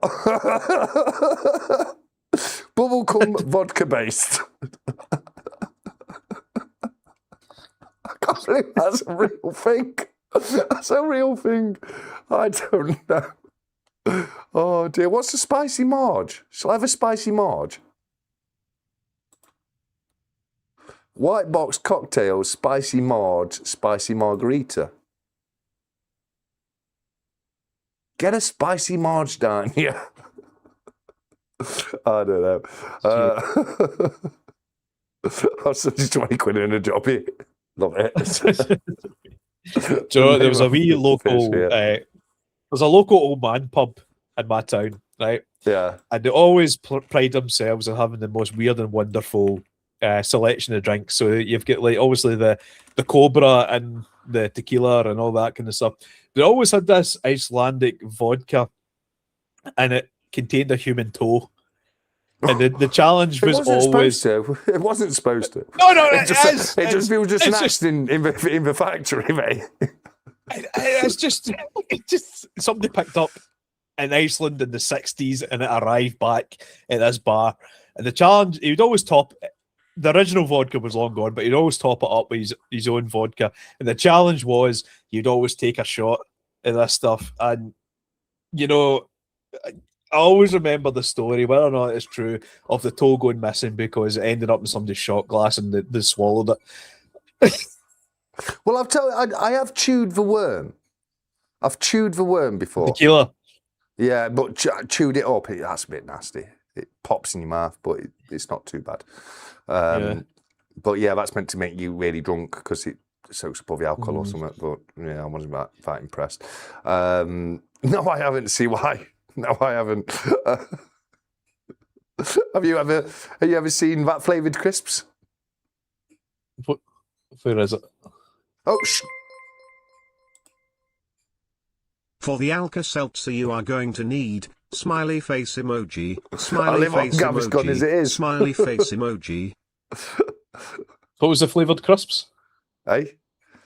What was the flavoured crisps? Can you not see the chat? Is it CY? Yeah, it's only a few up. No, I can't. I've probably not seen it. All right, apologies for the language. Have you ever seen pussy flavoured crisps? No, I have not. No, I haven't. Is that real? Oh, we're adding to my meal by the side of things. Oh, God. So, right, you've got Shore Strong. What else you got? Yeah. Chaz, limited edition, 18 plus. What? What the actual... Oh, whatever, go away. Kettle crisps as well. Kettle crisps. What? Surely not. Did that literally say lose your virginity by eating a packet of crisps? That's not how it works. That's not how that works. Oh yeah, probably you got your chat filter on, Nemo. Come in a multi-pack. Also have dick flavour. Oh no, the tone has gone through the floor at this rate. Okay, if this is your first stat chat, it's not always like it wasn't always this way. Once upon a time, we just used to talk about stacking silver and collecting coins. I wouldn't mind eating a packet of them over the shore strumming in all honesty, but that's now I need to know what they taste like. I have to go out and buy a pack just to know what it bloody tastes like now, don't I? You know what I mean? You can't dangle that in front of my face. Wonder what dip you need for those. Sour cream.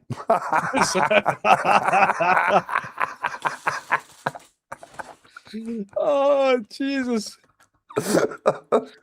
Oh, no. Oh, no, it's been a lot of fun, mate. It's got, you can tell it's been fun because it's gone midnight. It's gone midnight, yeah, I'm still here. Well, let's start off with some strumming and we'll see how we get on, guys. Oh, so you're going to do that next week then? Yeah, if I can get it here in time. If not, it'd be the week after. I'm just amazed by some products that are available these days. What time does the fair kick off? The fair kick off on Midlands. Yeah, 9:30. So I'm probably going to have to come down about 5 either really early or the night before. 5 o'clock. Yeah.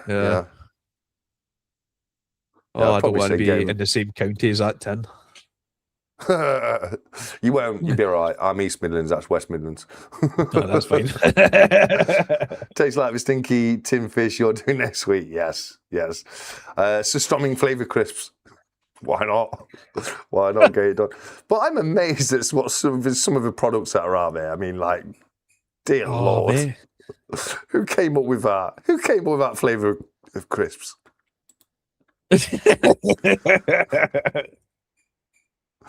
Oh dear.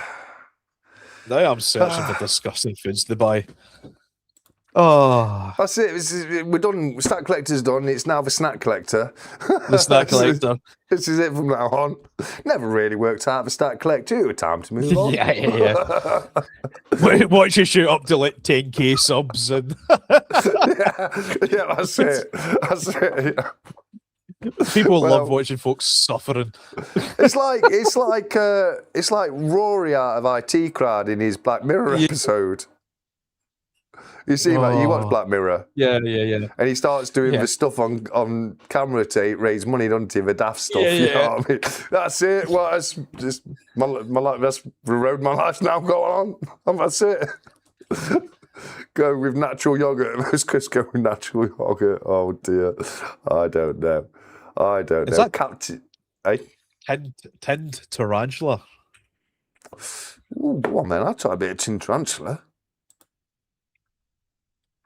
That's a thing. Jesus, can I edible I'll tarantula? tell you what my mate's dad used to have. He used to talk about it all the time. He used to go, oh, my dad's got a bottle of wine from Vietnam that's got an actual cobra inside it. I used to think he was lying.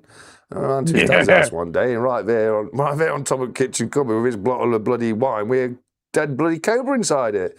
It all rotted away in that. I was like, get out of that. You're all right for that, mate. Might have had it when it was fresh. I know you don't. Oh, cancer fuck. I'll post it up and start chatting to that. Tarantula in a bag and get it on Amazon. Oh, get in. Thailand unique, you know. One ready to eat tarantula, seasoned with salt. There we go. That's got to be done, hasn't it? That's got to be done. For sure, that's got to be done. Shut the duck up. I don't know. Chaz, get out of here with your crisps. Chaz, you filthy. You're filthy. What if Nessie saw all this? I don't know. Don't condone it. You could get this surströmming deep fried. Deep fried surströmming, it couldn't make it any worse, could it? It might improve the flavour. I mean, you probably would, mate, to be fair. Here we go. Here's a, let me see if I can get this up for you. We've got a little, here we go. Little sneak peek, little trailer, teaser trailer for next week's Stack Chat.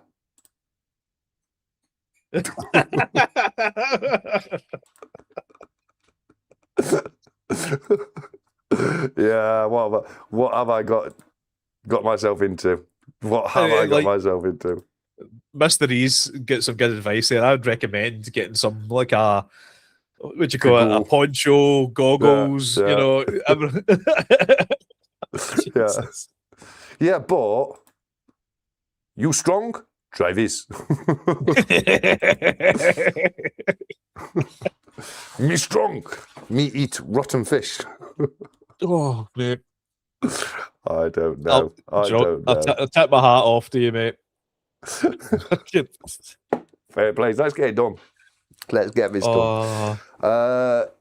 Yeah, I might get one of my emergency ponchos out. Do you know, like the kind you buy from Alton Towers to stand in the line with? rent my house as an Airbnb the next day, or just leave it in somewhere. Hide it away somewhere. Oh, it stinks, this does. No, yeah, 4006 men rent an Airbnb to do it in, but I'm thinking do it in my house, then rent my house out as an Airbnb just to be a little bit devious and evil, you know what I mean? Don't waste reduce that. I'd be right. Just a bit of a smell in it, you know what I mean? I'd be right. Bit of Febreze. Job done. Happy days. I don't know. But yeah, let's get this done. Let's do this. Yep. Everybody always has a once time. Yeah. This one time at Bandcamp, I hit surströmming. There's Zeus put up. He's off the bed.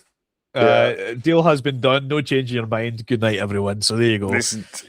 Yeah. I ain't no Welcher, mate. This is getting done. I can imagine Zeus lying in his bed right now, chuckling his balls off at the thought.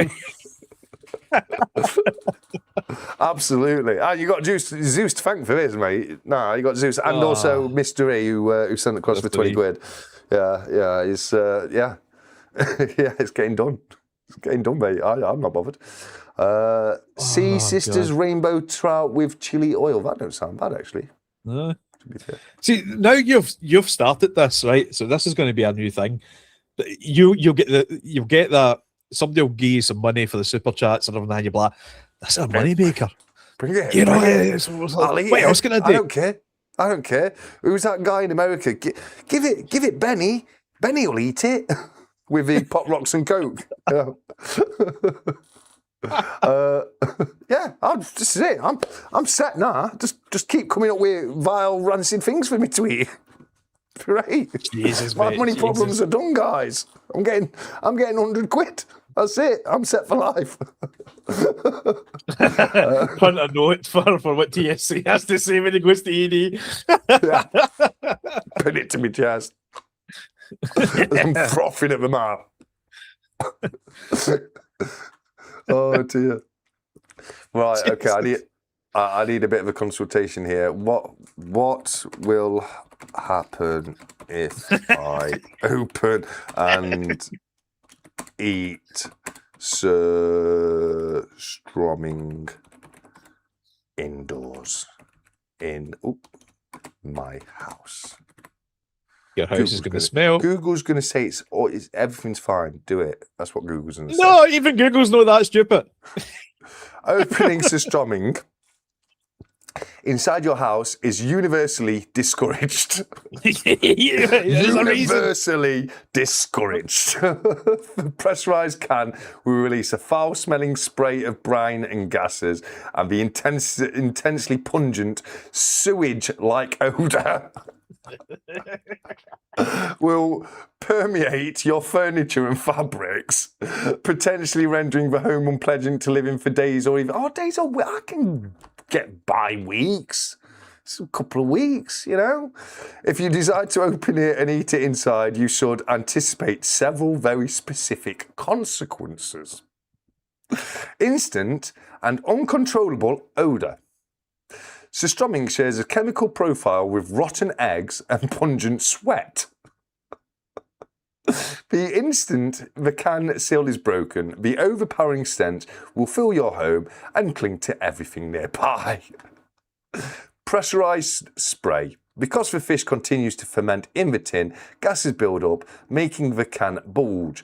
Opening it normally causes a jet of fermented brine to spray all over your hands, clothes, or kitchen surfaces. I'm doing it in the living room, baby. We ain't got to worry about the kitchen over here. The threat of eviction. The threat of eviction. The smell is so notoriously offensive that spilling the brine in an apartment building can result in legal action. Legal action. Landlords have successfully won eviction cases based on the lasting damage caused by the odour. Oh dear. Invasion of flies. Invasion of flies. The strong rotting aroma is incredibly attractive to houseflies, which will quickly swarm the area if you are not careful. I'm going to get invaded by flies. How to safely handle it. If you are determined to try it, it's happening. It's happening, Google. The universally accepted method is to take the can outside to open it. Enthusiasts recommend opening the can completely submerged. No, I'm opening it. That's boring. Stop being boring, Google. You only live once, okay? Are you planning to eat it straight from the tin, or would you like a traditional Swedish recipe? How do you know how to safely store leftovers in fridge?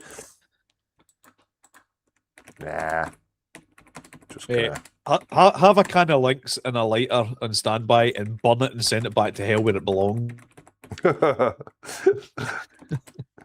I'm just going to eat it straight out of a tin. Be right. See what AI says to that. I would strongly recommend doing it outside. I've literally just put, I'm going to eat it straight from a tin. Be right. See what it says. Here are top website results for exploring this topic. It's done with me. It says, well, you're lost course. I'm not giving you no more advice. You can have some links.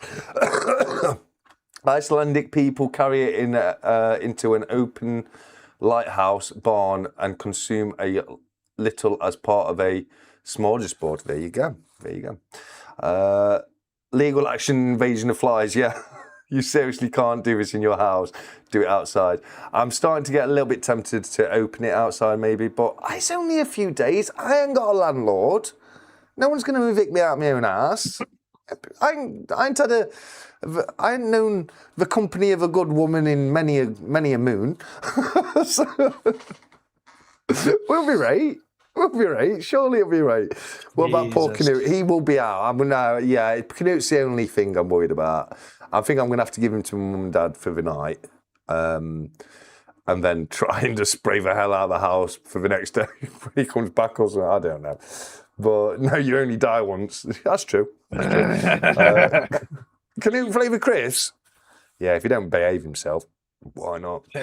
Let police know in case forensic team turns up with Sky News. Show us where the bodies are buried. Think of a dog. Think of a dog. All right, I'll open it outside for Canute. I'm gonna film it still. I'll take your camera out with me. I can do this. Look, my battery's dead. I'll have to charge that up. Yeah, I can go on to. I'll use the 𝗕𝘂𝗀𝗀𝗀𝗀 GoCam. That's not been used in a very long time, so I'll have to get out the 𝗕𝘂𝗀𝗀𝗀𝗀 GoCam, take it outside, open it up, and then bring it back in and eat it. Squirt it at a naked rambler on your walks around. Yeah, yeah. Next time I'm walking around Sherwood Forest, any naked ramblers come around. Would you like a snack? Here you go, mate. You want some of that? Oh, mate. My boyfriend's testicles were bitten off by a camel recently. Now, hold on, this is ringing a bell. What? Should I marry him when he wakes up from his coma or marry his identical twin brother whose testicles are in pretty good shape? You've had me with this one before, Tarot Destroyer. You've had me with this one before. I remember. You can't get me like that. His little nose is a lot stronger than... Yeah, that's true. That is true. And on that bombshell... It might stop a biting everything if your fingers are stinking of fish. Just loosely on the same subject, have you ever seen the inside of a camel's mouth? I want to say yes, and it's quite freakish, if I remember correctly. No, it's very freakish. It's one of the most ghastly things you will ever see in your life. Let me see if I can find a good photo of it. Just trying to find a good one. Oh, here we go. That's not too bad.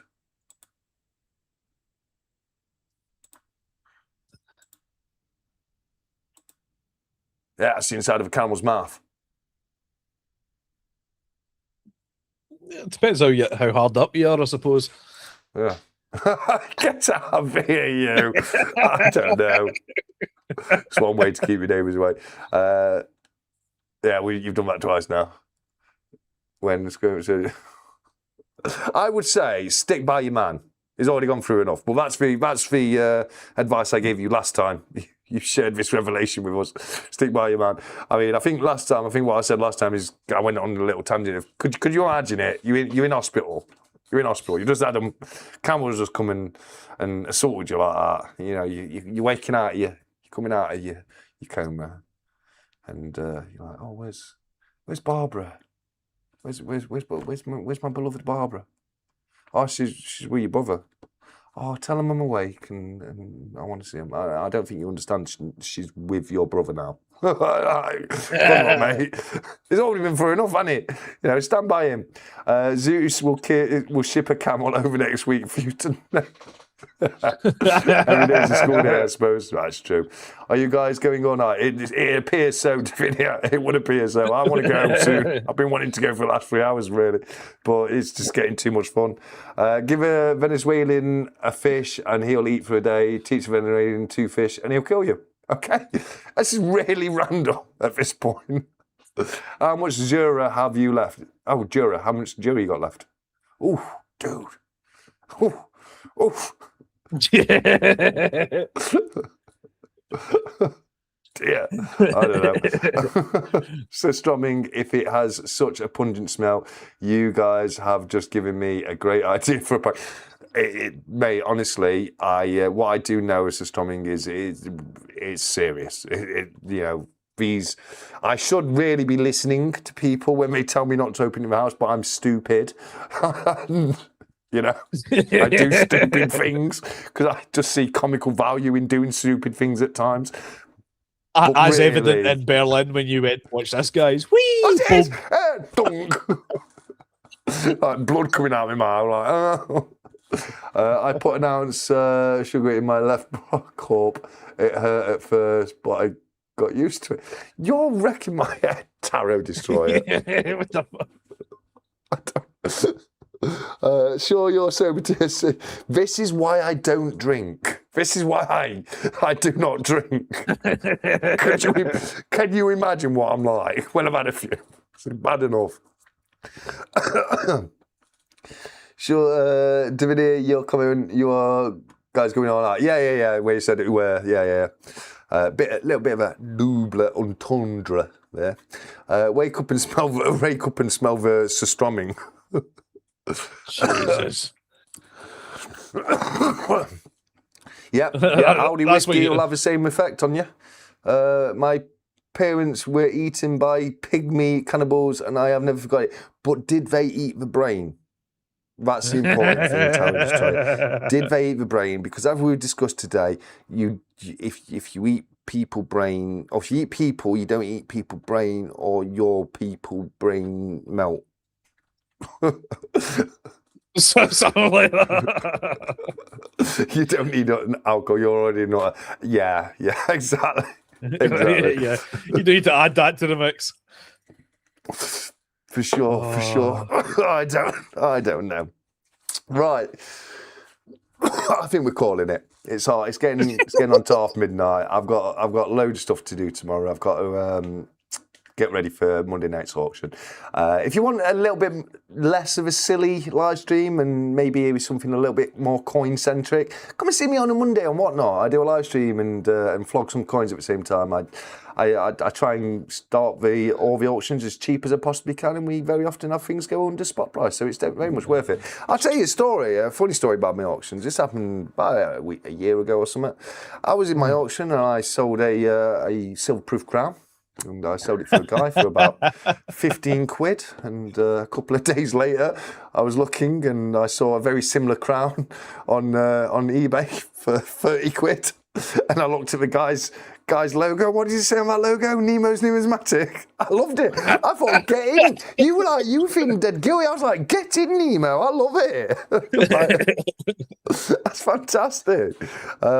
It's half one here. Yeah, I know, it's getting late. Too late, my brain already checked out. As has mine, Davinia, as has mine some time ago now.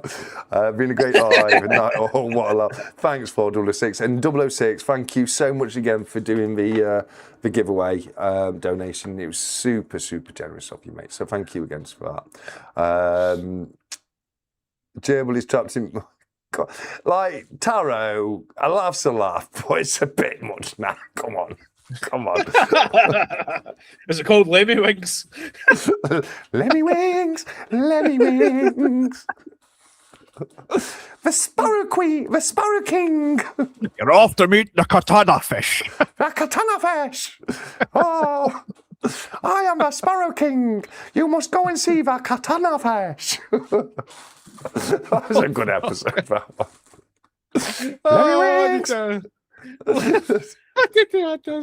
When is it? Oh, come on and download your button to it. Oh, you'll have to do it. Hold on.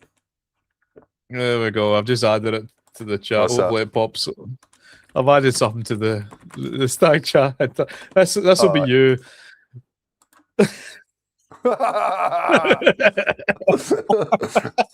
It's got to be AI, hasn't it? It's not 100% AI. To make a TV show, you need one banana-shaped man and an orange-shaped man. Let me explain. That's Bert and Ernie right there, isn't it? Bert and Ernie. Who's the banana and who's the orange here? That's what I want to know.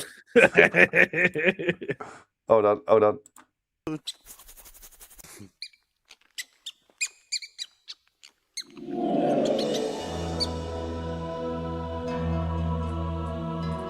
What is going on here? You must find your way out of this place or you will surely die. This way has been closed off by the great sphincter. To escape, you must journey upward through the dark reaches of the intestine and past the stomach. Who am I? Just a friend. Heed my words, 𝗵𝗵𝗁𝗋. Your time is running out. Make for the large intestine. All will be made clear then.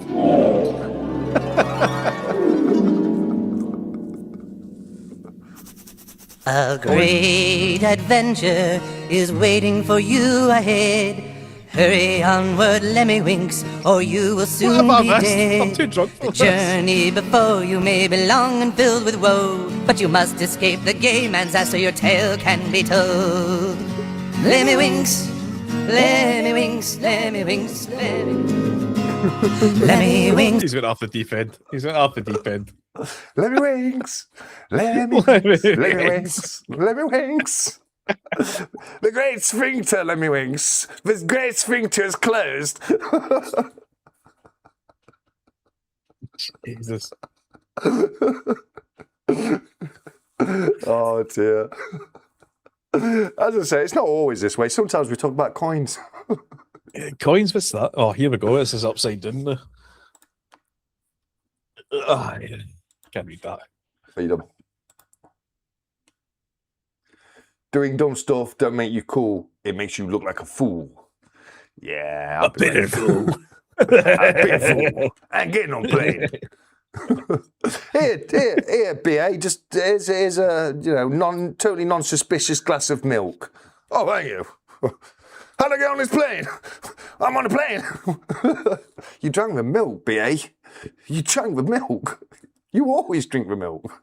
That was my favourite bit about the A-Team. Like, it was just fantastic. And anytime we had to go on a plane, he'd kick off, say, I ain't getting on a plane. And then you go, yeah, just have this totally not suspicious glass of milk.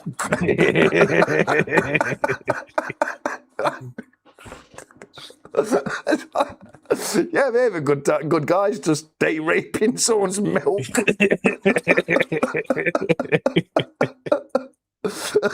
You beat him with Shroom's tits. Jesus. There we go. He wouldn't eat the fish though. I get it down me. Right. Right then, guys. I think that is it. Before I destroy my reputation any further. I don't think you can at this point, mate. What reputation? You mad? Look how red I am. I'm as purple as my bloody top. That's even better.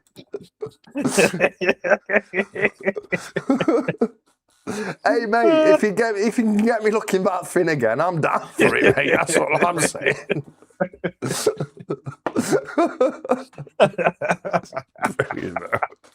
That's brilliant. Oh dear. I'm new. I'm too new. What bit of SS is the side chat? Oh, it's a room called the Stack Chat Interact.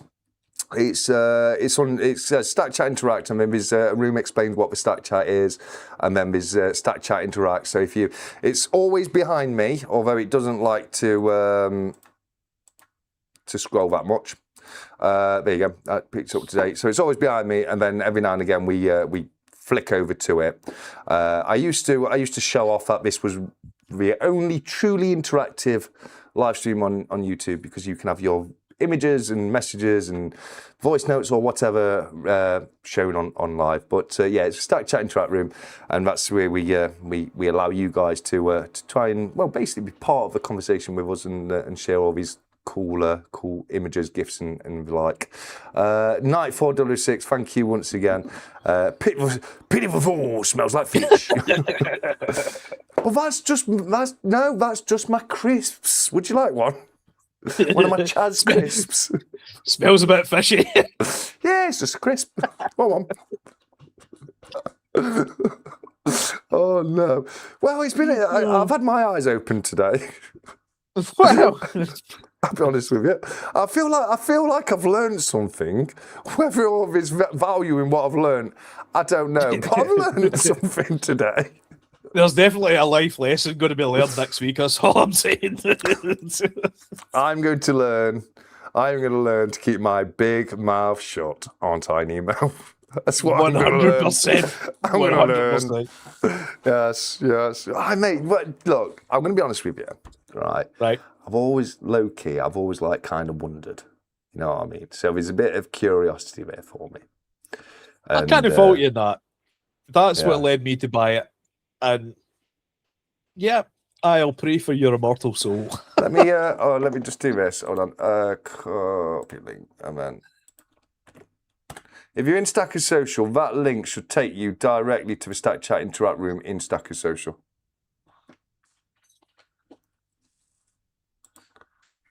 Let me try that. See if it works for me. Well, it's asking me to log in and everything, but yeah, that's for linking in Stack Chat. If you just go into Stacker Social and say, how do I get into Stack Chat, someone will give you a link directly in there. Yeah. I have to have a lie down. I have a haddock. Got to have a lie down. I've got a bit of a haddock right now. Love that one. 𝗵𝗶𝗶𝗶𝗲. Eric Morecambe, 100 today from Morecambe and Wise. Well done. Well done. Really? Does he get a Lego going to do anything special for him now? Are we gonna have any other children's games raise their age to 100 years old? Like, because that's what Lego did for Richard Attenborough, David Attenborough. Yeah. Richard's dad. He opened a theme park with dinosaurs in it, and yeah. Do you know he died, Hammond? He died in the original. Do you know what dinosaur killed him? The original? Like, made on paper. Oh, the book. Yeah, the original.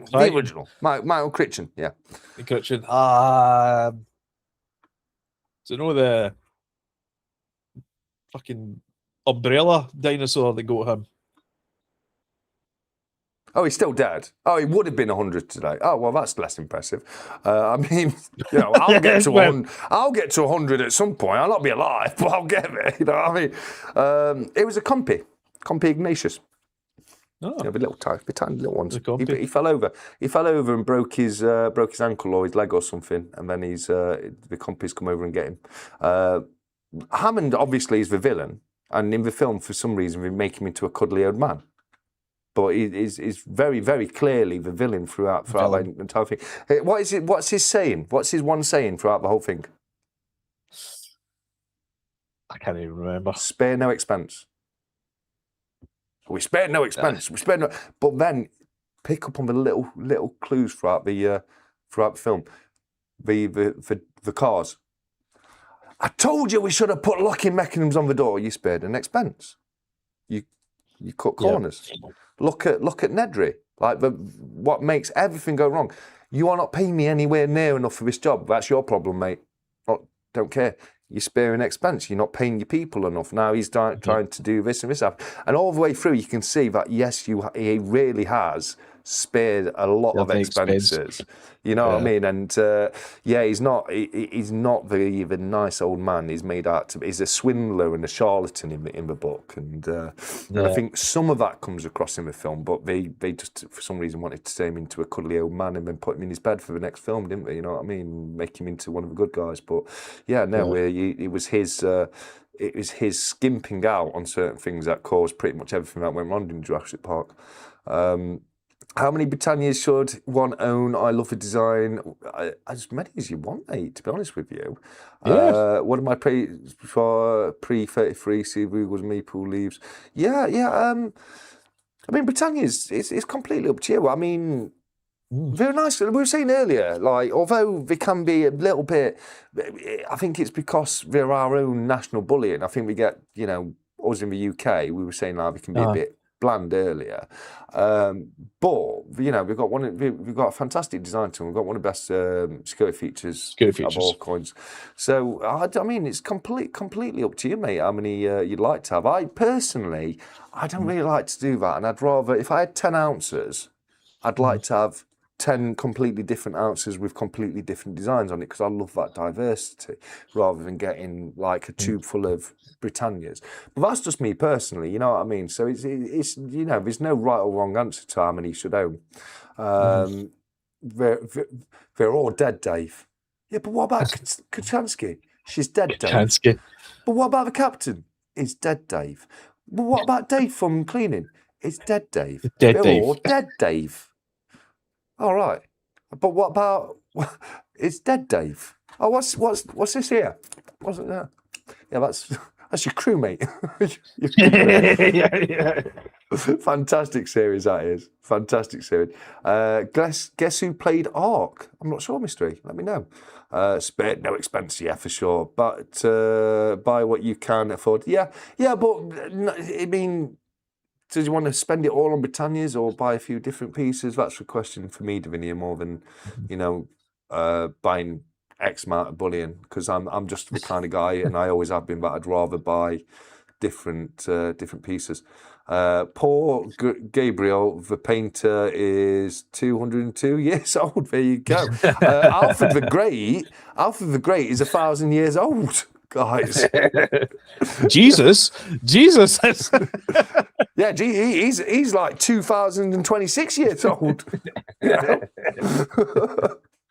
They had a single developer for the entire operating system for the 30 square mile island. Nedry was a legit.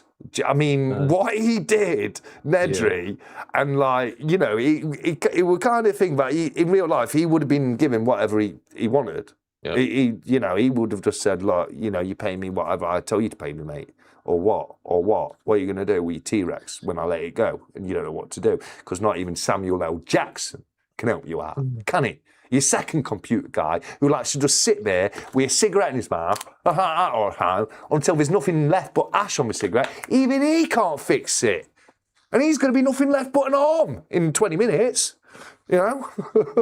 What was the movie, the shark movie with Samuel Jackson? And it was it Deep Blue Sea? It is Deep Blue Sea, yeah. Does that, and he does the really encouraging, come on, guys, I'm going to get you through this.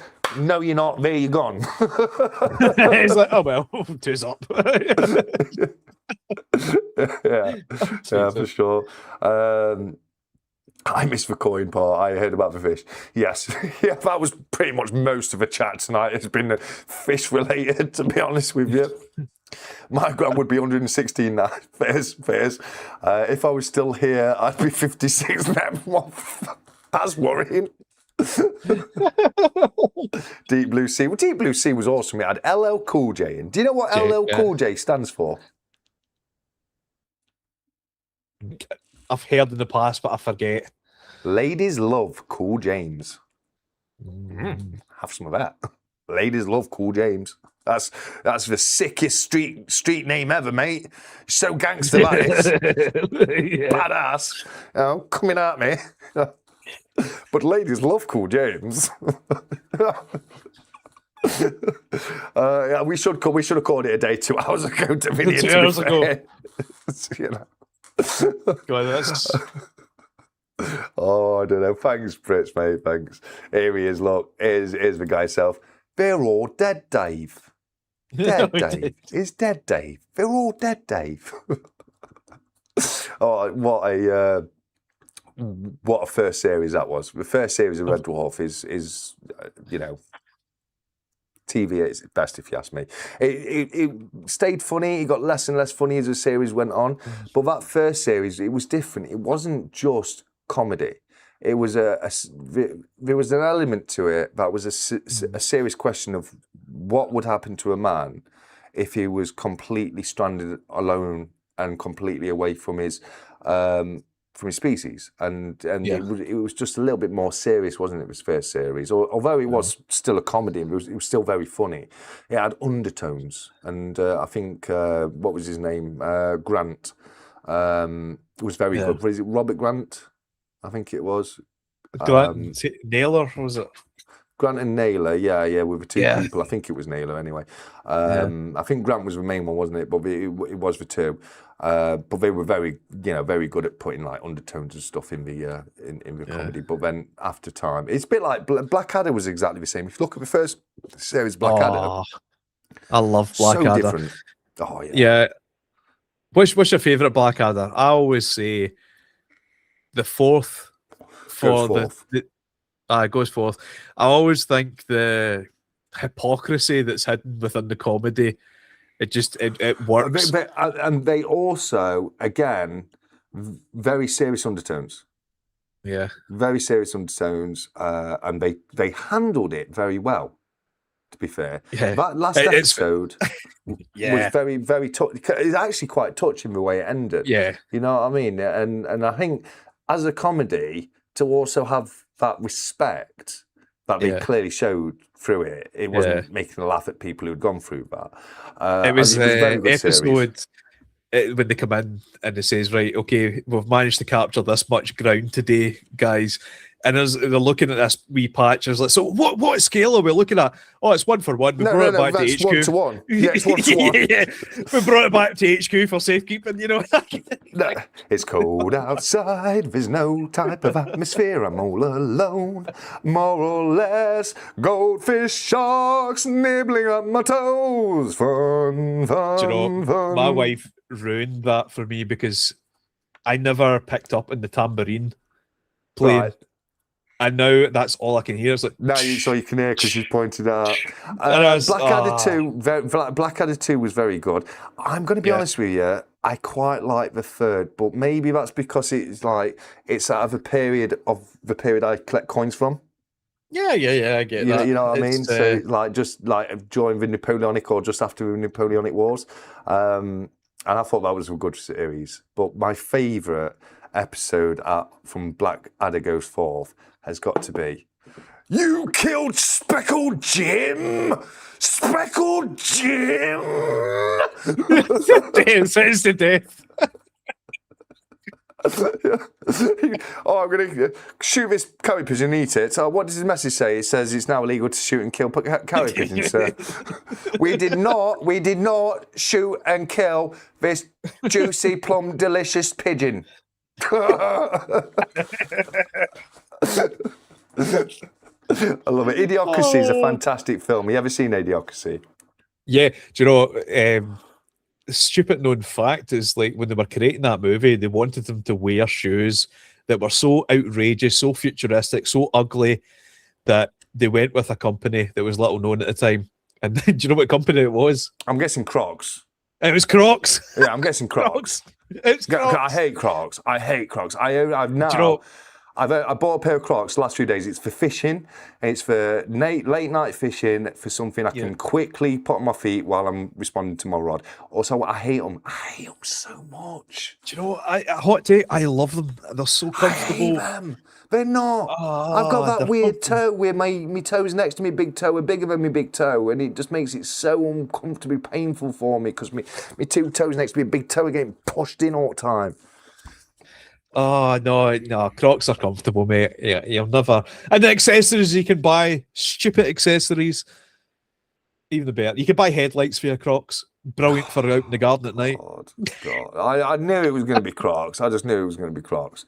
And obviously you've got to water your crops with Gatorade. Gatorade. It is Gatorade, isn't it? It's something like that. It's something like that. Yeah. Do you know, but it has electrolytes. But it has electrolytes. Electrolytes. Is Trump not doing something like building an arena outside the White House or something, and they're comparing that to Idiocracy? Have I just made this up? Have I had some sort of fever I've not dream? heard of that. I've not heard of that. All I know is the president is Terry Crews, who's an ex-wrestler. It wouldn't surprise me. It wouldn't surprise me, mate. It's like Barabba said, seen Idiocracy. We're living it now, aren't we? Kind of. It's going that way. Scarily, it is. Aye, it has. Right, hang on. I'll post it up in the stack chat. That's what he's built. It's for UFC outside the White House. It's what he's built, or it's what he's building. That's what he's built. No, I'm going to be honest with you. I'm calling BS on this.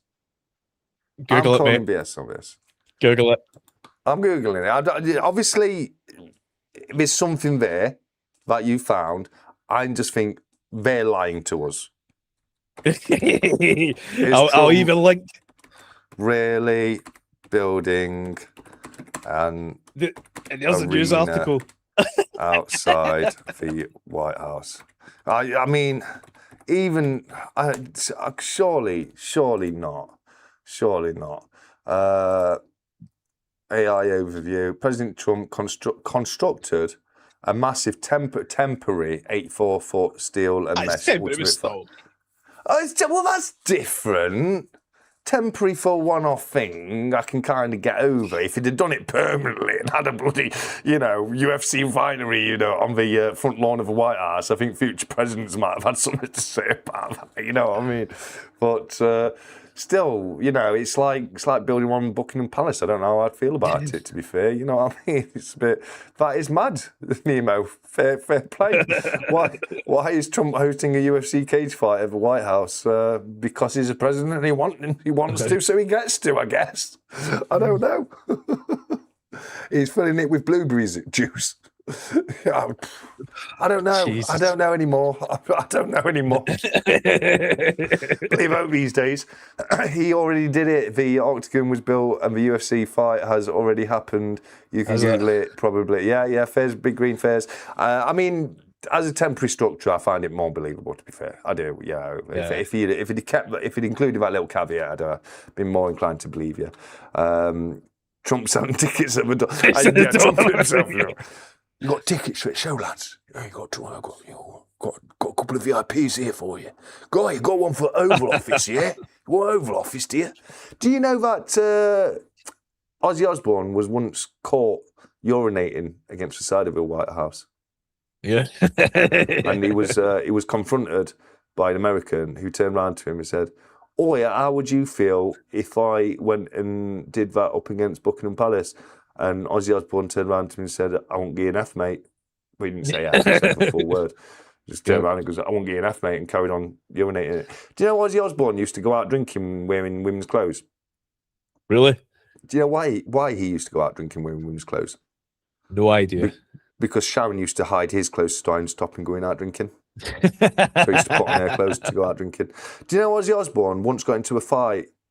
He once saw two guys beating up or attacking a guy outside a pub.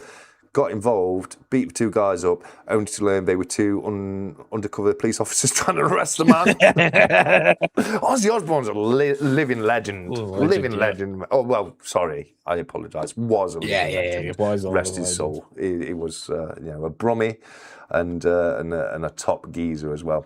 But yeah, some Ozzy Osbourne facts there. Another fact is he never intended to bite the head off a bat. He actually thought it was a prosthetic rubber bat and didn't realise it was actually a live bat until afterwards he bit the head off it. But it made his career for him, didn't it? So metal, isn't it? What are you? Get yourself to bed right now, young lad. Who? 𝗂𝗧 stacking. What are you doing here? Legit. What are you doing here? Get off to bed. It's almost 1 o'clock in the morning, young one. 𝗂𝗧, it's fantastic to see you, mate. How you doing? Can't believe it's almost 1 o'clock, Nemo. What have you done to me here? It was like nearly 6 hours long. it's a shift. Yeah, to be fair. How you doing, 𝗂𝗧? It's fantastic to see you, mate. It's it's good to see you here. We're going to be ending it soon. We've just been talking about absolute rubbish all night tonight. That's probably the 20th time you've said we're going to be ending this soon.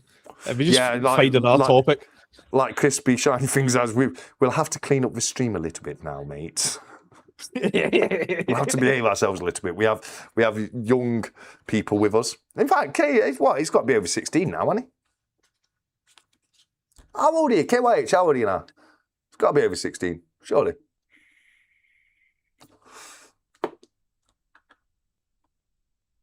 I'm good, 𝗂𝗧, buddy. I've got to go. I've almost fell off my chair. Night. Yeah, I'm glad I've got work from home tomorrow, but it's not too bad. I'll get it sorted at some point. Like I said before, thank you, 𝗖𝗺, mate. Thank you. 𝗖𝗺. He's a good guy. We'll have to have another panel chat soon. Get 𝗖𝗺 on wheels. That'd be good. But do you know NEC, mate. You're going to have to organise like a live stat chat from Berlin with everyone. Yeah, I will do this year. I will do it. The thing is, like, Saturday's kind of a coming home day, and it's kind of I'm hoping to do it, but not on a Saturday. Yeah, fair enough. So you can come home on the Saturday, or you stay to Sunday like the rest days? No, I stay to Sunday. Don't I come home Sunday? Oh yeah, Sunday morning. But a lot of people do come home on the Saturday. I did the year before I came home on the Saturday. I mean, I decided, you know what, I'm just going to come home on Sunday and make it a little bit easier for myself. But it's we'll do that. We'll get a group of us together, do a live stream like in front of people, and we'll sort it out. Hopefully the Motel Plus internet's good enough to do that. Well, their beds, they can't get the beds right, so... Well, they've saved money on beds to put in the internet, I hope, so we'll say, hey, I can get a t-shirt. Are you up for this Destromming challenge? Oh, God. Wednesday to Sunday, that's what I like to do too, CY, mate. Oh, by the way, if people are going to stay at the Motel Plus, I recommend not getting a taxi from the airport. It's very easy to get there, just straight off a train. There's a train station at the airport, and then there's a train stop literally, well, you've got two either side of the motel. The motel is literally in the middle of two very close train stops.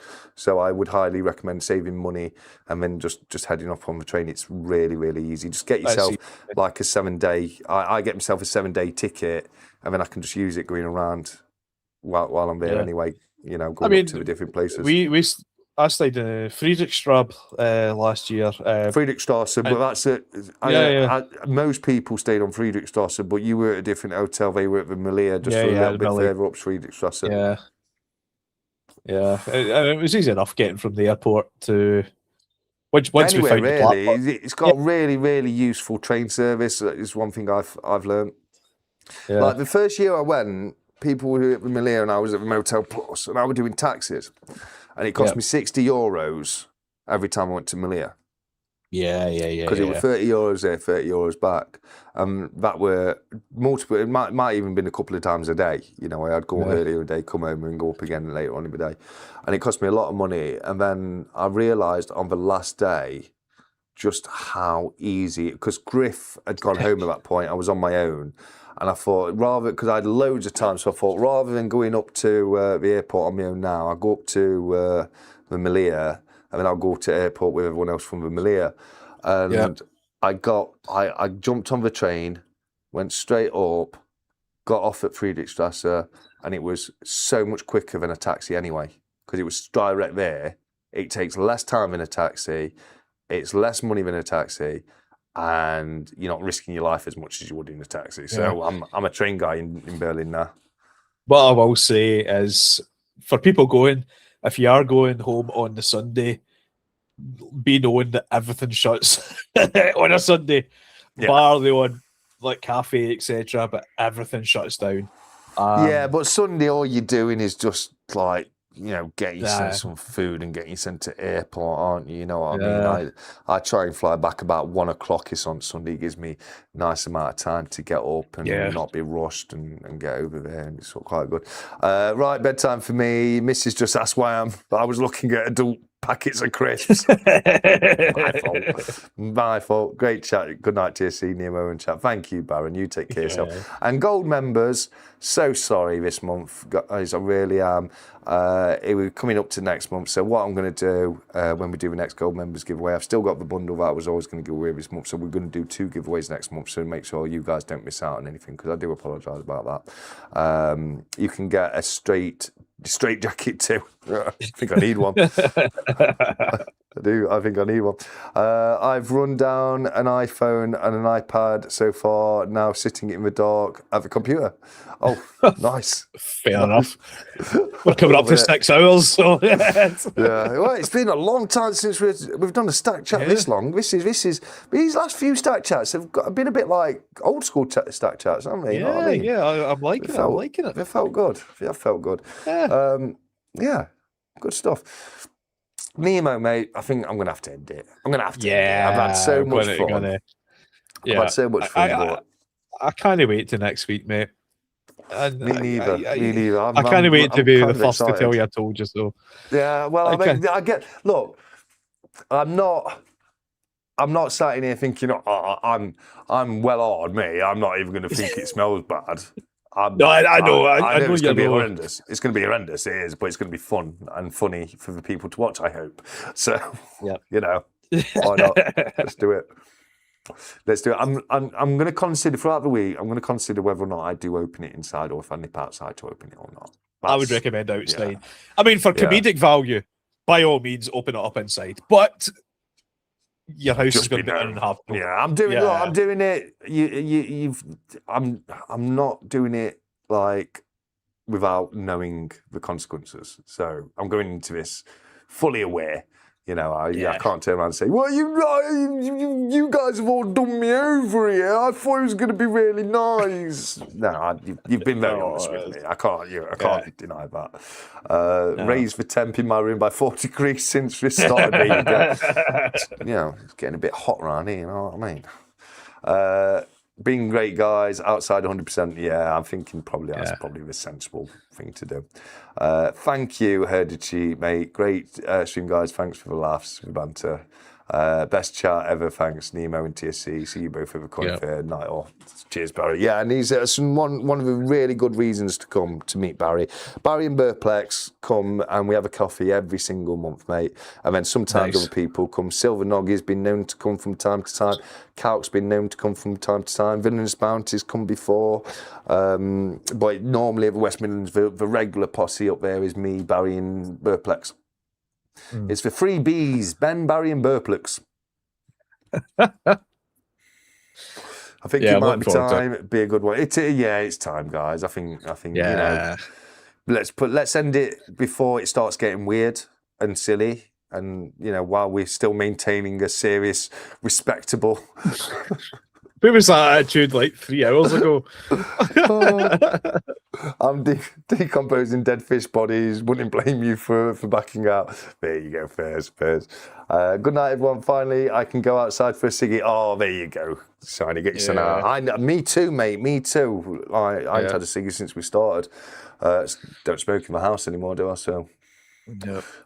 Start getting weird. Yeah, we don't. Sorry, don't. You know, if you go on these live streams a bit too long, things, you know, it takes a bit of a turn. The conversation gets a bit daft, and it's important to stop the live stream before it gets to that point. Can't say it with a straight face. I really can't. And it hasn't got weird yet. No, rather. Oh. It's been a very weird one, but I've loved it. I've laughed so much tonight. I really, really have, mate. But thank you so much, guys. I am going to call it and say, at this point, we've probably rabbled on for longer for now. So we're going to leave you all in the usual fashion by saying, until next time, as usual, look after each other. Keep stacking, take care, and goodbye. Have a good one.